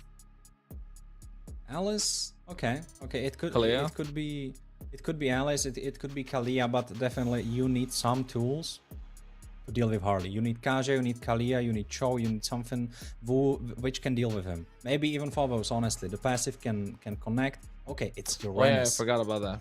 I forgot about the Uranus and and the Moskov to deny Carvey as well. Yeah, it's not the dash, just denying Carvey of a solid gold laner that he has, but also yes, getting that 1v1 possible outplay. The Uranus super great against the Harley. I think I've said that. Call me a broken record, but here if you're VSG, probably go for Kalea plus something to make sure you don't get picked off again. But at the same time, the other side is lacking a bit of crowd control. They don't have to go for the EXP right now. There's still a lot of potential EXP lane options that are open. Maybe mid is what I would prioritize. Zetian. What else is available? Is it mid lane? Eve is a great option. All right, Zetian, it's a there you go. Zetian. Okay. She can keep the Uranus away if he jumps on top of her. You also have that AoE through the Blazing Duet. So a lot of AoE actually, except that sorry, not Boro, but Harley for Martizi in the jungle, which is a little bit more of that single target damage. So far, Boars, they have a decent front line. They will need to pair it up with at least one more guy. Whereas for VSG, they need the front line. They don't really have it. They need the front line in form of XP, in form of roam, which kind of enables Boars, since they have the pick now and then a pick after that. That can kind of enables them to, you know, utilize the bans to the full extent, because they can ban Alice, they can ban those beefy heroes. Okay, going for Suyo, and we saw that already being picked up, and I'm not the biggest fan of that. Because Harley, he can wait in a bush. Yes, you can iframe him, but if he's in a bush, you don't know about him, he's gonna one-shot. I mean, yeah, even the fact that Suyo does take a lot more magic damage compared to physical. Harley kind of like a straight count, not a straight counter, but definitely has the win a matchup against a Suyo if they're of equal skill, and in this case I would believe so. And yes, I think not a big fan of the Suyo, but it's okay. It's still a top tier jungler. Potential outplays are possible if this Uranus can get online, and they're relying on Boboroshi to do so. So I think you try and choke out the EXP laners as much as possible in this case. Take out there. Oh, never mind. You want to take away the roam aggressive options. Hylos plus the Hilda maybe, and take the Khalid for yourself since Ryze had a good game. Might be. Maybe even something else. Maybe even steal away the Cho, since we are talking about stealing the picks. You stole Moscow from Carvey, you can steal Cho from Boro. Why not? Yeah, Cho is fine, I think. Cho is alright. I wouldn't prefer the Cho when the Kalea is available, but I think Harley, I mean, Hilda is definitely an option that they need to take out. Khalid, look at that, VSG reading into it. VSG read into it. So maybe leave Hilda open so they can pick it up for themselves and now go down a different route. EXP options. Phoveus is a great choice of a ban. Alice is another option that they can take off the table, because a lot of AoE coming in with the help of the Fury of the Phoenix, the Throne of Ruin, Blazing Duet can be a wombo combo. Looking down that route too, there's another option of the Gacha that can work well. So yeah, I think those options. Alice is probably what I would go for here if I was Force Gaming. But then VSG, if they go for Alice, they have too much magic damage, I feel like. Yeah, I think I have to say that I think Phobos is a much wiser ban, since it would really fill up their team pump wisely, because they would have 2 physical, 2 magical. That would be really good for them. Whereas now they could go Alice, as you were mentioning. It's a great pick, don't get me wrong, but the damage profile is not as efficient. Nah, I think that it's a good physical magic split. I mean, yeah, physical damage and magic split looks all right to me with the Claude. Just maybe get Hilda or something in the roam position that does have a lot of physical damage. Okay. So yes, that's what I'll be looking at, because right now, if you are Boars Gaming, also you want that Hilda in your hands. Khalid is fine. Hilda, right? No chance. Yeah, there you go. Hilda's been banned out. It had to go. Kalia? Not a fan of Kalea right now, but yes, I think Kalea is one of the solid options. You get to stop the Harley, you get to stop the Claude. They don't have anything to pair up. I mean, apart from the Moskov, yes, but or they can go for the mid lane, Eve, and then wait it out. In terms of what they can, but Eve is so terrible into the Claude at the moment. I don't think you want to skip your roamer. If you skip your roamer, you are kind of wasting it, because this part of the bans, 3 roamers were banned. So I don't see a reason for you to skip on your roamer, because I feel like that would be a blunder from Boris. Yeah, go for Gato. Get him. You were saying he could be good for the other side. Right now they cannot get him. What do you think they will go for? Is it Kalia? Is it something else? I mean, do they have a lot of choices? That's the question. Kalea is one of those heroes that they need to pick up for themselves. Apart from the Kalea, maybe they've already exhausted the option. I don't know. I'm not a big fan of the Cho, but yes, Boro is good on the Cho. Only because it's Boro, maybe I can think about it. But then again, there is the Grok. Boro plays a nasty Grok for sure. I would like Kaja's another great option. Kaja's another great option. So I don't know. I'm a little 50-50. Glue is another great option here, but they're all 50-50. Love the Sora being picked up.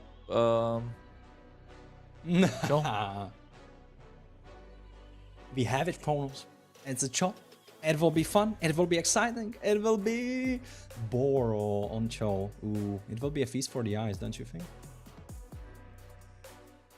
Boro and Cho definitely is going to be a feast for our eyes, indeed. Oh, Kagura, man. This is looking spicy. This is looking spicy, Warren. And you know what?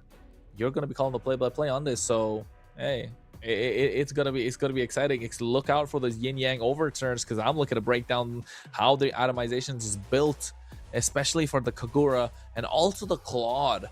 Right? How are they gonna go? Are they gonna go for a slight bit of a magic, the tough boots, to make sure he's able to sustain this magic damage? And Boro, how is he gonna be able to dominate the river? Because I know for a fact Cho wants to be a threat to leave me on this Suyo. What do you think about the draft? Do you like it? 50-50? Who are you favorite? I feel for VSG, if everything goes according to their plan and if they can execute their heroes correctly, then it can be super duper draft. If they cannot, and that's the if, then the other draft is much better. Because if you look at the other draft, there is not really many things that can go wrong. And right now we are rolling onto the Land of Dawn for the second time of this BO3 series between possibly the 2 strongest teams here on the whole regular season. Under search, it's VSG and Boars Gaming, but Boars Gaming, they are on the match point, Kronos. They're definitely on match point at the moment, ladies and gentlemen. I think it's going to be difficult for VSG to swallow. It's going to be a difficult pill for them to swallow. And looking at a difficult pill to swallow, look at the talent predictions as well. 2-1 from me for Boars Gaming, but you're taking VSG 2-1. Meanwhile, Ellis looking for a 2-0. We know his predictions are cursed, but on the other side, the other 2 guys losing out on the prediction war as well. I mean, Alex could be super duper correct, because the last game, Boars got it. And they could get the second one. Of course, the opener doesn't look so good for them so far. But, you know, it's kind of to be expected. 2v1, oh God Believer, needing to jump out. But the Umbrella Lady, she is quick on her feet. Yeah, I think at the moment, Carvey is that. I mean, Carvey definitely going to be a linchpin for VSG. Looking at the emblems as well, not too crazy. Master Assassin being run on Pelmetroni. He wants to get the 1v1, but at the same time, Carvey does the same, both running the fighter emblem. Weapons Master in the hands of God Believer. He wants the one-shot someone, bro. He wants the one-shot. Yeah, it will kind of be about those one-shots, because if you look, you don't really want to leave the other carries on the opposing sides breathing. Because if you leave breathing Carvey, he is gonna blazing duet his way to victory, and if on the other side Pelmetronio is gonna be left breathing, hell, he is gonna shred you apart with those spears. We saw a great session from Carvey last game.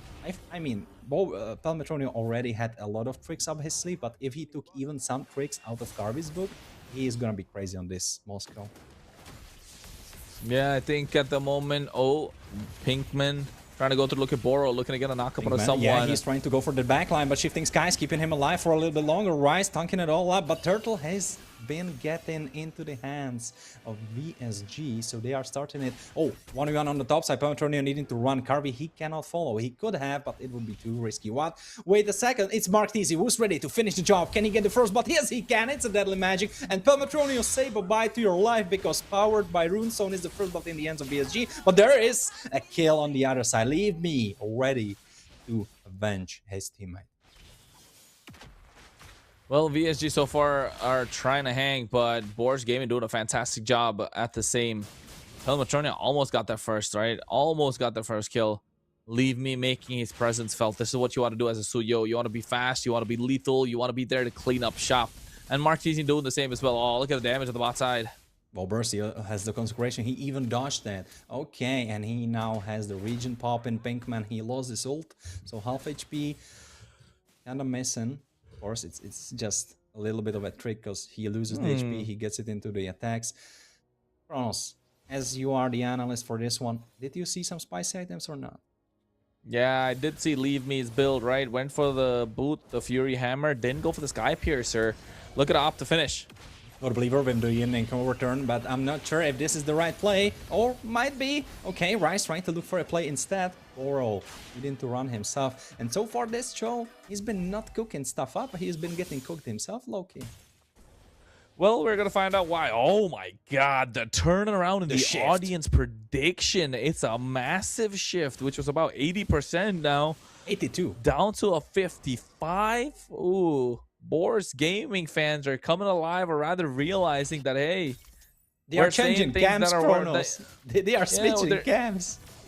We're making sense. God Believers being a massive difference maker here.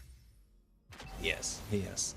And right now, he might be a difference maker on this Lord. A little bit smaller objective, of course, is the Turtle. Rise with a face check, trying to find a play. Oh, Boro with a Way of the Dragon. Carvey with the Blazing Duet. Mark TZ has got enough space to get it, secure it. Right now, God Believer getting almost destroyed by Pinkman, but no, Pinkman has get baited himself. Rise getting traded for that. But you know what they say, if you trade an XP lane for a roamer, that's a good shop offer. Only he needed to run from his own jungle because there was really no one. As God Believer needed recall. Right now, leave me thinking if he can step back in. Martizi with the deadly magic. Bobarussi getting kind of low. He does not have vengeance. He does not have ult. Oh, he gets super duper low through the ult. But Dixon, he didn't have the wand, so the burn wasn't there. Definitely, and now it's slightly difficult for their side. You can see this Way of the Dragon connecting from Boro, but the damage coming through. Shifting Skies getting on top of God Believer as well, but the Yin Yang overturn along with Pelmatrona with the Spear of Misery able to get the trade back.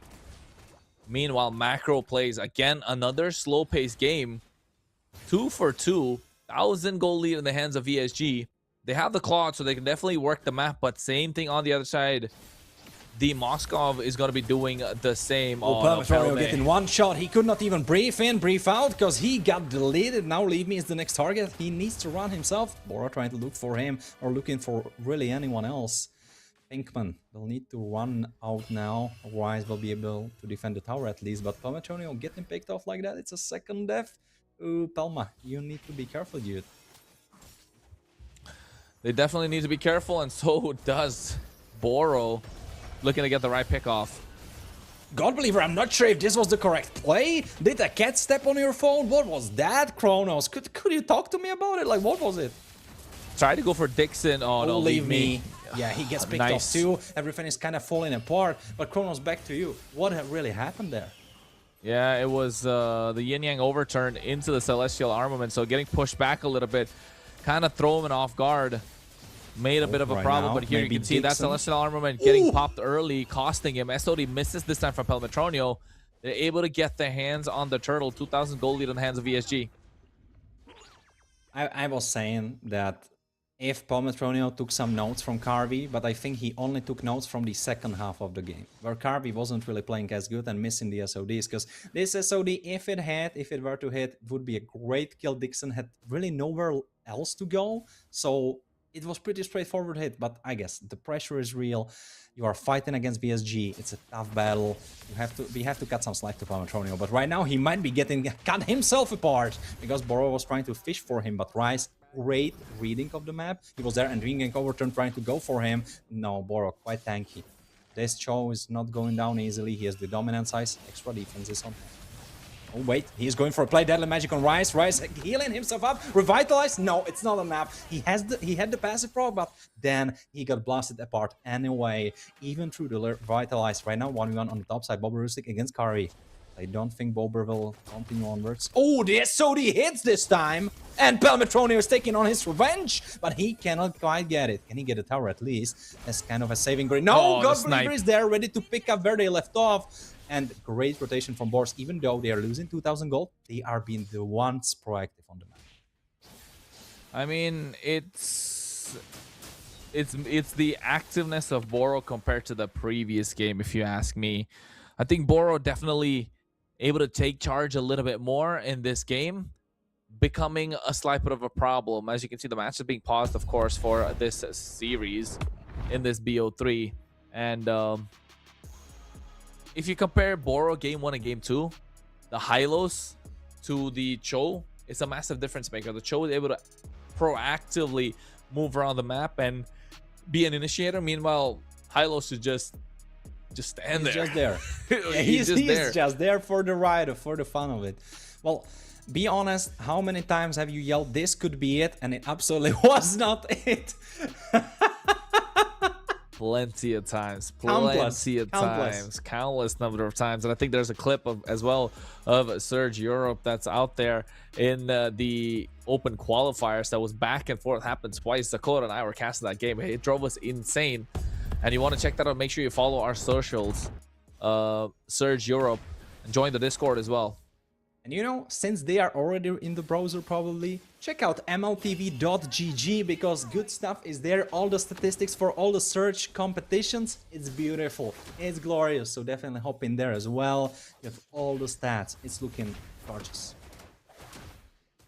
Yeah, they definitely do. And you can see Boro, again, the practice in the map is showing, right? He's able to get this way of the dragon. He's able to flicker. He's able to style on them a little bit.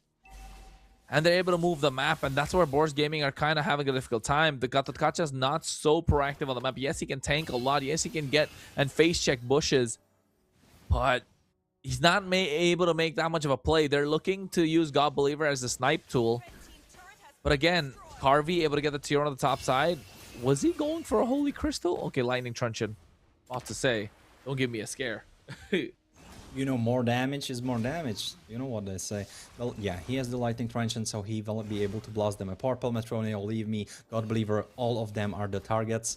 He can really pick and choose. I think even the Suyo could get blasted apart if he cannot iframe it. Right now, Lord has been started up by BSG, and Boars, they need to respond. They need to decide. Half HP on that Lord already. Boro trying to fish for Leave Me. He is forcing him away. Wise thinking about that AOG. Maybe trying to jump in to buy some space. He's doing that, but no, Mark Teasy, he got the red tree. He got that. So the Lord goes into the hands of BSG, but they will trade Boro for that. So at least something back into the hands of Boars. But yes, the first Lord of the game will march upon the bottom side in the colors of BSG. Yeah, I think I like the fact that they did get a trade back indeed, and I think it's only Boro, so VSG don't mind it. They do have a 3,000 gold lead. The Lord is pushing down from the bot side very slowly, and Boars Gaming needs to get the clear as fast as possible. Otherwise, if VSG get a couple of minutes even, or a couple of seconds extra, it could be disastrous. You can see the Sora making his way as well. JM pushing back Palmetronio, Boberushik, as well as Rise, trying to escort this Lord down the bot side. So at least he'll get a crash on the tier 2 in the bot lane. Oh, leave me now. I've been just mentioning that at Martin. Oh, ooh. The regen! It snapped his HP back on, and he survived that. Okay, this tower might... Nah, it survives. Even the crash through Lord will be fine, I believe so. Because there are still 3 members of Boars Gaming. I think they will be able to defend it, but... They are making it so hard for them. VSG, they really want to go for it. Carvey jumping out through the BMI at the latest moment. Boro now there, trying to look deadly and mana sink. In the meantime, there's a 1v1 on the top side. So definitely check out the map, because Leave Me and Martizi. I mean, Martizi, I wanted to say they are having fun. It's more like Martizi is having so much fun, because Leave Me, he had nothing on it.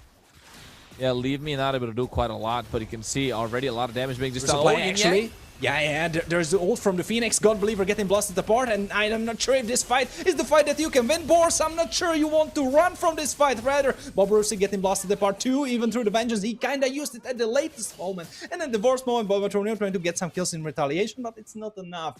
Boris Gaming, 4,400 gold lead for their opponents. Boris Gaming, only 4 kills. This game is not looking like a repeat of the first one. Yeah, it definitely isn't. You know, I got to make my prediction come true at some point. But yes, VSG, 5,000 ahead right now in terms of the goal lead. Boris Gaming trying to get back control, but the activeness of the show on the map is just preventing them to do so from doing so. And it's kind of a, like you said, it's a flip from what happened to the game number 1. Game number 1, Boris Gaming had the more proactive roamer with this Khalid, and they were able to move around much faster. VSG, on the other hand, had a Hylos, so they weren't able to take a lot of control in the game. Yes, they had the Jushin, but, you know, Jushin was having a tough time, like we know. Dixon was having a tough time. But apart from that, I think Boris Gaming, in this case, yes, you have God Believer on this Kagura who wants to snipe, but, you know, Rise is not able to make plays. He's only able to scout out bushes, which is great. But for the playstyle that they want to use, where God Believer is looking to play like an assassin, is just not working out. It's not. It's definitely not working out. And the kind of issue you have is that the only members you can ever catch so far with Kagura, since everyone else is playing from so far behind, is the frontliners. Right now, half HP on that Lord. Oh, sorry, make it 1/4 HP because... No, sorry, make it. They got it. Because Boris Gaming had no answer for that, really. 6,500 gold lead for BSG. Boris Gaming, they need to hope that there will be a mistake. Wow! What a humongous damage on Boborusik. Did you see that, Chrome? That was gigantic. Right now, Boro with a kick, he cannot really find God Believer, but Boborusik will be targeted instead. Consecration trying to keep him alive. Leave me trying to look for a play. Yes, he can go for Boro, but Boro flickers out. Rice trying to go for the front line, trying to go for Pinkman, trying to tone it up, but he cannot really, because Pinkman is out and Boro is alive too. Yeah, a lot of damage coming through from VSG. No, you know, no trades.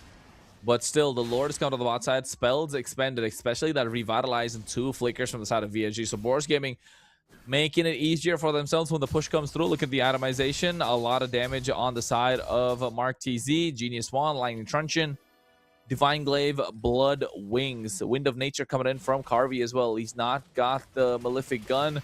But on the other hand, Boris Gaming get the Lightning Truncheon finally in the hands of God Believer.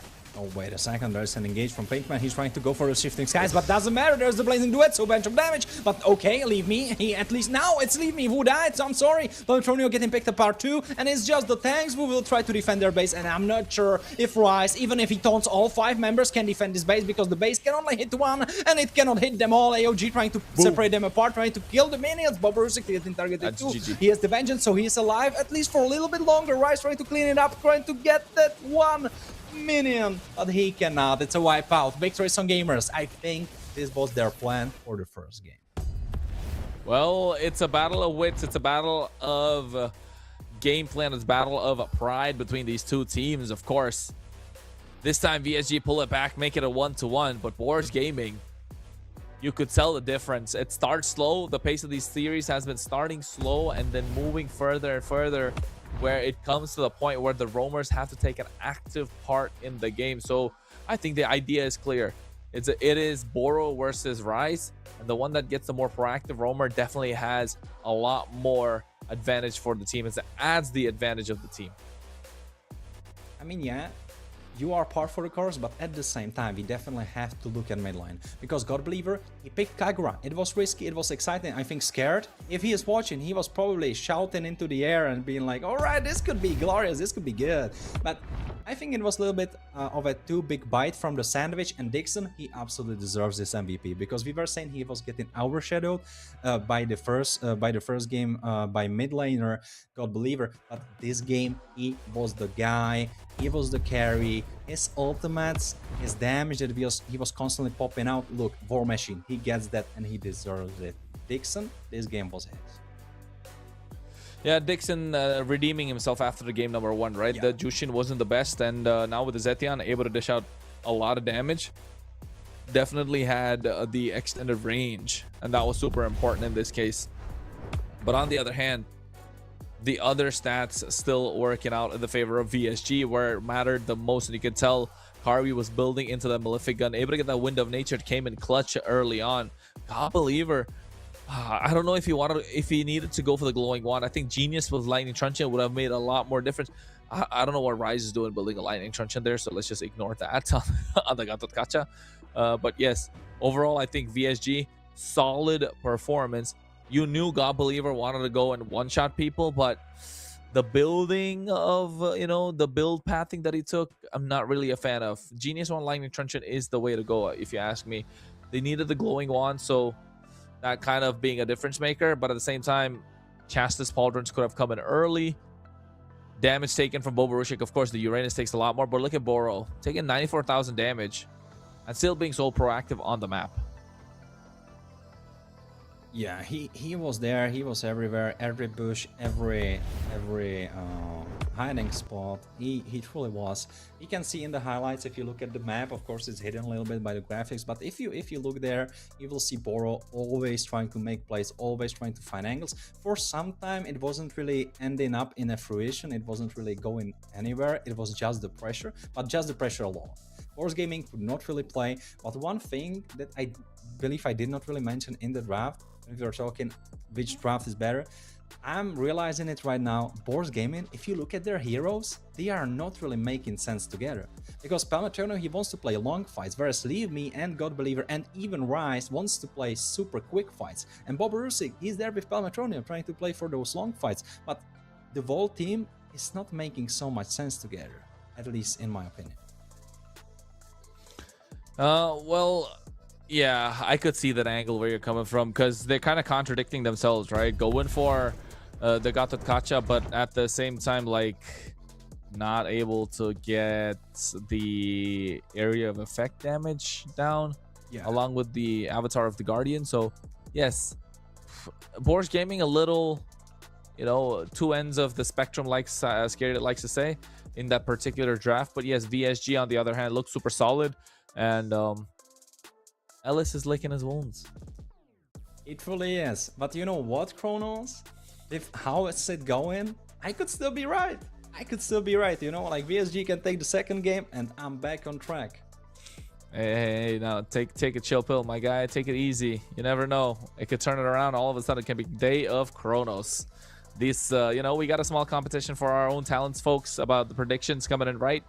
But yes, I think this next match, the next game is going to make it or break it for both these teams, because it's about bragging rights for sure. And we'll find out which map they're going to play in. It's going to be dangerous grass. You know what? Can someone please tell me what hero that is? Because I know for a fact that's Saber. And he's looking to hunt someone down, but who is he looking to hunt? That's the big question. Again, my head was like turned in trying to find out who's that hero. Somebody got to help me out there. My two guesses are either Sun or Valir. I think like one of those has to be it. But yeah, it's tricky. It's tricky. On that same note, when we have it next, I'm definitely gonna be looking out for the last one that we did not really pick apart, because there is the one with Lapo, I believe, and there is another guy in the back. So I'm definitely gonna look out for that. Makes sense. I think that's a little bit of a game for us to keep it alive, You don't think those teams are keeping it alive, Kronos? You don't think they are keeping it alive? Come on, man. Like, they are going crazy. I'm saying it's for us to keep it alive too. Like, the energy, trying to make sure we don't fall asleep in the back, right? Neither does production, because, that's why we keep this fun and going for the MEC. And, of course, don't forget, folks, we're also streaming on the MLBB esports page. It's a massive boost at the same time. So share that as much as possible with everyone that's watching, and go show some love over there. Like, subscribe, do all that good stuff. You probably already subscribed to MLBB Esports. What am I talking about? But yes, if you are watching from the MLBB Esports page, make sure you come down to Surge Europe and subscribe and like and do all the good stuff there as well. And tell us, what do you think about the European flavor of MLBB? Oh, absolutely. Right now, we have an opening from Boros. They didn't really like Boro. And I get where they are coming from. He was cooking on that show. He was jumping. Oh, leave me. He's back there with his head, but he's not looking happy, and I get it. They won the first game, and they were not able to really translate the momentum of the first game into a win of the second game. So they need to really pick themselves up. And coming into this third and last game of this BO3, definitely we SG are stepping in with a better foot, you could say, because they won the last game. So the momentum is on their side. Whereas for Boars, they kind of need to pick up the pace, as I was already saying. It's a nice idea to definitely ban Show, but will the rest of the bans follow? Will it be Freya, then Marcel, or will it be Freya and then Harry?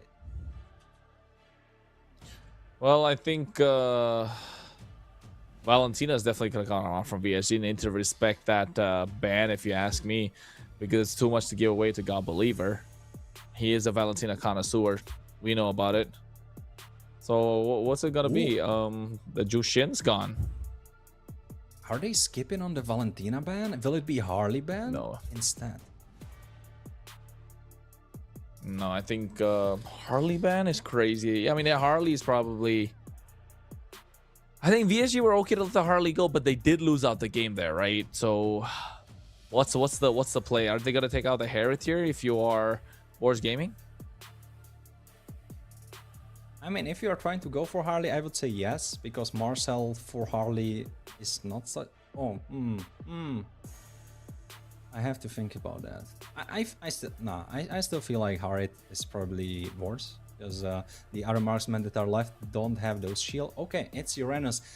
It's Harley. It's Harley first pick. It's either Valentina or Harley. They are playing a mind game with VSG. They will win on both sides. Okay, it's Harley pickup.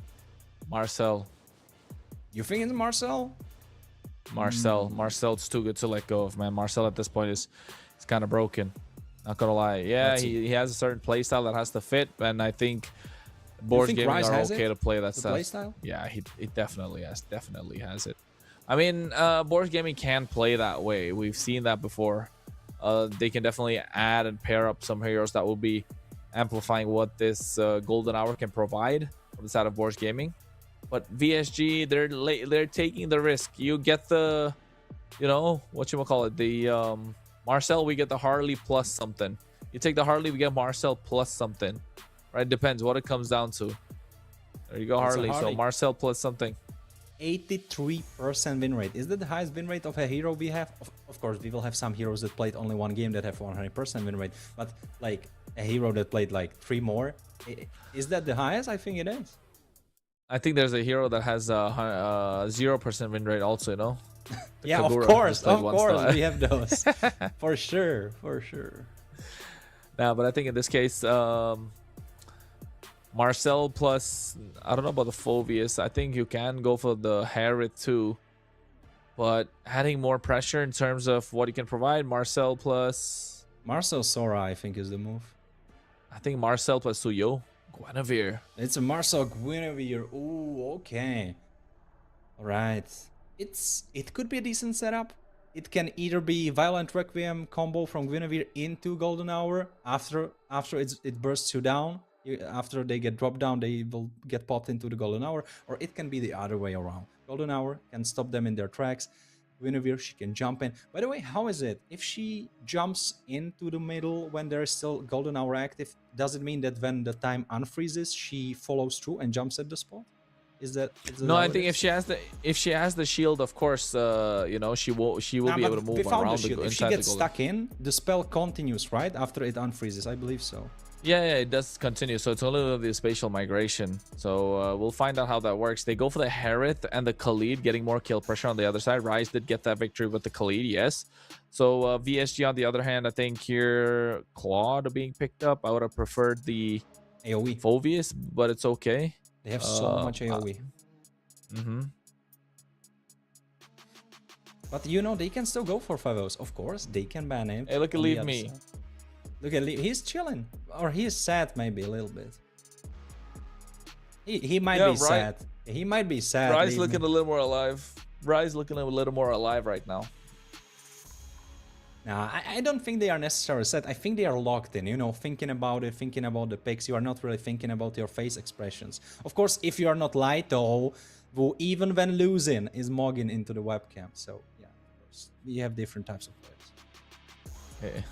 It's that British genes, man. I'm telling you, it's those British genes that's Pretty boy showing through. jeans. Yeah. We don't know much about that, Kronos, right? I don't know about you. I know all about that. That's why I'm trying to say, like, I can relate. But in this case, Eve being banned, Arla being banned out as well, so preventing that kill box composition. Farsa has fallen down the pecking order, so we're not going to see that high ground mage. No Jushin, no Valentina. What else is left open? I guess in this case, Zetian is another choice they can go for. Oh, Charizla. Terizla being banned, yeah, they know that Bober can handle it well, and if we are looking at the comp of Boars, it makes sense. They will be rocking only 2 frontliners, so they made it in the first game. They could have been thinking about it in the third game. So I see where they're coming from. Smart move from BSG. I kind of forgot about Terizla myself. Didn't you, Chrono? I think in the first game they did get a victory, right, with the help of the Terizla. Yeah. So I think that's why the Terizla was there. So I mean, I see it, but I think it's just trying to check the hero pool of Bobarushik here. Uranus is gone. No Freya available in the EXP lane. There's no Arlot available either. Terizla is not available right now. So what's he going to go with, Lapo or the Yuzhong? I guess that's one of the 2 picks that are available. Lapu. Apart from that, yeah.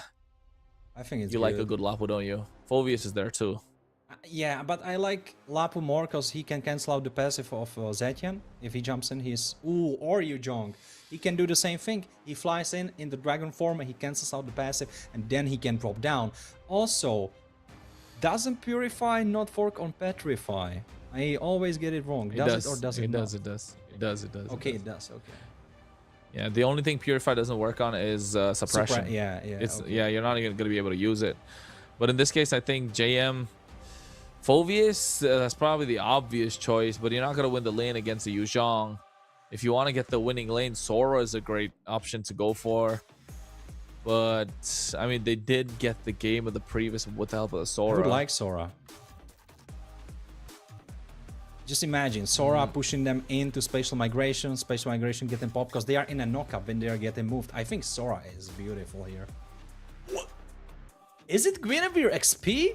It is Guinevere XP, right? Yeah, they are popping that Guinevere XP. Okay, we are running it back really because for the longest time we did not see Guinevere XP perform, and for the longest time, whenever she has been picked up in the XP, she has been absolutely useless. So you know what? I'm all up for JM showing me that Guinevere XP is right now the good stuff. I like the Guinevere in the jungle or the roam compared to the EXP, but I was thinking, you know, for a second that the Suyo would have been so much better in the jungle, and that's when they pick up the Suyo. But I was like, where are you gonna slot the Guinevere? I guess they're looking to make it work. Harley, on the other hand, holding his glass of wine, looking to put out that deadly magic. It's a Suyo XP. It's a Suyo XP, Kronos. There you go. That makes a little more sense to me. The Guinevere in the EXP doesn't make sense. The Suyo, on the other hand, looking to get that final execution line with the help of the Soul Sever, but take us into the game. It's so obnoxious. Right now we are hopping into the Land of Dawn for the last time of this BO3, of possibly the best BO3 of this weekend. Until next weekend, you will not get better action than this one. So keep your peepers on the screen and enjoy the show. Enjoying the show indeed at this point. And VSG, you can take a look at the talents prediction coming out by Runestone, or powered by Runestone. You know, Warren and I still got our hopes alive. The others, not so much. Fingers crossed. Ain't nothing gonna be crossed. The only thing we're gonna be crossing is Ellis's predictions for the rest of the tournament. Gotta be a 0 at this point. Okay, come on, cut him some slack. You know, he had a great run. He was cooking all of them. Oh, yeah, time to retire that, Ellis. Time to retire there. You know what should also retire maybe Wobber from the XP lane, because he is getting smacked by Pinkman. JM, he is destroying him. Kronos, did you play XP lane against Suyo? It's horrendous. It's so bad. It's so hard to play that lane. Oh yeah, it definitely is. It definitely is. But what JM will be looking at is to get those angles to come in and hit those Soul Severs. At level 3 power spike, a lot of mobility, fast rotations. from from VSG. Frozen moment on Rise. Roamers just kind of trading blows. That's what they do. That's what they are good at. Oro, leave me. Was looking for it. Oh, JM taking a lot of damage, but at the same time, Bobarushik able to get it back with the help of the heals.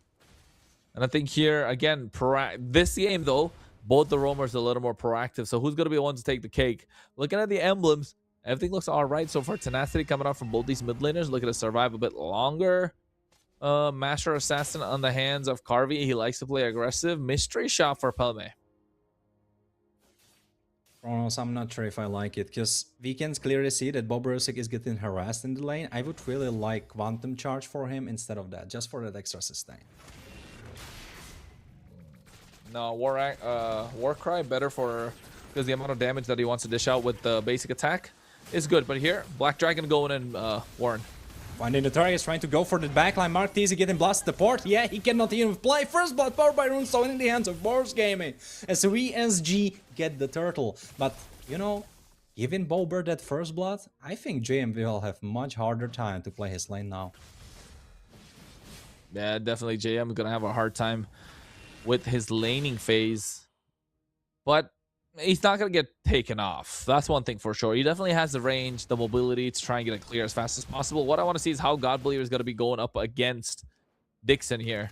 Dixon did have a great performance with that Zetian. How are they going to follow it up? So right now they are following up with shoes, a lot of shoes on both sides. Only guy that's kind of skipping on shoes is Claude. He doesn't mind running with his bare feet. Did you hear it's healthy for you running with bare feet? I just saw a guy on the tram. He was there just barefooted.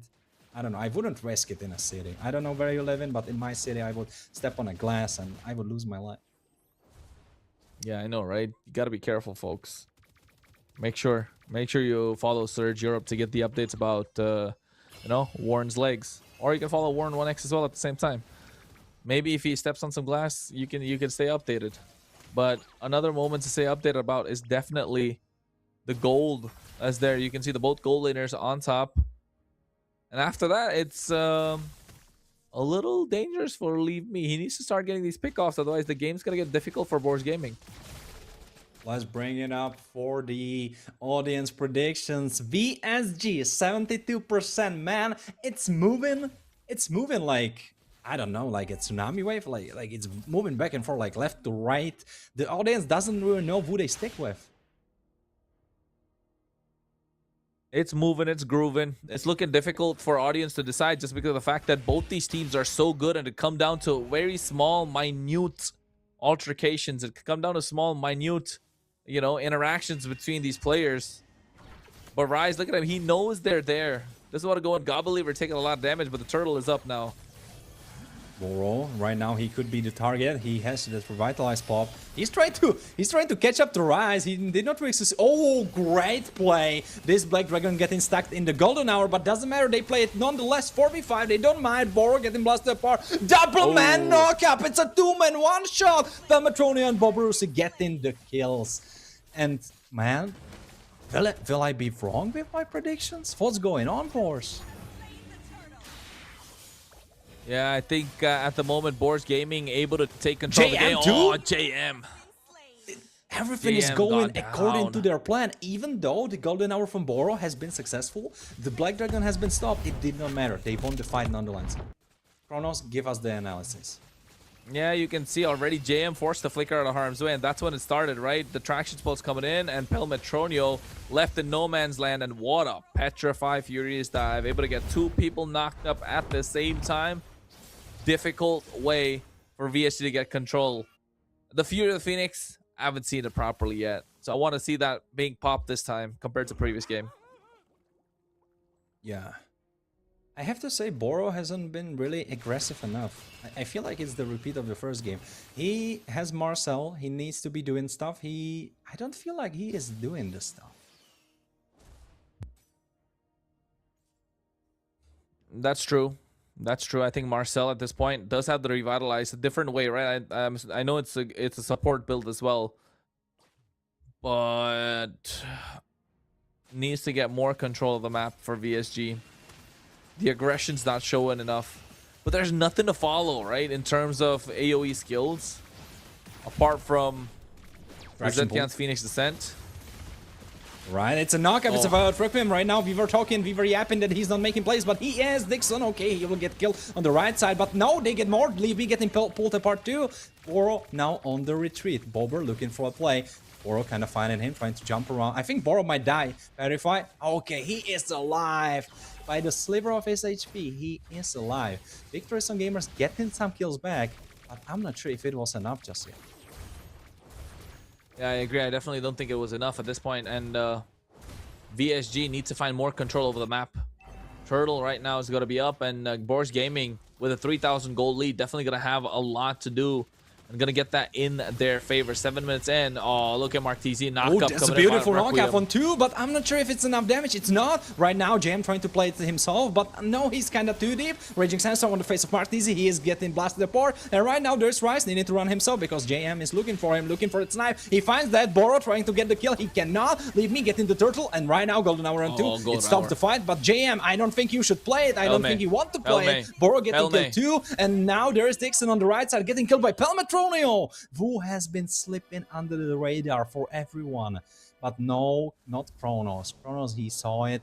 He saw him the whole team fight. Kronos talked to me about it. Yeah, nice Zaman Forest, right? The Golden Hour coming in. 2 members getting caught out from the side of Boris Gaming, but VSG weren't able to capitalize. They don't have the right skill to utilize to maximize what this Golden Hour can do. And that's one thing I've seen teams building around. Not able to get something that does projectile damage so that the Golden Hour can be maximized. And VSG going down the same route and not able to take control of the early game, showing that Boris Gaming just finding the formula to break down this super team in the form of VSG. It's been working to a T. 3,600 goal lead for them in the 9th minute mark. Given the competition that both of those teams are delivering, this is a gigantic goal difference. Right now, look at the items. Chronos, what do you see? Glowing Wand is the only item of Violet Requiem. Bobarushik survives. Yeah, he survives, but not by much. But yeah, he's alive. That's the big difference maker. JM could not really find him through the arrow, so it did not find the target. And that's... Do you know why he did not die? He did not die because he has been spoon-fed the kills by the rest of his team. The plays were not looking good, and JM, even though he was dominated in the laning phase, Bober is so far beyond that. He's so past this. It's like, you know, in the high school, he's been getting bullied, but right now he's the bully. He's been joining the Search Fit Club. Yeah, I know. The Search Fit Club is going to be something cool. Oh, look at them. They That's humongous! Oh my god, the traction pull on 2, and right now they one-shot Martisi. He cannot even play. He could not even do his viral Requiem right now. Black Dragon Form getting stopped in his tracks. Carvey needing to run, but he gets the kill, and now he is in the enemy territory. Boro getting killed himself. Carvey. Yeah, Carvey is just... Okay, can he get the kill? Yes, he can get the trade! Can he survive? He cannot. It's the deadly magic. You cannot sustain enough if you're not healing enough. Yeah. Ooh, but wow, Garvey, that was... They still have the will to fight back. Of course, they definitely have the will to fight back. Taking trades across the board, so 3-for-2 trade, but still in the favor of Boris Gaming. Right? They give 2 kills, but they take 3 in return, and it's going to be difficult if you're VSG. And how are you going to take this and keep this alive? That's the important thing at the moment. Boris Gaming are slowly taking this game away from VSG. 4,800 goal lead, and you do not want to be VSG in this case. Oh, absolutely. Erosion side being completed for Carvey, so that might be one saving grace. Dixon only completed a second item just now. Bor trying to look for something. Oh, it's kind of hard because Victorious on Gamers, they don't really have any front line. They kind of just have Boro. They low-key have Martisi, but everyone else, super squishy. If Bober looks at someone with a killer intention in his eyes, he's gonna one-shot them. But he has the Petrify. Who can survive it? No one really. Like, okay, Boro maybe can stop him before that happens, but if he finds any other target, he's one-shotted that guy. There's no way around it. There's no way around it at the moment, and it all comes down to the traction pulses. Again, God Believer being a massive difference maker in these fights, right? I think he has a Sky Piercer, does he not? Because the Sky Piercer definitely could start showing at this moment. And for those of you all watching at the moment on YouTube, TikTok, Twitch, wherever you are, make sure you follow, subscribe, and show some support. Okay, Bober kind of getting outplayed by JM. He got him half HP. Golden Hour stopping them in their tracks. Marty's trying to look for a play. Okay, there's a mobilize on the back line. Power Turner getting stunned up. JM trying to go for the back line himself. Can they execute? Yes, they can. Power Turner getting killed. Bober is there flying around with Garvey. He has the blazing duet. Maybe we spoke too soon because the goal difference, yes, it's on the hands of Boars Gaming, but it doesn't matter. Victory is on Gamers. VSG winning out a team fight with a 5,000 goal difference. Chronos, what happened? Yeah, I think this is a crucial one, right? This is a crucial matchup. It's a crucial change in that game. And coming down, what? At the almost at the nth minute at that point, VSG, Carvey coming in and finding the right moment and making the change. And that flicker play, pushing back, leave me. Ooh, that was clutch. Well, audience questions. Which one of current players would you want most on your team? Ooh, that's spicy. You're a coach yourself, Chronos, I believe, right? If you are still doing that. Yes, sir. So that's pretty interesting question from Root. I would say depends the kind of team I have, but as a difference maker, I think God Believer, man. God Believer is just too good. Controls the game on his own, right? It's like the game starts and all of a sudden he has the reins in his hands. The game moves to his tempo. In this case, you can see as well that traction pulse being such a massive difference maker, and was the one that's actually getting Boars Gaming every single fight, because he's able to get 2-3 members in that traction pulse, and that's changing the pace of the game. And there's no answer coming out from VSG, and finally when VSG find it, they do get something turned around. So yes, I think God Believer 100%. What about you? Ooh, well, I kinda should be keeping it equal, so I'm going for the folks in the side of VSG. And from that group, I really like JM. I think JM is an amazing player. I think he is finding really crazy angles, and he was the big reason why they were able to win out this team fight, even with such a humongous goal difference, because he found the angle. Yes, his team helped him with that, the golden hour from Boro, great setup, but he sneaked in and he destroyed the backline. Pametrono, he could not play in this team fight, and it was so visible. They were lacking damage, they were lacking cohesion, because between all of them, between their backline members, there was JM cutting them apart with the Fiend Queller and all of his spells in the R zone. I think are you aware of JM, by the way, Warren? Wait, what? Are you aware who JM is? Where he's played? You can freshen me up on that for sure.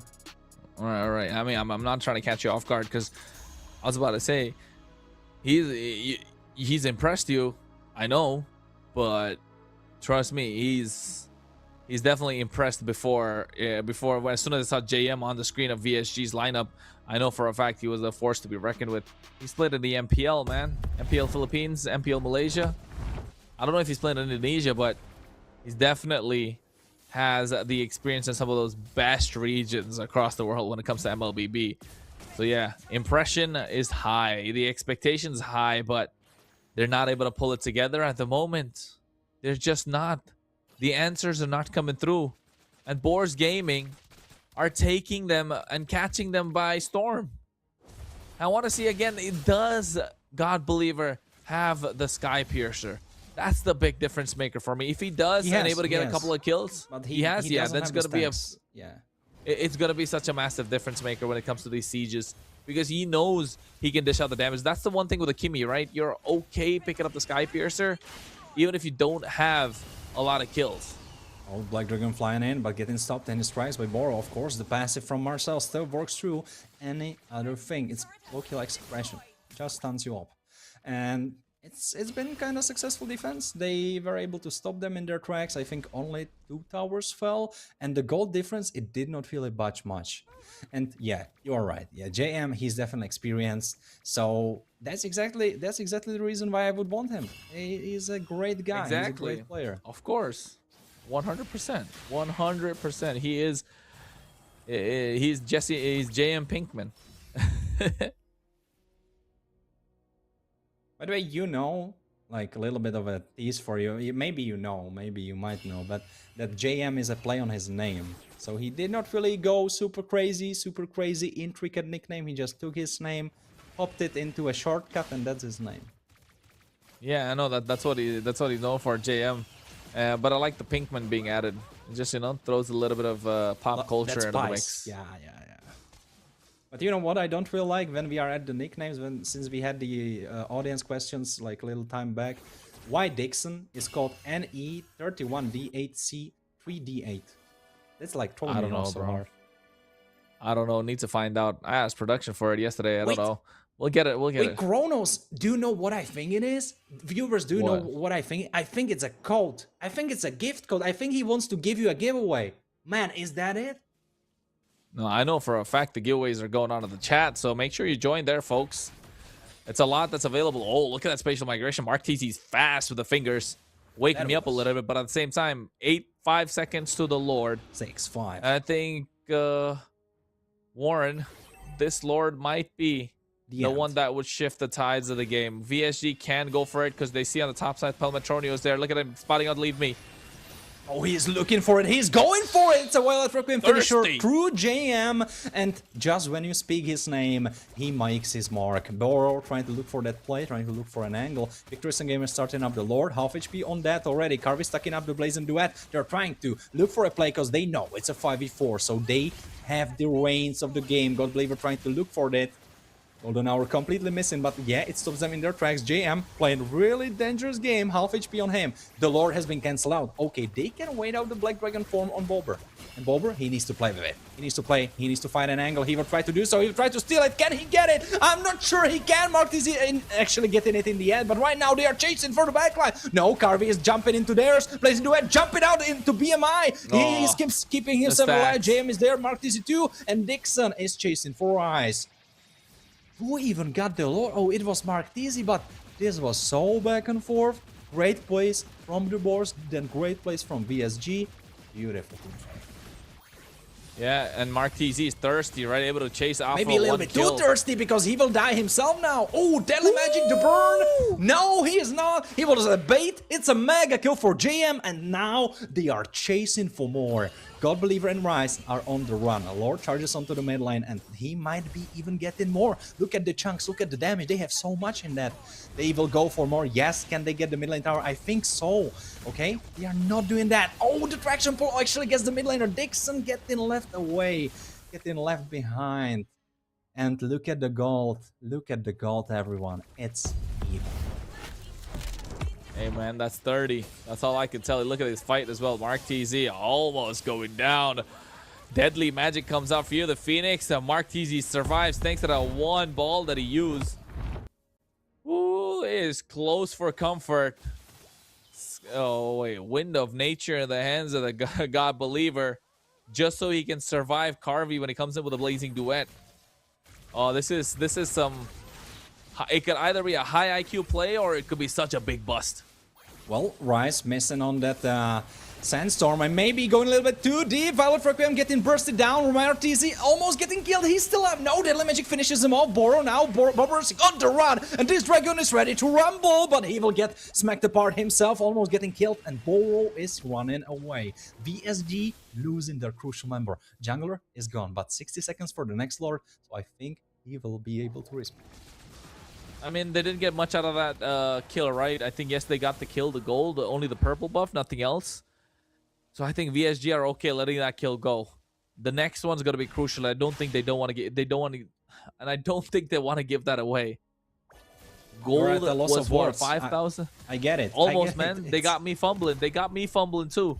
And I think it's coming down to the fact that 5,000 gold lead that Boris Gaming had now will cut to 500, almost 400? Negligible. Yeah, it doesn't matter. And what I wanted to say as well is that how often do you see a team that has 6 less kills than the other one and they are on even gold? That's not something you see usually. Like usually at least the team with the kills will have like 1,000, 2,000, you know? Yeah, I think The goal lead doesn't even matter at this point, to be honest. What I'm concerned about for VSG, or I'm looking at something good for Boars Gaming, is the stacks on the Sky Piercer for God Believer. He's got 30 at the moment. And I don't know about JM, but I think he's got a couple too.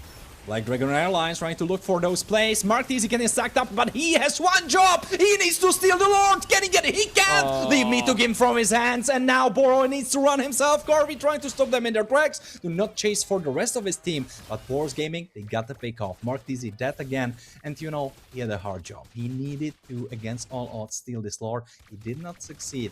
And now he is dead. And I'm not sure if he is in time for the Lord. Well, we're going to find out, right? Timing is going to be super important in this case, and Boars Gaming are good with their timing. Look at the Black Dragon going at the right time. Fear the Phoenix came out as well. You can see the Lord getting down super low. God Believer kiting and leave me clutch retribution. God Believer getting caught there would have been disastrous for Boars Gaming, but BSG maximizing what they can do, and now JM is going to have a hard time because their wave clear is good, but they don't have that front line. They don't have that body to be able to absorb all that damage or push back Boars Gaming. They need someone to push them back, and maybe, just maybe, Mark Teasy can find an angle. All right, now Boro is the one trying to look for that angle in the top side. Lord marching down, marching up on the top side. All right, now the charge is happening, and the fly in from the Black Dragon. He's trying to look for something. He has a battery for now, so the Furious Dive can be used in that combination. They are trying to go for that Lord, trying to chunk him down, and I think they will be able to do so because Boars Gaming, they don't want to disrespect. They don't want to go too deep. They know they are winning out right now, so why risk? Well, they do lose 2 inhibitors, and for Boars Gaming credit, it's the side inhibitors too. So VSG are going to have a tough time contesting any Lord. They need to get control of these far lanes. Otherwise, I mean, so did Carvey, so no boots. Both the goal laners, bare feet. That's how they're walking out on the Land of Dawn. And you know what, Warren? I don't like it when a team loses their with their side inhibitors when the Lord is going to come up. It's going to be difficult to defend the far lane. RNG is not going to be in their favor. Look at that. Lord's on the top side. Bot inhibitor's gone. So you know super minion waves are going to start kicking in. And Boars Gaming don't have to do anything about it. The minions will spawn and they will do their work. 18 seconds to the Lord. And there's another set of super minion waves. So if VSG don't go for the clear, it's going to be difficult for them to contest the Lord. But if they do go for the clear, then they're going to start blitzing the Lord away. Yeah, then it's a 4v5. You're absolutely correct. Right now, they are trying to do that move. And honestly, I think Boars Gaming are kind of late. Because, yeah, they have a bunch of damage. It's a late game. But I think the lane has been fixed enough. And now they can move. Half HP on the Lord, almost. Right now, Mark Teasy, getting petrified himself into Crown. Okay, that will keep him alive for a bit. But no, there's the Black Dragon still flying around, flying about. Boro trying to go for the backline. Stop them in their move. Canceling out the Lord. Boro, he will get damaged himself. Pinkman on the right flank. JM.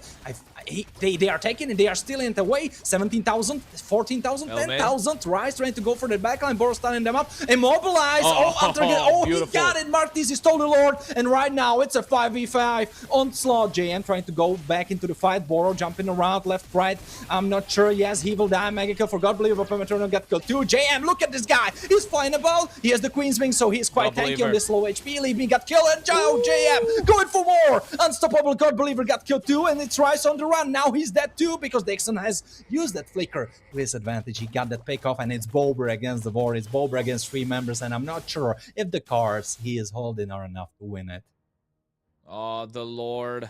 The clutch steal. Boro. Hopefully we get to see a replay of what happened there. Boro getting the tracking shot with the frame moment at the right time, and then the golden hour. Wait a second, Bober trying to play it. Yes, JM into the immortality. Bober still has his, and he has his ult. He has the petrify. If one man can stop them in their tracks, it's Bober. He will use the petrify. He almost got Pinkman. Yes, he got him. He got JM, but it's not enough. He cannot kill 2 because they were not close enough. Look at the fun. Look at the happiness in their eyes. VSG making it through the Boar Gauntlet. They did, and I think with this win, it's a statement victory. Of course, that was the toughest task that they had in their hands, and they still come out on top. Fantastically played by Victory Song Gamers. The Eagles will be flying in the sky high and proud. Wow, that was cinema. The team fights, the last two Lord fights, honestly, you can just play it and analyze it for like 2 hours straight, and you probably wouldn't even still be able to pick apart everything you saw. JM, what a performance. Suyo on the XP, it started off good, then it went kinda bad, then it went super bad, and they at one point were losing by 6,000 gold. And look at that, look who's smiling, it's JM with his Suyo. What a performance. It's absolutely crazy. I think they still had the opportunity to go to get everything, but the JM on the Suyo getting that last execution onto God Believer, yeah, that was it. If God Believer was able to survive, they could still defend. They could have got a couple more kills. It could have been a savage moment, to be honest. But that Soul Server coming in clutch, that last pick Suyo making such a big difference. It was a huge one.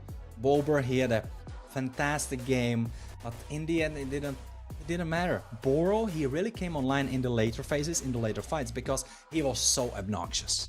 They knew BSG, they don't have a front line, so Boro, he needed to pretend like they have the front line. And honestly, in the last fight specifically, he did that. You did not even think they don't have frontline, because Boro, he was constantly stunning everyone up. Golden hour, into the passive, back into the passive. Again, he was such a menace, he was such an annoying existence to the rest of the opponents that JM, Mark TZ, Carvey and Dixon could deliver what they did, dish out the damage, find the angles. Well, super important for the way that they played, right? That was crucial, if you ask me, for this victory for the side of VSG. Getting that 2 points is very important, and I don't know how they're gonna respond right now. If you are Boris Gaming, you must be tilted a little bit. Yeah, how will you respond to yet that? it That's is a big gonna be question. slightly How can difficult. You really do this? Yeah, true. You're gonna be tilted a little bit, but it's still gonna be difficult to try and make things possible. A 2-1 victory could have been a 2-0, but yes, still able to come out slightly on top. And you know what, Kronos? Even though it tears my heart apart, I was right in the end with the prediction. You know what? I actually changed my prediction early on before we started. Remember, I told you early on that was the change I made. So probably need to go take a look, man. I need to go and take a look, because we will be right now hopping into a break, and after the break we catch you with a last series of today, last series of the weekend. Vision and Extremely Slay. Extremely Slay playing for their first time in the group. Can they dethrone Lightcalf? Well, that's left in the future. We will see after a 5-minute break. See you back then.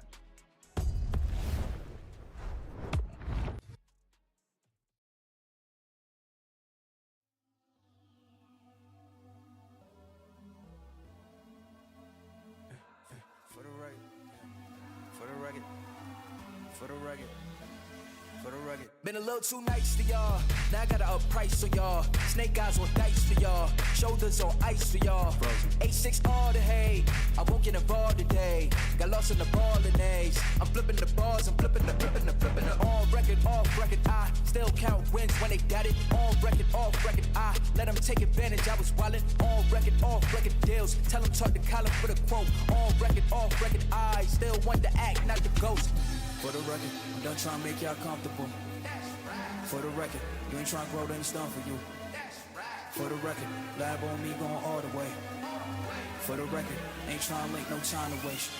Running through it with the young influence, adolescent presence, I'm succumbing to it. I've been giving yeses when I shouldn't do it. I complete ejected, but the moves elusive, and I'm barely moving, but I'm still gon' boost them. I can't work on winners when I know you're losing, so I work the winners and they throw the deuces. Guess I had to pivot, shooting no bazookas for the facts. I need racks, paper cash, fuck a tax, that's a joke. Tell them laugh, Uncle Sam, fuck out the bag. Brody plot, but get a whack. Contract, give me the max. I got laugh on my back. You ain't that, then it's raps. Whoa, whoa, whoa.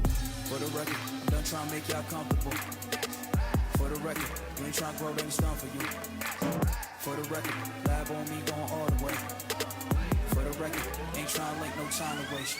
Facts, I need racks, paper cash, fuck a tax, that's a joke. Tell them laugh, Uncle Sam, fuck out the bag. Roll me plot, but get a whack. Contract, give me the max. I got lab on my back. You ain't that, then it's raps. Whoa, whoa, whoa.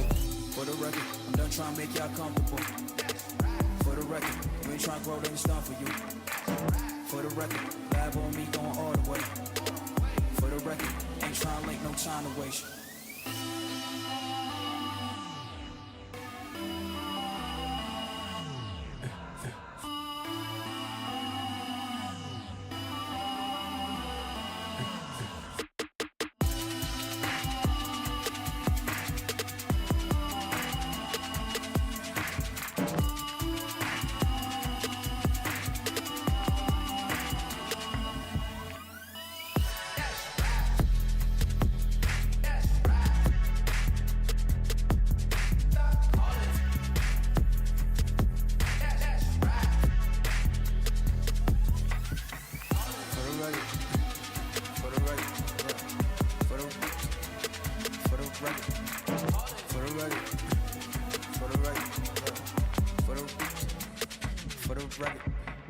For the record.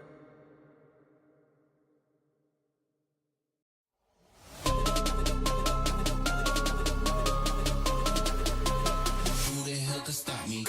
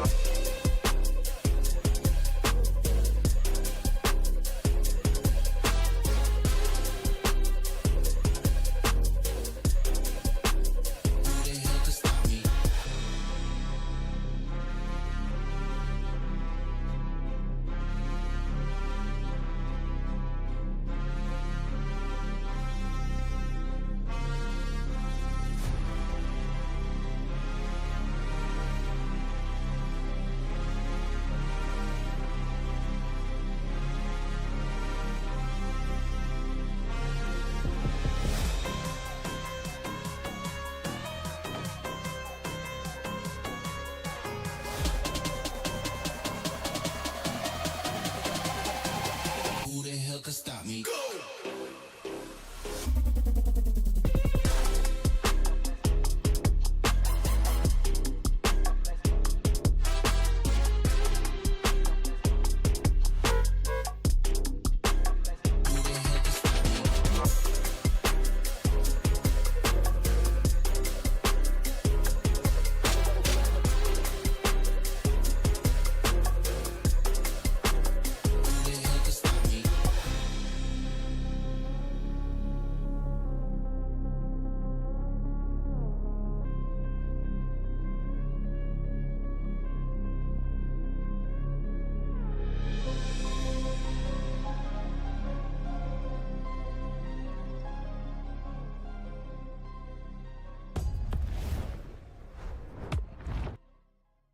Welcome back, ladies and gentlemen. You're watching the MEC Season 2, and of course, we're talking regular season at the moment, and it is a slot for MSC Wildcard at EWC 2026. I'm Kronos to bring you the action. I don't know who that guy is. Kick him to the curb, because he's scared yet at the moment. And we're looking at the next BO3. It's Vision versus Extremely Slay. I don't want to talk to the people whose half of the head is being cut off, all right? Just lower yourself down a little bit. Don't worry about it. Yeah, I don't know, worry I know. about it. All right, though, man. How have you been? How you been? I know it's been a long day for both of us, right? And now hopping here at Surge Europe, I'm super excited about this one because finally we're gonna be seeing Extremely Slay play up against Vision, man. This has been one thing which I really was waiting to see. I want to see Kingstar back in action. I want to see how this new jungler is looking with the team. Ooh, that's the game, huh? That's the game. Wait a second. Wait a second. Wait a second. Are we catching production with you know, a little bit of a slip up here? About to say, you know, Sokol, gotta pull up your socks, sir. Just trying to say. Just kidding. Just kidding. Next thing you know, they were whooping they'll be whooping us later on. But yes, folks, these are the standings at the moment. Group A, you can take a look. You next, the White Army on the bottom, but on the right side, this is what we're talking about: Vision versus Imperial let's Slay. say Imperial Imperial Slay. Imperial Slay. Let's take a confirmation. Let's take a confirmation soon. But anyways, Yeah, that is true. the audience prediction, or audience questions by Babe Sailor. Which one is the group of death in MEC? Yo, this is a fire question. Boars VSG group. Yeah, Boars I'm VSG not even- group is I'm definitely not even- Boars VSG yeah. is definitely a group of death. I'm not even thinking a lot about this one. Boars, VSG, White Army, Unix. I'm gonna call that one as a group of death. Yeah, and Unex is the weakest team in there. Never Imagine thought that. Never thought that they would rise when I'd call Unix being the weakest team, but it's just the group that they're being a part of. I don't think so it's their fault. It's just the fact that the competition is so much stronger. 100%. I think the competition being so much stronger just makes it known that, hey, MEC is definitely a top tier tournament at the moment. And also a golden ticket to the MSC wildcard. And we know how important a slot in the EWC is. Let it alone, let it be the wildcard. It's okay. But, you know, a lot on the line. The future of Europe hangs in the balance. I 100% agree. I mean, we've already hopped from one region, watching and witnessing the journey of a team out here. We are hopping into another one to see the exact same journey right from the get-go. Vision, Extremely Slay. Back in the, if I'm not wrong, SNL, we did see Extremely Slay play up against even Force Gaming at that time, right? And they won. No one was expecting that to happen. But that was the point when, let's be honest, Extremely Slay started to see a little bit more increase in their fandom. People started to believe, they started to think that maybe we're seeing another powerhouse in Europe being brought up. And you know what? With a few changes, with a few tweaks, with the players stepping up, this is the time for them to continue onto that road and build up on the foundation they set a few weeks ago. Yeah, and I think the foundation is what is important, right? And the foundation for Europe has been this name, this logo, this tiger, this Extremely Slay. Remember the first time we heard about it, Scared? We were we were trolling, we were tripping when he saw that name. It was what, back in the MESL? I remember. Hey, yo, come on, that's such a cringe name to go by, called Extremely Slay. But guess what? All of a sudden, it's a mainstay name right now with the lineup that's been up there. They've beaten a lot of these star-studded teams with a lot of the experience, and they are one of the top-tier teams, and not just the top-tier teams, invited to the MEC as well. Meanwhile, on the other side, a new name, Vision, but players of old. You've got ZL in the jungle, a fan favorite, and we want to see how they will fare against Extremely Slay. But this is the lineup, Scared. Yeah, I mean, we did see them play up yesterday as well, though. The result did not really go in their favor. Yes, things weren't looking as pretty when they faced up against Light Cavalry. Heck, I'd have to say, I mean, in that second game when ZL was playing Fanny, it seemed like they'd be able to close this one out. But as soon as we saw that go over into the late game, we kind of knew what the result was going to be. So it's a new day, a difficult opponent, I'd have to say, but nonetheless, another opportunity being brought forth on their porch for them to finally secure that. Hey man, it's a new day. Yes, it is indeed. And looking at the lineup as well, they need to step up to the plate because they're going against a star-studded lineup of Extremely Slay. Hangi in the gold lane, Wheeze in the jungle, Malfurion in the mid lane, Kingsta in the roam position, and Lito EXP. And you know what, Scared? If these guys were to pull up around the corner, I'd be scared. I'd be scared if I, you know, probably gonna get mugged or something. Look at Kingsta and Lito. They look like they're gonna mug me at the moment. Wow. I'm gonna stay away from them.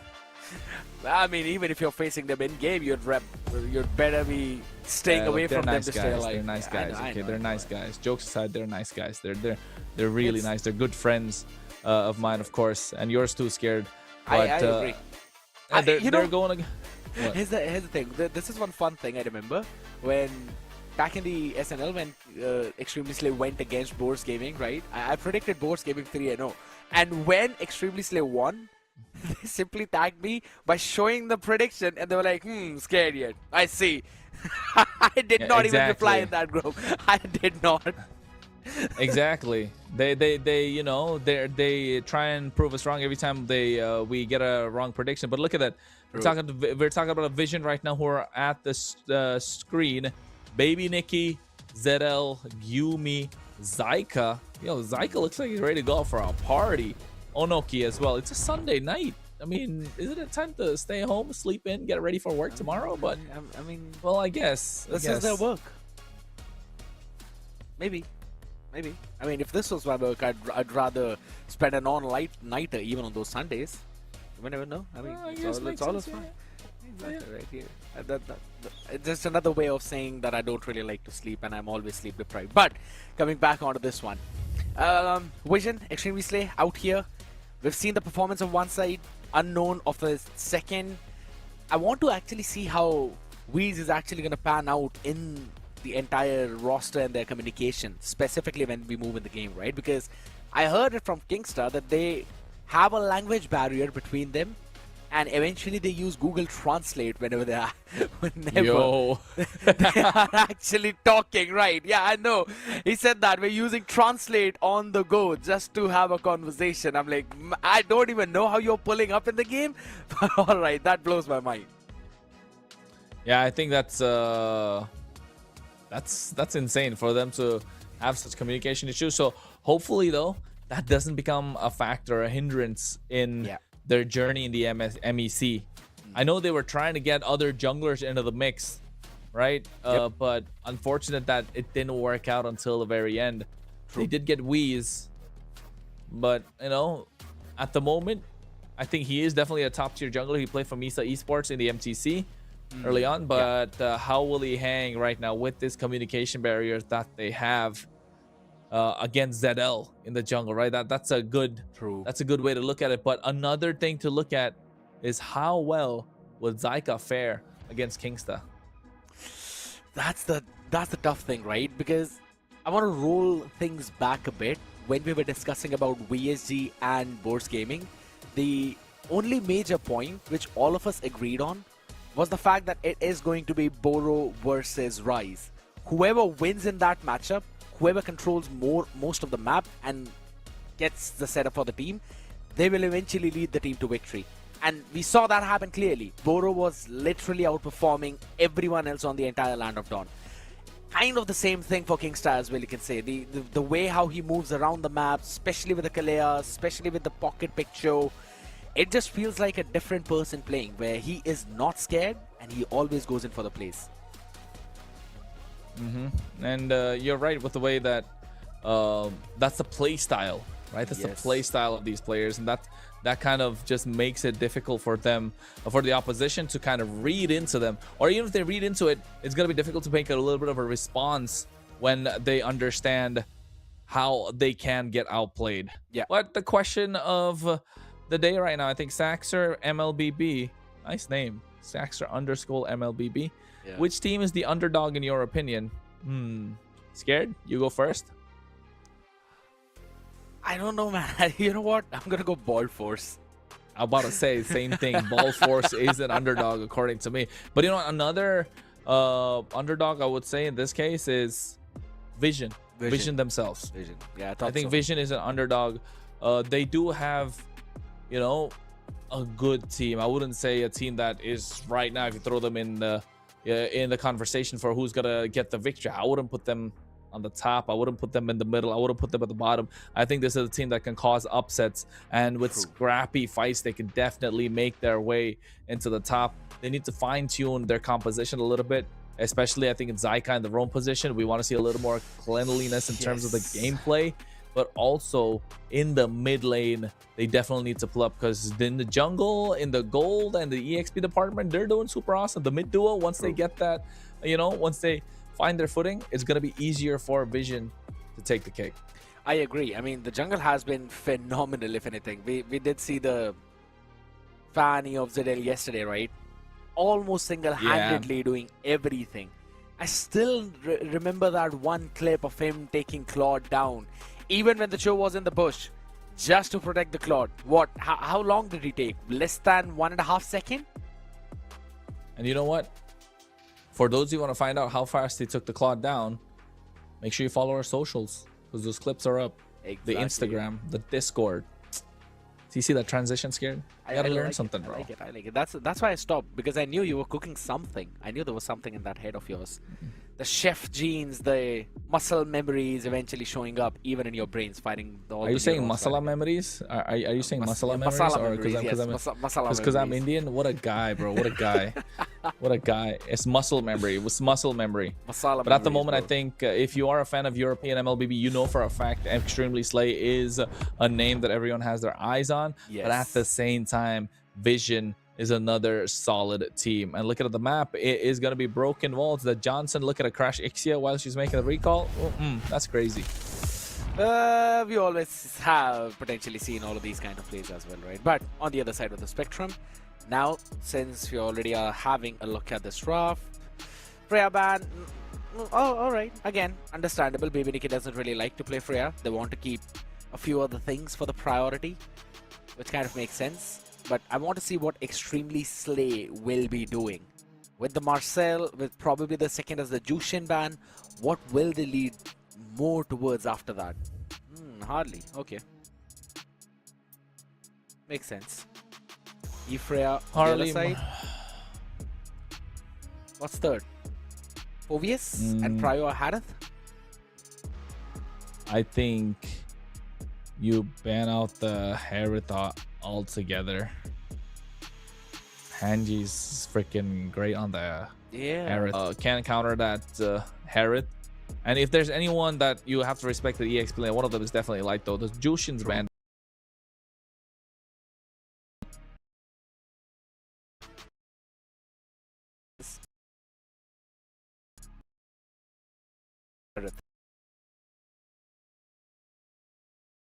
Of the Phobius. Laito is a madman on that. I think so. It should be a Baxia ban. Or maybe they want to ban out the Valentina. We have seen a few Valen bans, but that's mostly been coming out of the blue side, not the red. That is the Guinevere. Okay. They do respect ZL in that department. They understand the possibilities of play that he can eventually make. He has been doing a fantastic job in the jungle. Baxia, first pick. Guinevere would have helped them, to be honest, against Baxia. I would have liked that, but it's okay. They don't get their hands on it at the moment. And I think Shred is the option. Carry plus Kalea, carry plus Kaja. Something, right? They need to get some Shred here on the board. Carry plus something. Or Harith plus something, but I would prefer carry. Yeah, carry, right. We already... Carry Phovius. Carry Phovius. I don't know about Phovius so early. I mean, There is a different... It kind of denies the Harith though, so I do get that idea. But at the same time, there is an Alice, and there could also be the pocket pick of CC. Since you are running with the tank jungle, you can go for an extra bit of damage and less sustain towards that EXP side as well. So I don't think so it's going to be a problem. Makes sense what you're saying, but I still think... we'll find out. I think that's one thing for sure is... European MLBB has a different style when it comes to drafting, right? It's a different route during the drafting phase. So that's something you need to take a look at. And how will they be able to counter this Baxia? I think after the performance of yesterday from Vision, they don't want to let the Baxias through. I know for a fact that they will have nightmares when it comes down to the Baxia. No, not as much as Kyrie, bro. Not as much as Kyrie. I mean, I kind of missed out on that. What happened? Got me interested. You don't know Kyrie's Baxia? Are you serious? I mean, M4 revitalize or my M5? memory. Oh, that. M4, oh M5? my God, not that old. Grand Finals, best of 7, game 7. They have the lead. He gets into the wrong bush. Ooh, that's the worst. That traumatized him and a lot of people and that entire lineup. That was the one time where you knew the Filipinos could have been dethroned. The one time. The only time that we've technically come close. Yeah, apart it from was that, super it's close. always apart from that, it's always been a stomp. I mean, forget. Let's forget about that now. It's still game number 1 here in this best of 3. You call for Harith the Harith. is gonna be their choice. Glue. I like the glue. You get control over this box. You're not allowing him to roam around freely. Yep. Look at these guys poses, bro. Yumi and Zyka. Oh my god. Like, Photo shoot. like Zyka is thinking what you are thinking. Okay. Telepathic. Yumi on I the need other to learn side. how to pose like them. I need to You learn know to how pose like them, to be honest. I've been seeing your Instagram, bro. You know how to pose. Shut up. What pose? Exactly. All right. This guy. Claude. Claude locked in. Out for. Do you want to lock the mid right now? Yeah, no. They lock in the Alice. Understandable. Already preparing for maybe a Phobius on the other side, but this kind of gives an opportunity for Laito to lock in the Uranus. Or maybe he wants to keep it for the next one. Still create that question mark of where this glue is going and maybe lock in the Leomord earlier. Gourd. Gourd for true damage. Okay. It's good. I like it. The gourds are popping up a little bit. And I was talking to you about the Alice to counter the Herod early on, so Laito could pick it up, but it works here. They do the opposite. Vision gets it for themselves. Does counter the Herod a certain way with the Zaman Force to drop down. So you're already forcing out a Purify, so the Blazing Duet can hit at full speed, but he is gonna... Hanji can run the away with the game in terms of what this Herod can do. Gourd also gonna provide that true damage. Fanny being banned just to be, you know, better safe than sorry. Just in case they flex his box into the roam. Exactly. It's a good early opening from both of these teams. Now, yes, I know that we're mostly seeing the Baxia in the jungle, but there is always this one possibility. There's one future out of a million in the Doctor Strange. Zetian, understandable. Just denying any kind of range advantage. But I still feel that there are a lot more options for the mid lane. Maybe they could have gone in something to... I mean, I don't even know what other bans would eventually look good here. I still feel Zetian is kind of one of the good bans. Maybe a Lilia, though. But she kind of gets outranged by God, maybe? Yeah, she does. She So, does, Eve, Jushin's gone. I still feel that... I mean, I don't know about the Lilia anymore, though, but you need something that can stop this Leomord. And you need some kind of early presence. Valentina is still a good shout. You can steal it with the Mystic Gush on the other side. And you also have pretty decent, I'd have to say, burst potential. So... Oh, they lock in the Faramis! This is new. Alright. It's been a long time since we actually saw the Faramis out here, but now being logged in... okay, it seems good. You already have a ton of magic damage. You going through the sustain, and there we go. You lock in the Khalida as well with the early bit of presence. I was thinking about it in the earlier phases of the draft, that maybe you can... If in case Vision lock in the Khalid, they will have so much early game priority. Now you need something that on the EXP lane in the hands of Laito gets activated early on, Kronos. You cannot be someone that relies for the level 4. You need something that is good on level 3 itself. Otherwise, you're not stopping that invade. Hilda. And flex the glue. I agree. I think that's the best Hylos? option here. On Hylos is solid too, but Lapu they go for. I think Glue is alright. Glue is good level 2, so I think it's not a big problem, right? It's not a massive problem. I do like the Lapu Laito. If there's any player in Europe you want to give a Lapu Lapu, it's definitely Laito. Scared. True. I don't think there's a better name to run the Lapu, to be honest. So yeah. Both have the same initial though, but yeah, I agree. He's been one of the best Lapu players that I have seen in a very long time.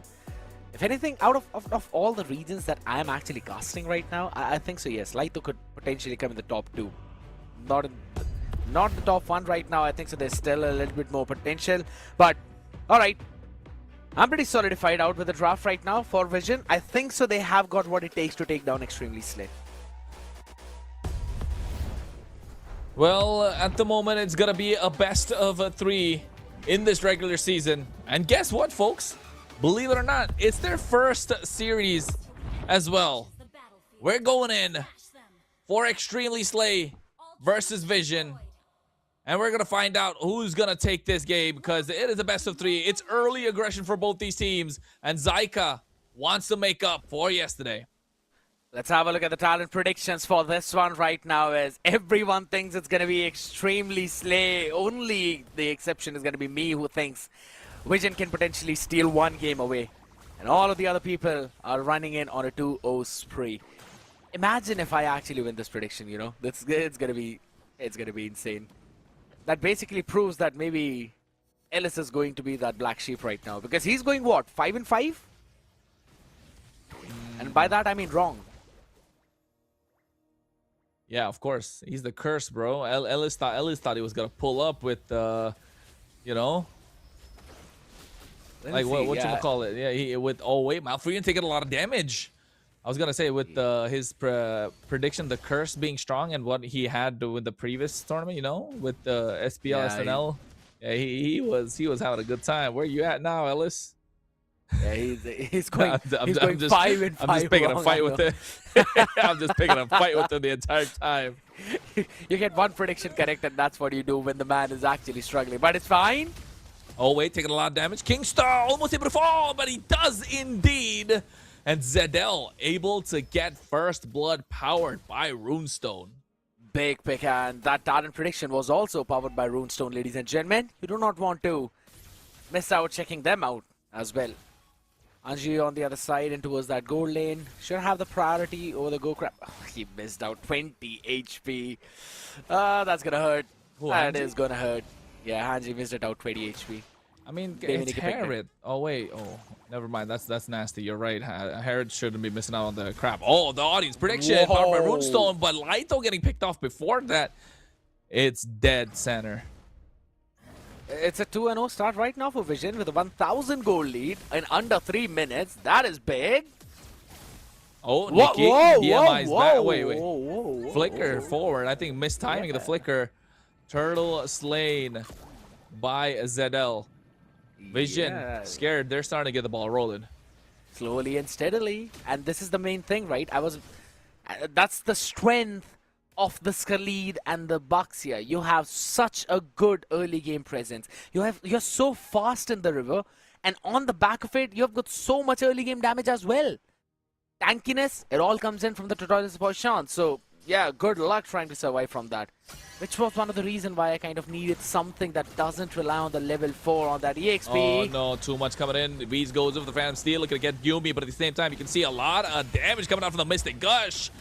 Onoki, Throne of Ruin. Yumi tried to survive. He used up his ultimate early on, but pays the price still. 1-for-1 trade. Yeah, Vision are not really letting Extremely Slay go unpunished whatsoever. And Lito, he had to wait for that level 4. Now can participate in those team fights. But the question is, who is actually going to catch? It's such a mobile lineup from Vision, right? And you look at who Zyka. You don't want to try and stop him. Yumi is slippery. Baby Nikki has the BMI and the flicker, and he gets another go crab, man. This is gonna hate Hanji. I don't know, bro. He's simply rushing in the Demon Hunter sword. Yeah, he hits the snowball. There is no way for Extremely Slay to make the comeback. Just saying. I mean, at this point, Extremely Slay. Looking at the emblems as well. Anything crazy? Weapon Master on Malfurion. He wants to hit hard. He wants to hit hard. It's the same thing with Yumi as well. Like, what's wrong? What's up with the mages these days, man? What's up with the mid laners? They really want to look to take people down. God Believer had that early on with the Kagura. You can see at the same time. Projectile coming through. Zyka able to make it out of there.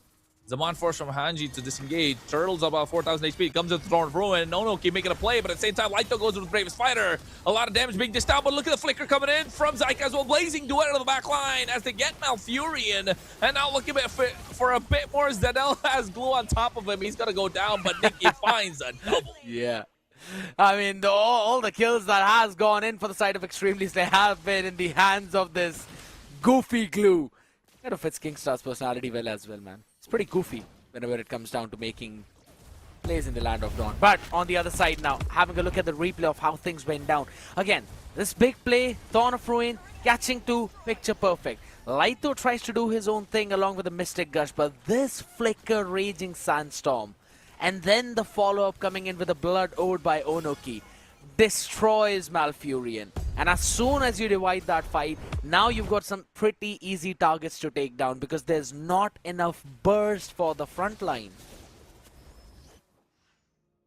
Yeah, I think the burst is going to be super important indeed. But you can see ZL here roll in. A Blazing Duet coming out from Nikki. What a timing. They're womboing it up. They're comboing it up at the moment. Hanji as well, dashing around with the Zaman Force drop down. Zyka gets caught in the Mystic Gush. The projectile able to help with that as well. A massive shutdown.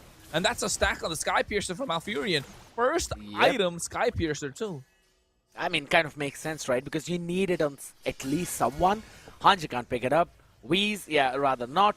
Malfurion becomes the only guy. And instead of just waiting out for it to be the second item, he'd want to get activated early on in these fights. So it is going to help him out slowly and steadily, given that he's able to stack it up. The Sky Piercer is important just to make sure they're able to take down the Zeta. Like you mentioned, once it stacks up, it will be crazy. But can it get to that point, though? That's the question. Nikki is already 2-0-1. You were talking about those crabs. He's building fast. I know, right? And the best strength of Vision is their dive.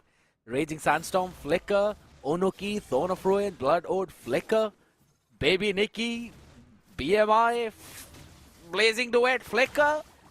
Yeah, good luck surviving that. He's basically just used it down in the 1v1 the bottom side. But here we go with the turtle.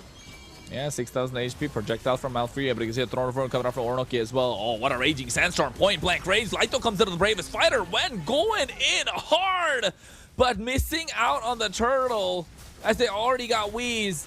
They're looking difficult. Yumi pulls it back, able to get the double with the help of the Shadow Stampede. And ZL, this is looking like it's Vision scared. You wanted to see the jungler coming out from Extremely Slay. What can you say me? What can you tell me? It's a draft difference at this point. That's what I'm going to say to you.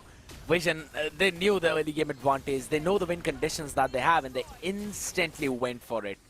Yes, as good as Harith is, I don't know, man. In terms of bursting those tanky front lines when it comes to Onoki, ZL, and Zyka, you need something that you have the DHS. He missed the Art of Thievery there, didn't he? Nikki missed the Art of Thievery trying to get the stack. These small interactions are quite funny, man. Look at Laito. Goes through the bravest fighter. Landshake landing on 2. Forcing out the Blazing Duet as well, but he gets the kill. Zaman Force drops down from Hanji, trying to get the damage onto Onoki. And you can see Kingster starting to get annoying. Hanji right now gets caught into the Mystic Gush. That's going to be a stack in the Sky Piercer. Malfurion is starting to get the ball rolling. That's 2 in his hands. Along with the Ice Queen 1, Hanji now has the damage to take down towers. It's going to start moving fast. Laito, the one off of whom they make those plays. Now this could be the turning point. This is where Extremely Slay are strongest. Whenever they play together, when they send out Wheeze to the other parts of the map to deal with whatever push that the other team is building up, and then play around with their core damage dealers. Till now, they were lacking that, but considering Hanji has eventually got the Stallium side, probably the Feather of Heaven as well, along with Malfurion completing his first 2, I don't know if it's going to be like the Truck Kun, but they're going to be hitting. What's Truck Kun? Oh my god, bro. You're not deep enough to understand that. Yeah, bro, you're turning cringe, bro. Scared. You gotta stop it. Too much cringe, bro. Too much cringe. Dare, dude. Here's the thing. ZL's name is Roro Noah ZL. No, it's not. It's ZL the God. Which world are you in? You gotta change your glasses, bro. Come on. What are you living in? Invictus T1 days? This is Vision we're talking about. Right. All right. I have my own notes which I can show you. Where hold on. Whoa. Gooby. He got taken down. Oh my god. The Sky Piercer stack started stacking up his 30 right now for Malfurion, and ZL goes in. I don't think it's a wise idea. He gets caught. Phantom Steed coming out as well. A lot of damage being dished out. Onoki with a play. With a Blazing Duet coming out from Nikki at the same time. A lot of damage, and Hanji is dashing around. Onoki falls. Malfurion finds a double in the process. The positioning coming in by Malfurion on this god is impeccable. And look at Kingster, just being the goofy Patrick out here, pushing them all so far back. Having a look at the replay of how that went down. Again, ZL being caught in the no man's land. Yes, he wanted support from Onoki, but it takes a few seconds to charge up the Thorn of Ruin with the Blood Ode. And by that time, it was just enough for Malfurion to reposition and put the Mystic Gush on the faces. The true damage stacking up, thanks to Wheeze as well with the War Axe, and I'm pretty sure with the Endless Battle too, they were able to melt down this box here. Right, hasn't had the Endless Battle, but still War Axe. Brute Force. That's a little bit of a, you know, passive Leomord, tankier Leomord. So I guess Leomord is going to be absorbing a lot of damage rather than just, you know, going for those finishing blows. A little bit of a different route. Hanji gets caught. You can see Zyka going in as well. Hanji dashing around. Light though with the bravest fighter. Landshaker coming out. Onoki looking to get him off guard. Jeez. Raging Slash out of there. Everyone missed everything in that fight. It was like a competition of who can miss more. Eventually, it's a draw. Moment. A good draw for themselves. Throne of Ruin coming out, only catching Onoki, or rather, oh no, Onoki, what are you doing? Onoki, what are you doing? Yeah, he's gone. He's gone. You can't run away from that position. But at least you got the Lord down to 1 Holy Shield burst HP, so that's fine. Still have got the tier 2 standing in the mid, which will eventually fall since they do not have Onoki up right now. Gyumi is there though. I still want to see a really good Nether Realm that actually turns the fight around. He's using it good, don't get me wrong. But it doesn't have the oomph in it. What was it called before the Nether Realm? I got confused a little bit. That's why I was like, is it the Nether Realm right now? Yeah, or was that before? It is the Nether Realm right now. What was it before? I mean, Well, forget about that. Looking at the Steed coming out at the same time. A lot of damage being dished out. Licky goes to the back line, has the Blazing Duet, and finds Hanji in the midst of the Zaman Force as well. Laito has to go back. Able to survive thanks to the shield. Flickers out of harm's way, but look at them. Onoki goes in, and Gyumi able to pick up that kill. Oh, it is a dangerous game that these guys are playing at the moment. Good defense from Vision.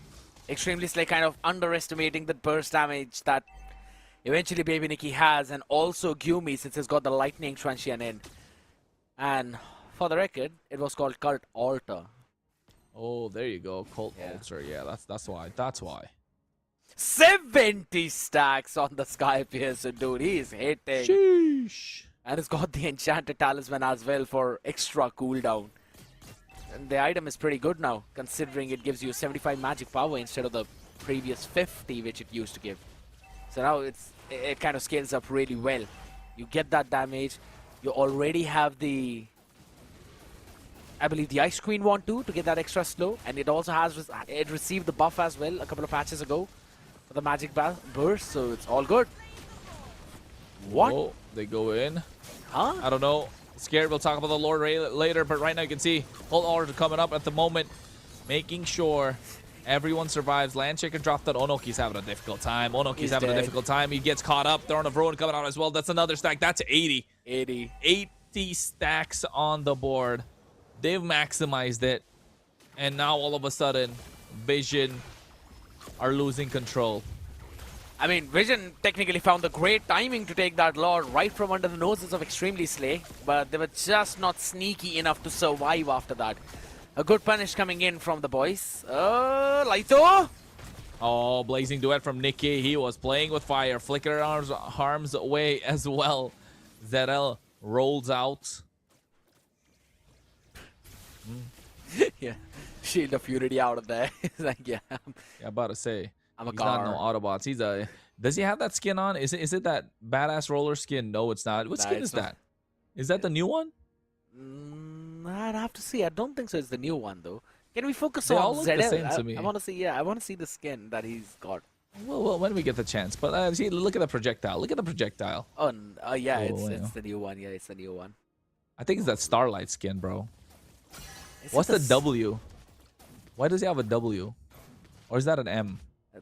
I think so. That's the we won. Where's the W? Oh yeah, I mean, See, bro, you're blind. I'm telling you. First you thought it was Aurora Noah yeah. ZL. Now you can't see the shield. I don't know. You got to change your glasses, bro. You got to change your glasses. I think so. It's W, man. It's W for the win that Vision are hunting for right now.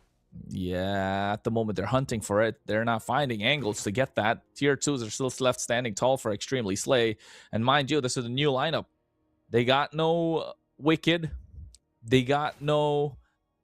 You know, the jungler is different, of course. Jackie. Yeah, they got no Jackie as well at the same time. They don't have Walkie either. Jackie? Walkie? Where was Walkie? Why did you say Conceal? Jackie? I don't know. Jackies was a player too. Come on. Don't forget him. I remember, Give them credit. him, but... Oh, Was he Lyso, extremely slay? Sandwich Alright. coming out. Bravest fighter going in. Looking to get the land shaker down. Flicker coming out from Gumi as well at the same time. Look at Weeze with that Phantom Steed. Colt Altar coming out. Hanji dropping down Zaman Force. Looking to get Zyka. He gets caught. That's another stack. Actually, it's Max already. Gumi gets taken down. Kingsta. Massive plays. Nikki looking to go for the BMI Blazing Duet. Oh, what damage coming through. Zeddel's taking too much right now. Gets pulled back by the grab.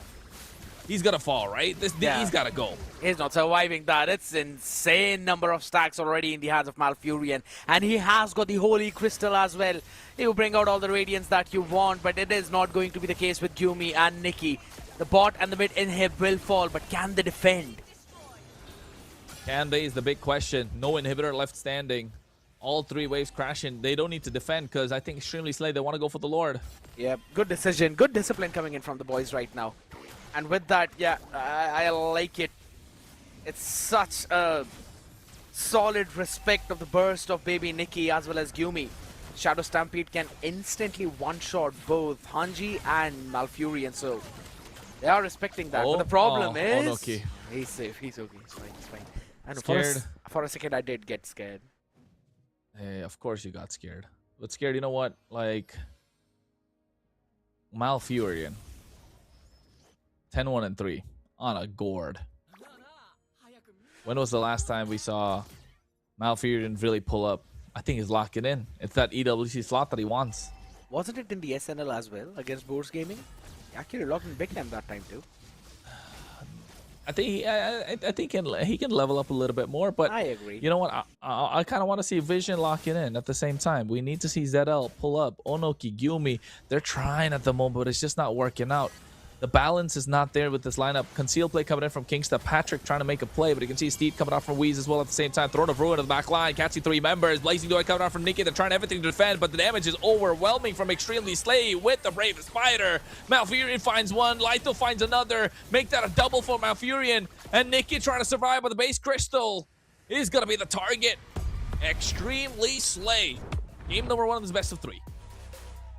Amazing approach coming in from the boys. Yes, they kind of lost onto that early game, but were eventually able to pull themselves back up after that. And at the end of the day, yeah, it was a simple, straightforward approach. Make sure that we play front to back. We do not let anyone reach Malfurion like we did previously in one of those turtle fights. They left him all in the back lines, like, do your own thing, throw that Kamehameha. We are just standing up in front of you, soaking up the damage. And I'd have to say, even though we did not see anything flashy from them, it was a very well orchestrated by the book gameplay. Yes, it was by the book, but although I think Weeze kind of needs to, you know, get there. Yeah, like, come on, bro. Like, if Extremely Slay, we're saying this only because we look at Extremely Slay as a contender to take the whole thing. Yes. He needs to step up a little bit. But in this case, Malfurion, of course, the MVP. Did we even have a doubt? 12-1 and 4 on this gourd. 80 stacks, and now we know why I built the Weapon Master. Bro said, I don't care about what the first item. I need that Sky Piercer, and he made it work.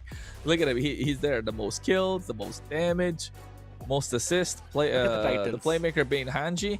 That's weird. A Herod getting the most assist. It's a bit weird. When you've got an 80 stack Kamehameha on your face, I think so it's understandable for Hanji to not get anything in that game. It's fine with the 13 assists. I'm all cool. He kind of pulled out that Claude gameplay when you go something 0, 1, and 18 for some reason because of the Demon Hunter sword. Out there, again, Malfurion even did not go in for any kind of Divine Glaive. No penetration from him. He did not need that. He let the true damage stack up. Solid magic power out there on this god. Even though all the 3 turtles were taken by the side of Vision, we saw that. We knew that they were hitting that early game power spikes. They were hitting all of those checkboxes. But when it came down to providing that room to baby Nikki so that he can use the blazing duet on the backline, it was just not there. Kingston and Laito were always on their faces. Kingston Laito doing a fantastic job, like always. Do we really have to cover that? I want to, you know what? Extremely Slade, they played well. We know Weez has to step up, but let's look at Vision. Where can they get better? Gyumi had a fantastic game. I think Onoki getting caught off a little too many times, right? He was. With, I agree.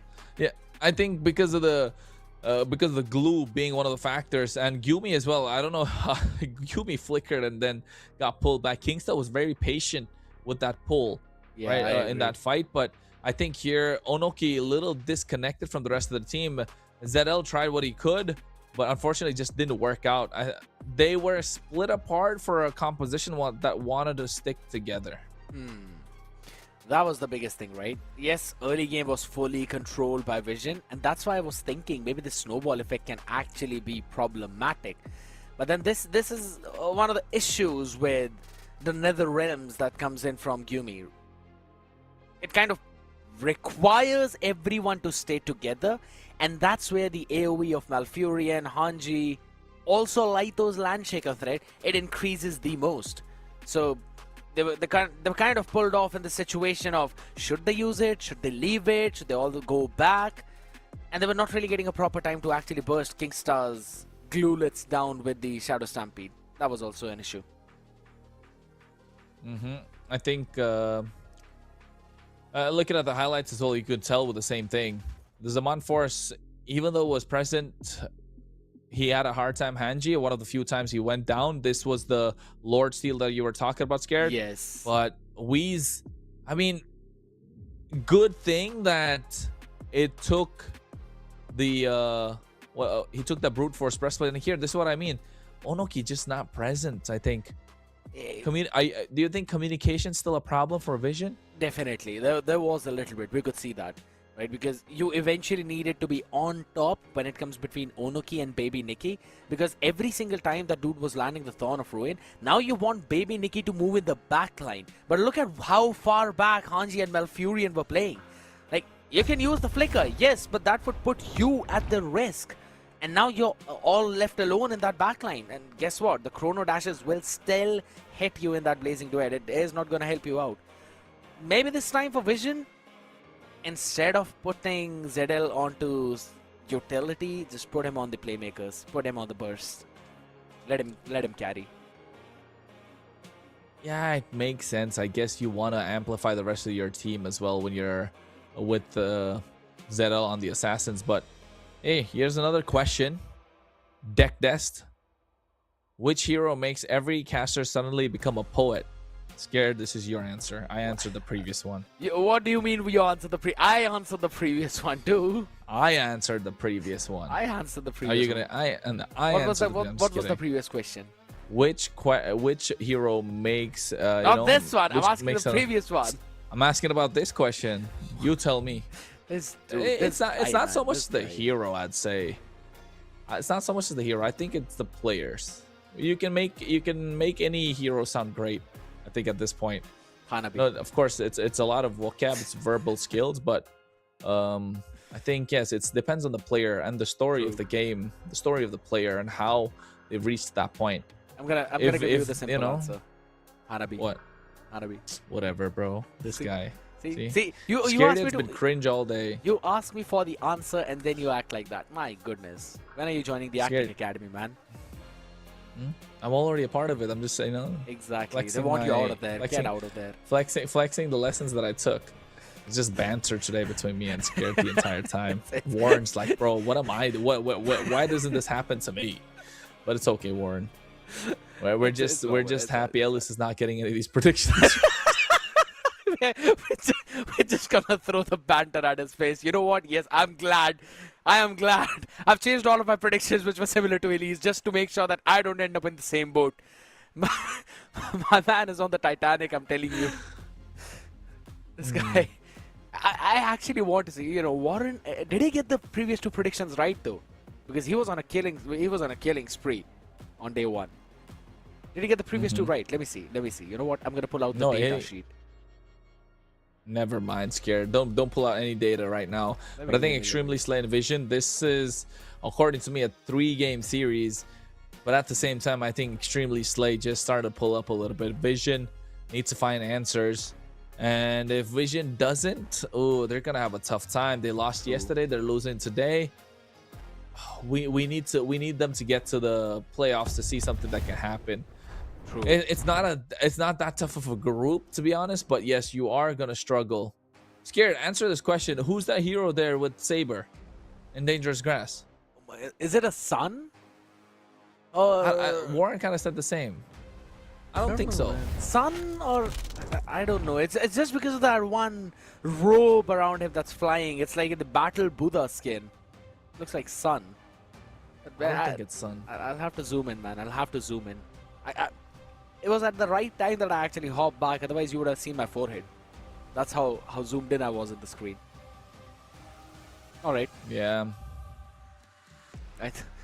I'm glad that I don't have to do that for all the picks and bans here. Actually, I like this entire, animation and everything.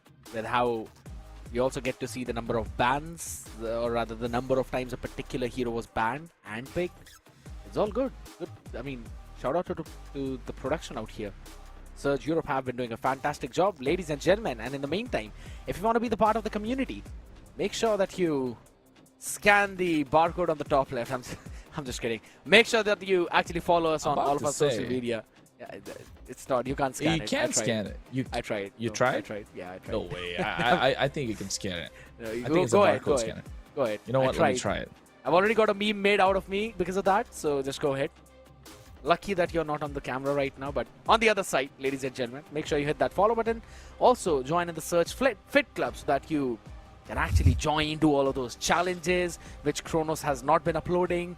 And then you can also win some in-game goodies and vibe just like Yumi. I'm trying to scan it, scared. It's not working. It's Sokol shows me right now. I don't know. It's supposed to be working. It's a barcode scanner, but I don't got a barcode scanner. It's not a barcode, dude. It is just a design. No, it's not. No, Trust it's me. not. You gotta be present. You gotta be present for the deck check in order for that to happen. I am. Okay, I am. Stop blaming me for stuff. Chat, can you please, scan that? And then at the same time, go follow our socials, right? We're talking Discord, we're talking YouTube, we're talking Twitch, we're talking TikTok, Facebook as well. Did you know we have a Facebook, Scared? I know. I mean, you asked me for the TikTok as well. I remember that. We have Facebook, we have TikTok, we have Twitch. We got everything. Well, it's Dangerous Grass anyway, this map. Freya being banned out from Vision as a first pick, as a first ban on the blue side even. Marcel banned out. Jushin banned out. Eve, Glue, Harley, Harriet, Harley left open. You got to give Zedel to Harley. It's an easy pick for him. But on the other side, Extremely Slay. What will they get in their hands? Kalea. Think so? Yeah. There you go. It's a straightforward kind of stopper for the Harley on the other Kalea side. plus Uranus. Kalea plus Uranus. Makes sense. You do reveal a lot, but it's fine. I kind of like that. Or maybe Kalea plus something that you can flex. Maybe even a sword off, in the sense. But there is a Valentina, so I don't know. It's kind of dropped down. Moscow. Early. It's good. It's good. It's a Uranus Moscow. All right, you were half right. Moscow, so that you can prevent the 1v1 against the Harley. Yeah. Spirit of Misery. Carry though. But 0% win rate. I mean, it's only played one time. Kalea. Right, 4 bans. Kaja carry. I like it. I really like it. But what if it's a Kalea from Kingston now? It's like... I like... there's actually an interaction when I saw. Kalea can pick up the Kaja when he uses the Divine Judgment. And then you basically pick your own person back into your own team. No. Like that. I think there was one small interaction where I've seen Kaja used the Divine Judgment on the Kalea, and Kalea pressed the Tsunami Slam at the right time. So the interaction was in such a way where both kind of canceled each other out, but the Kaja was in the air. Wow. I mean, low record. It was something like it was something like that. So all right. I don't know. Yeah, in a way, Valentina. Oh, solid. Malfurion on the Valentina. 100% win rate. Yeah, I like it too. I think the only two players that I really like playing Valentina are, of course, God Believer and Malfurion. That series will be great to get this Valentina contested. But then again, at this moment, I still like the first half of, you know, Vision. The Harley's too strong. The carry's insane. Kaja as well. Zetian banned out. Guinevere taken off the table. I think Leomord's going to be next if you're Vision. But here, Ovius taken off. That's fine. You're making sure Valentina has a good time. So does the Moskov. But it wasn't crazy to ban out the Phoveus, if you ask me. I think so. They'll pick the Leo. That's the reason they banned out the Phoveus. Yeah, probably. It should be a Leo. Plus, you've already got a ton of dashes on Malfurion, or rather, Malfurion and Hanji both. So, kind of makes sense. Oh, the lock of the Suyo. Good burst. All right, Weez, you got to show us some Suyo. You know, back in Misa Esports days, you were all right. We're talking extremely Slay now. Let's see. I mean, he did get the space to work with a Dairoth being brought out. I mean, why everywhere I go, I see Zakota. Not working out, but I see Zakota. I don't know. Too late. I like this Dairoth. He looks pretty cool too with this new look. You know, a little bit of a new look. But I think, scared, just one thing. Look at the damage from Vision. It's insane. They got Lunox, they got Carry, they got D-Rot, they got Harley.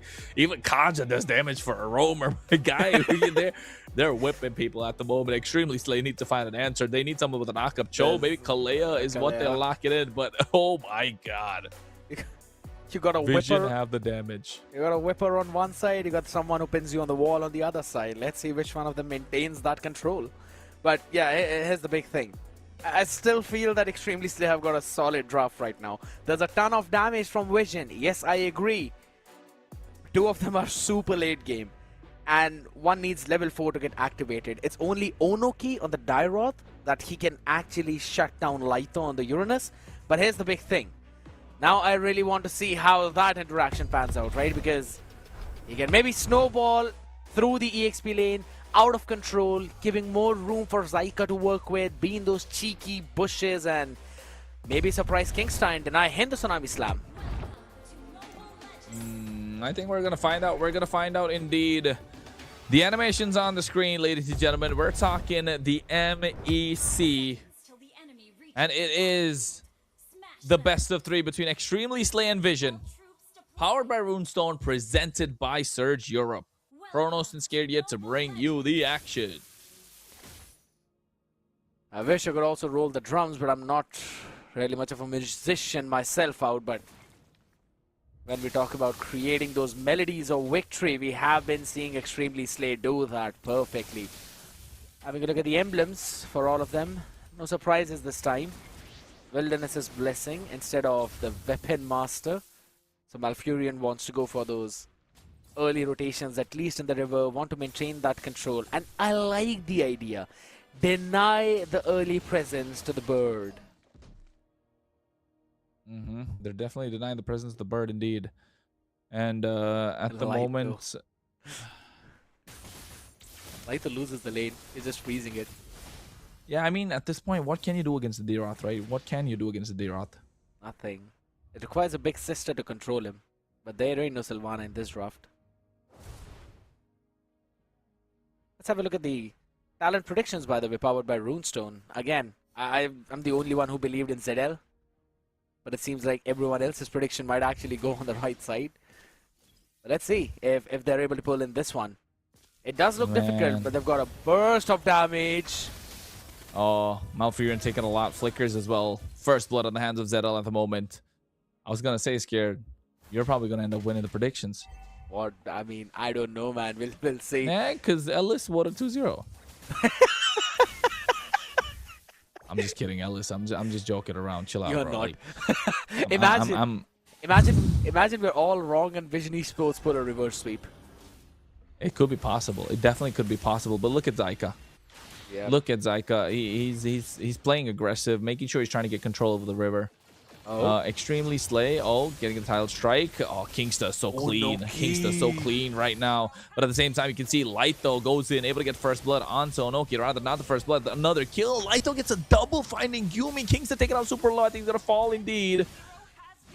Zenel able to find the kill, but Wheeze claps back. So 3 for 1 trade. Get the turtle in their hands too. They might get Zyka in the process as well. The Sever coming out. Zyka forced the flicker. Oh my god. Laito on a killing spree. And also, by the way, that first blood was powered by Runestone, ladies and gentlemen. And yes, it's a killing spree for the Uranus, which was supposed to be on the back foot thanks to the physical defense penetration from the Spectre step of Onoki. But out here, it just seems like a really different story. You already have the Fury Hammer, yes, but holy smokes, Laito is rushing for the Radiant. Oh, wait, you can see the Tsunami Slam coming in as well. Zyka picked off by Malfurion and Kingsta with the help of Wheeze. Out there though, again, I don't really think so. It's a very damaging lineup, but there's no one to soak up that damage, right? So that is something where there is going to be a problem out there, and I believe the audience also realize that because their prediction, which is powered by Runestone, is in the favor of Extremely Slay. Yeah, and I think Extremely Slay, rightly so, the game #1 performance, it was really good, and also. I think Extremely Slay, having the Divine Judgment in the hands of Malfurion, he's a playmaker after all. Here's the thing. He's the playmaker, and at the same time, for some reason, Extremely Slay had the Divine Judgment even before Zyka had it. That is your mid laner turning level 4, and your mid laner is a Valentina that can just utilize the enemy's ultimate out there. And then you've also got the Tsunami Slam, which is more or less like a suppression for Zyka himself because he's running with a flicker. So things are tough. Zedel is trying to fight the angles, but he is not getting any. It's true, it's true.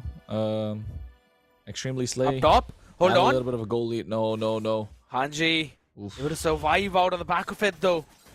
Speedy light wheels were used up, but he cannot really stay here for any longer. Zyka will eventually push him back, but this gives the opportunity for Extremely Slay to take the turtle, knowing that vision are not there. Malfurion though eventually could get caught, but that Divine Judgment was impeccable. They instantly shut down Zedel one more time. He's died twice already, and guess what? It's Kingsta now who gets a double of his own.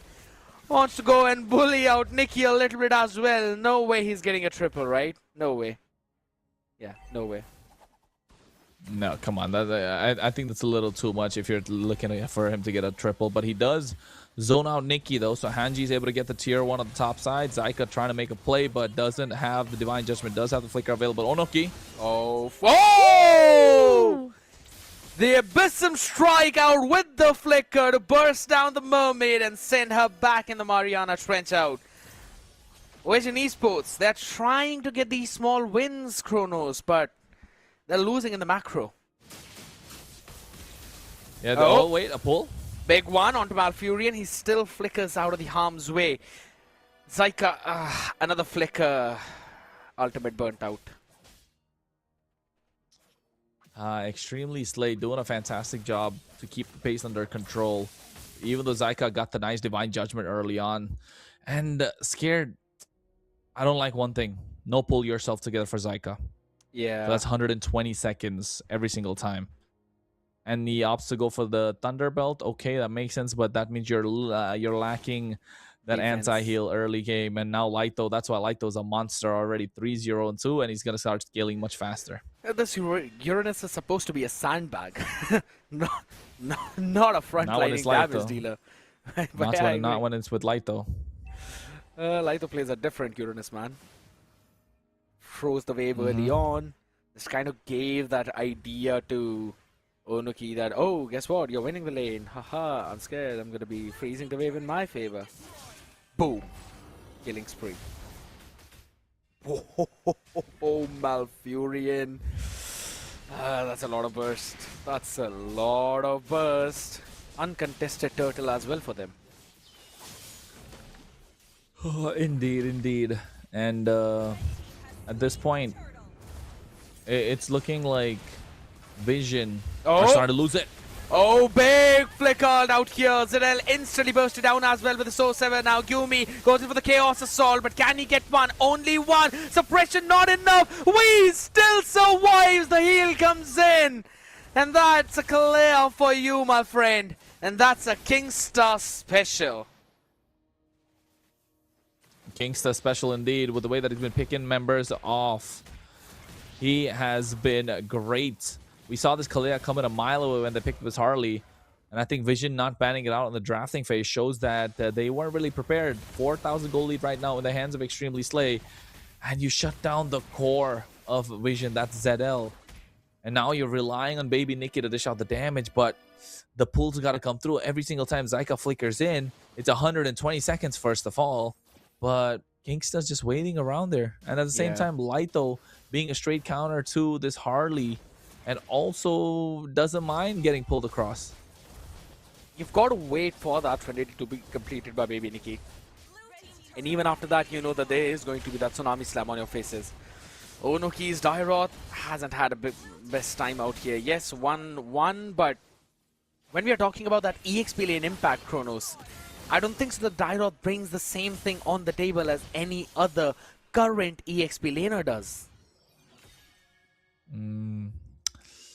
I think if we, you know what I was thinking the entire time? When Zyka flickers in, imagine he flickers in trying to get the Divine Judgment, but Malfurion gets the Divine Judgment instead. That's what happened. He has tried that a couple of times and Malfurion is like, yeah, you are coming home with me. Yeah, and it's not working out for Vision. They tried, right? Onoki on this D-Rot. Yeah, it works. But you need the early snowball. You didn't get it. Now what? How will you overwhelm them with damage? The only one kill that he got was off of that flicker play early on the top side. Right now, this could have been a problem out. Brilliance forced out as well as Kingstar is ready. He's emoting on their faces.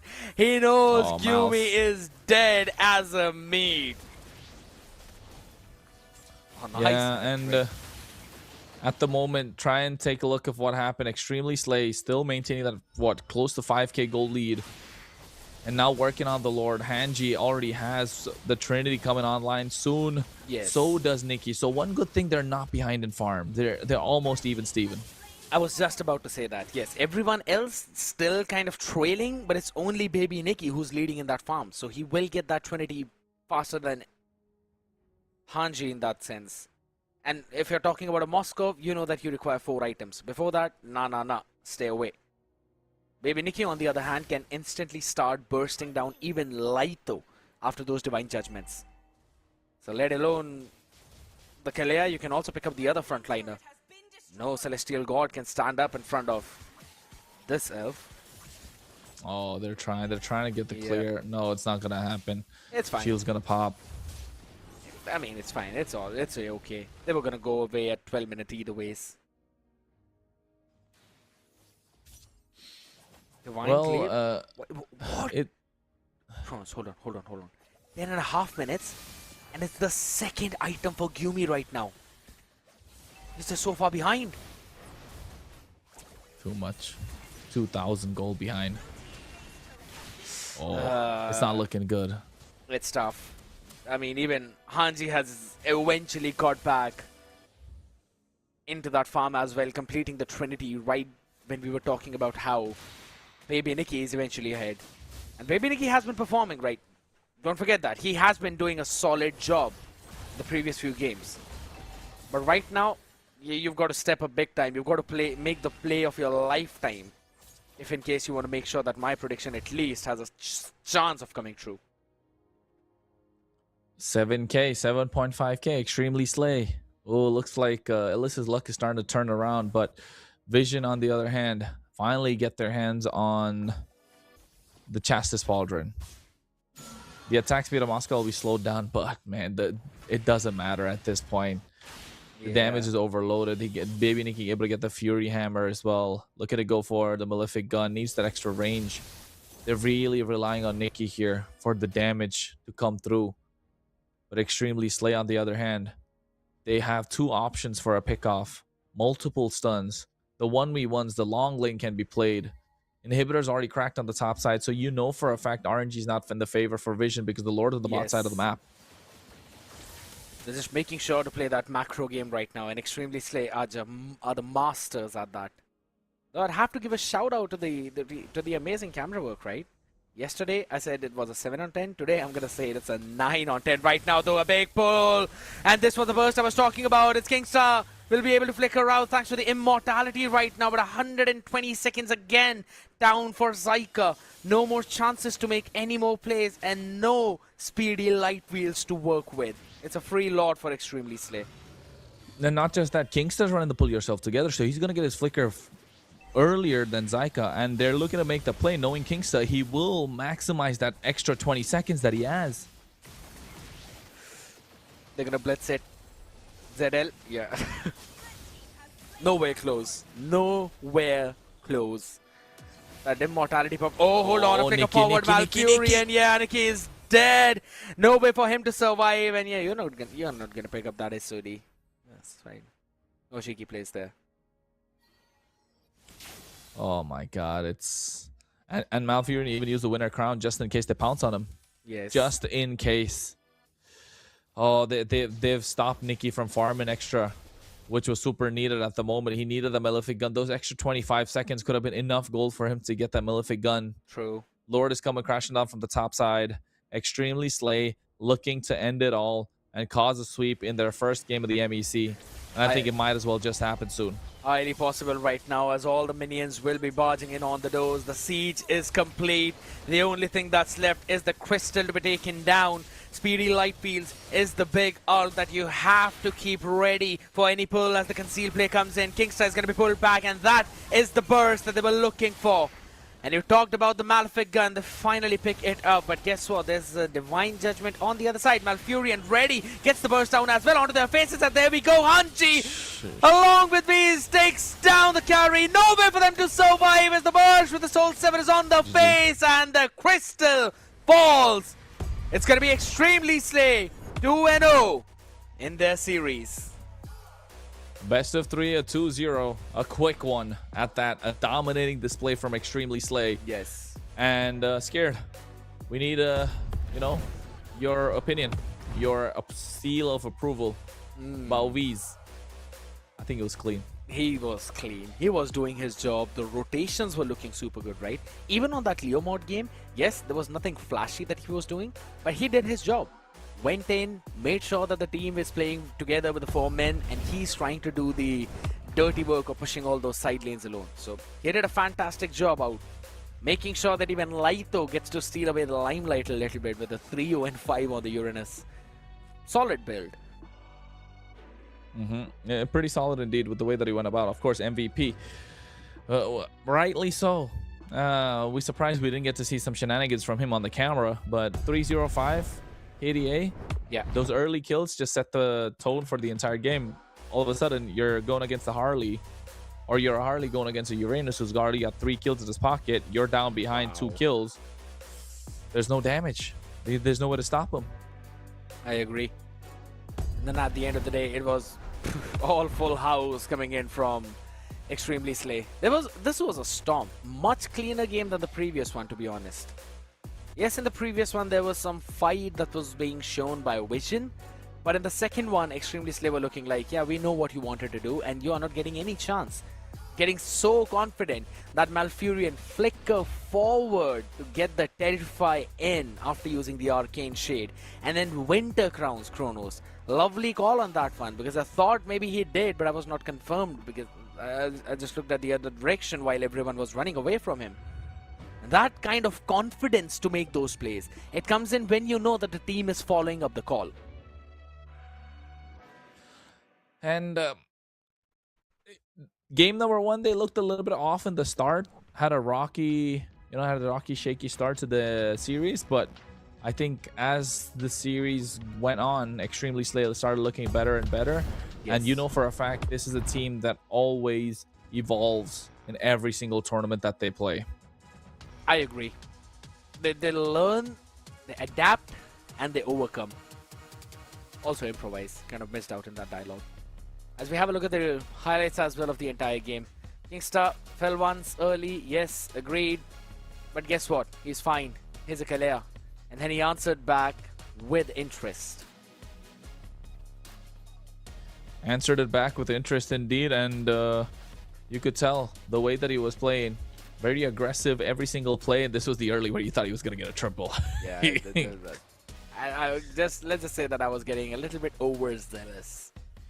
Wanted to see more. That is fine. Oh well, Wee's here, able to escape thanks to the heal coming out from Kingsta. It's a good, well-rounded performance from Extremely Slay. I think a little bit expected in terms of what we wanted to see from them. But Vision, on the other hand, we want to see a little bit more. A little bit more. I think overall communication hasn't been clean on their side, and Draft. it looked the balance looked off. The draft, of course. I'm not sure what they were cooking with the Dirot as well as Lunox being picked up, lack of crowd control, relying only on Zyko to make those plays. Yeah, too much burst, man. Too much burst and nothing to actually sustain, right? So those are the problems and a few questions that they could not answer. But there's a question that we have to by Paul W. Do you work anywhere else? And if so, where? I'm not answering that. You go ahead with it. Yes, I do. I work as a chef. Paul W. I do work as a chef, and you know, I cook food for people in real life, and I cook on the desk too with my words. I agree. I mean, not in real life. This is real life. I don't know what I'm saying, but yeah, you know. In the real life. I'm about to say, like, it's like I'm playing what do you call that? A story mode game or something. But yeah, Hologram. Okay, Yeah. whatever. But yeah, You're not here. Paul W. If you want to know something about us, that's it. We're scared yet? He's a caster. This is my job. This is my profession. So that's all I do. I started off with a different job. Obviously, I kept it as a passion, and once I got better. Yeah, or at he least started out as the guy who told you not to redeem the code. But anyways, with this match that's there, Extremely Slay with a 2-0 against Vision, and now I think, are we gonna take a look at the brackets? Because that was clean, to be honest, from both these teams. If I mean, anything, from Extremely Slay. Here's the thing, right? There are, if I'm not wrong, 3 win conditions when you hop in. The first one is obviously the head-to-head. In order for the tiebreakers, the first one is a head-to-head. Second comes the game difference, and the third is average time to win. And I'm pretty sure Extremely Slay right now are also farming on that. Light Cavalry being on top of Group B, Chronos. I'm pretty sure no one was predicting that. But yeah, Vision being all the way down. They've got one more game remaining against, if I'm not wrong, Ball Force. The winner of that game potentially stays in the group, and the loser eventually falls down. That's true. That's true. Vision put themselves or back themselves into a corner here, and not having a good time. Ball Force, on the other hand, surprising they haven't picked up a win yet. I think you know, the hair's not shining that bright like we like to see. I mean, probably the head is, and hopefully they'll be able to get it back together next time. But ladies and gentlemen, we've been yapping about a lot. We've got Laito here, my man. Welcome back out here on the desk. How are you feeling after that win? I'm feeling good. You know, we expected to win this series, but yeah, we just did what we had to do. Okay. And we're happy.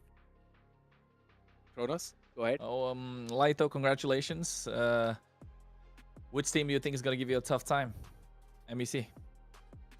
I mean, obviously we think we can beat all the teams, but I think Balls Gaming and VSG are the teams to beat, you know. But we think we can beat all the teams and go to MSC hopefully. All right. What about how's life with the Wii's right now? Is Google Translate your best friend?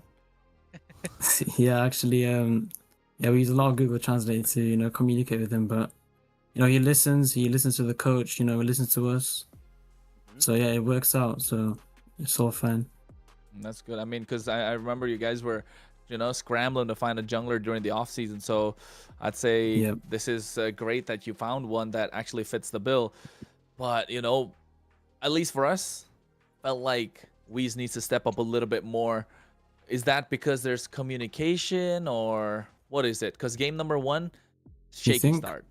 It was a shaky start from what I could tell. Like, expectation from Extremely Slay, from you, from Kingsta, from Hanji, Malfurion. Yeah, like that's. I mean, first game was a bit shaky. You know, we didn't expect the Fireman's cheese pick. You know. Okay. So yeah, we took fights that we didn't need to take. Sorry, and I mean, yeah, we kind of played that again pretty bad. But overall ways, maybe it's because it's first time, playing tournament. So I think second game, he picked up the weight and he performed. I think it's normal. All right. I mean, Laito, how are you looking forward towards your next matchup? Because let me see, it's gonna be against Light Cavalry, and they have been surprising a lot of people. So how are you looking? How are you looking forward to that matchup? I mean, yeah, they actually surprised me yesterday and today actually. So I've played against them many times in other tournaments. So yeah, we are expecting to win, but we'll see. We'll see. All right. Any message to everyone out there? To everyone? Everyone, your fans, your fans? haters. Yes, thank you for everyone who supports me and the team. We will keep trying to do our best to win this tournament and go to MSC hopefully. Thank you. Beautiful, Laito. Beautiful. Thank you so much for hopping here, man. No, It was thank you, really fun guys. talking to you. Fun game. Good luck for your Thank future. you. Thank you, guys. See you. Yeah. That's a sweet guy out, man. I really like this interview, to be honest. Being straightforward, but also explaining along the way what needed to be said. Bro, I'm telling you, the guy is trying to aura farm. He's always aura farming, Laito. Nonchalant. Always aura farming. You know what I was going to ask him? Like, bro, when are we going to meet up, have the fish and chips? But, I thought I'll save that question for another day. I mean, yeah, it's kind of going to be common when we're going to see Extremely Slay win a lot, though. But again, we've been seeing a lot of predictions out there by the audiences, by the casters. It's all powered by Runestone. Let's have a look at the leaderboard right now. It's probably Warren again, 5-1. It's Zakota second with a 3-3. You with a 2-4. I'm with a 1-5. Hey, that's 3-4, by the way. That's supposed to be 3-4. I predicted VSG to get that win. Just saying. Yeah, but I have 3-3. I predicted VSG to get that win. I made the change, but I didn't get the change. Didn't come through. I told him before we started I was gonna make the change. I told him. We're gonna find out. No, you gotta be quick. You gotta be quick. You gotta be quick. That's not how you come to. Nah, not. You're not Lightning McQueen. Shut up. You're not quick. No. Not fast.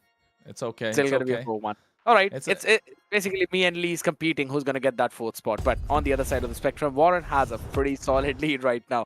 I probably gonna need a classes from him though. But that's gonna be the schedule of 16th May, ladies and gentlemen. That's gonna be the next weekend. White Army taking on VSG, Light Cavalry, Extremely Slay, and Boars Gaming against Unix. You know what I was thinking of? Zakota's picture. Zakota, you gotta take a new picture, bro. But that's your schedule, folks, for the 16th of May. Of course, next week it's gonna be Saturday and Sunday again. Make sure you tune in. It is 1600 CET. So yes. Yep. I think that's the time zone, is GMT +2, so make sure you lock in and make sure you're here. But, just in case you don't know time zones and you get confused, just like, subscribe, do that good stuff. Turn that notification bell icon on if you're on YouTube so you get informed every single time we go for a stream. Absolutely, guys. Do not miss out on that. And also, make sure you guys join in the Surge Fit Club so that you can train, work out, get your body back in shape, and also get a lot of goodies in your in-game as well.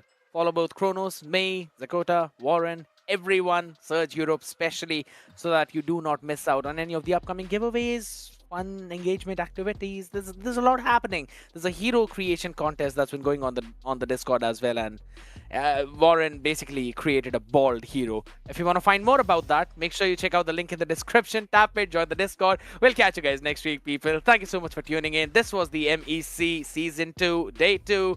Brought to you by Surge Europe, powered by Runestone. This is me, Scared Yet. Kronos along with me. We'll catch you guys. Bye. Bye-bye.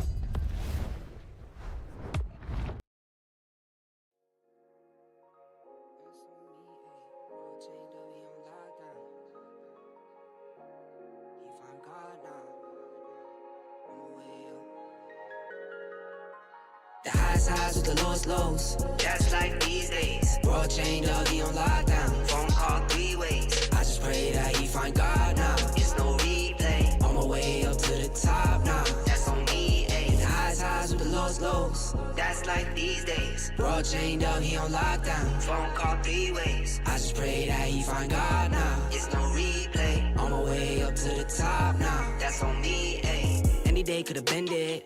High school price on my head. Paranoid lying in my bed. Pray to God they don't turn my shirt cherry red. I was lost, didn't know me. Introduced myself to codeine. 6 months was a dope fiend. Philly didn't even know things. There was a low me. Swear to God, it was a old me. Everything you ever told me, everything you ever showed me, I forgot it. Calls me drama. I used to stay on one. Now I change on them. The highs with the lows. That's life these days. Bro chained up, he on lockdown. Phone call 3 ways. I just pray that he find God now. It's no replay. On my way up to the top now. That's on me, ayy. Hit the highs with the lows. That's life these days. Bro chained up, he on lockdown. Phone call 3 ways. I just pray that he find God now. It's no replay. On my way up to the top now. That's on me, ayy. I just saw Jizzy got a plane.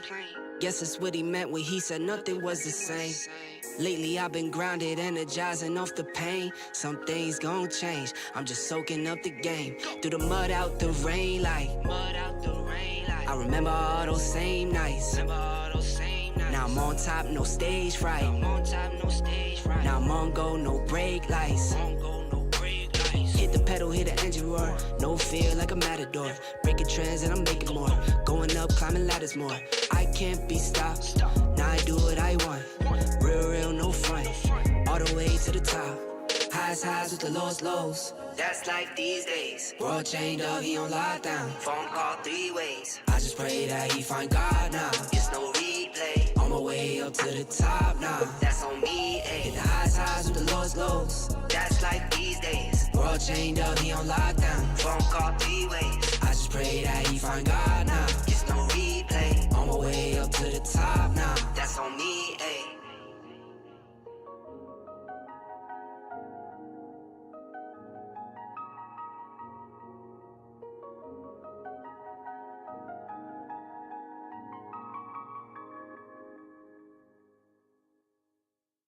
Call my phone, hit my line. Only ones who down for real, down for line. Keep it super thorough my way. On this side, keep it super thorough my way.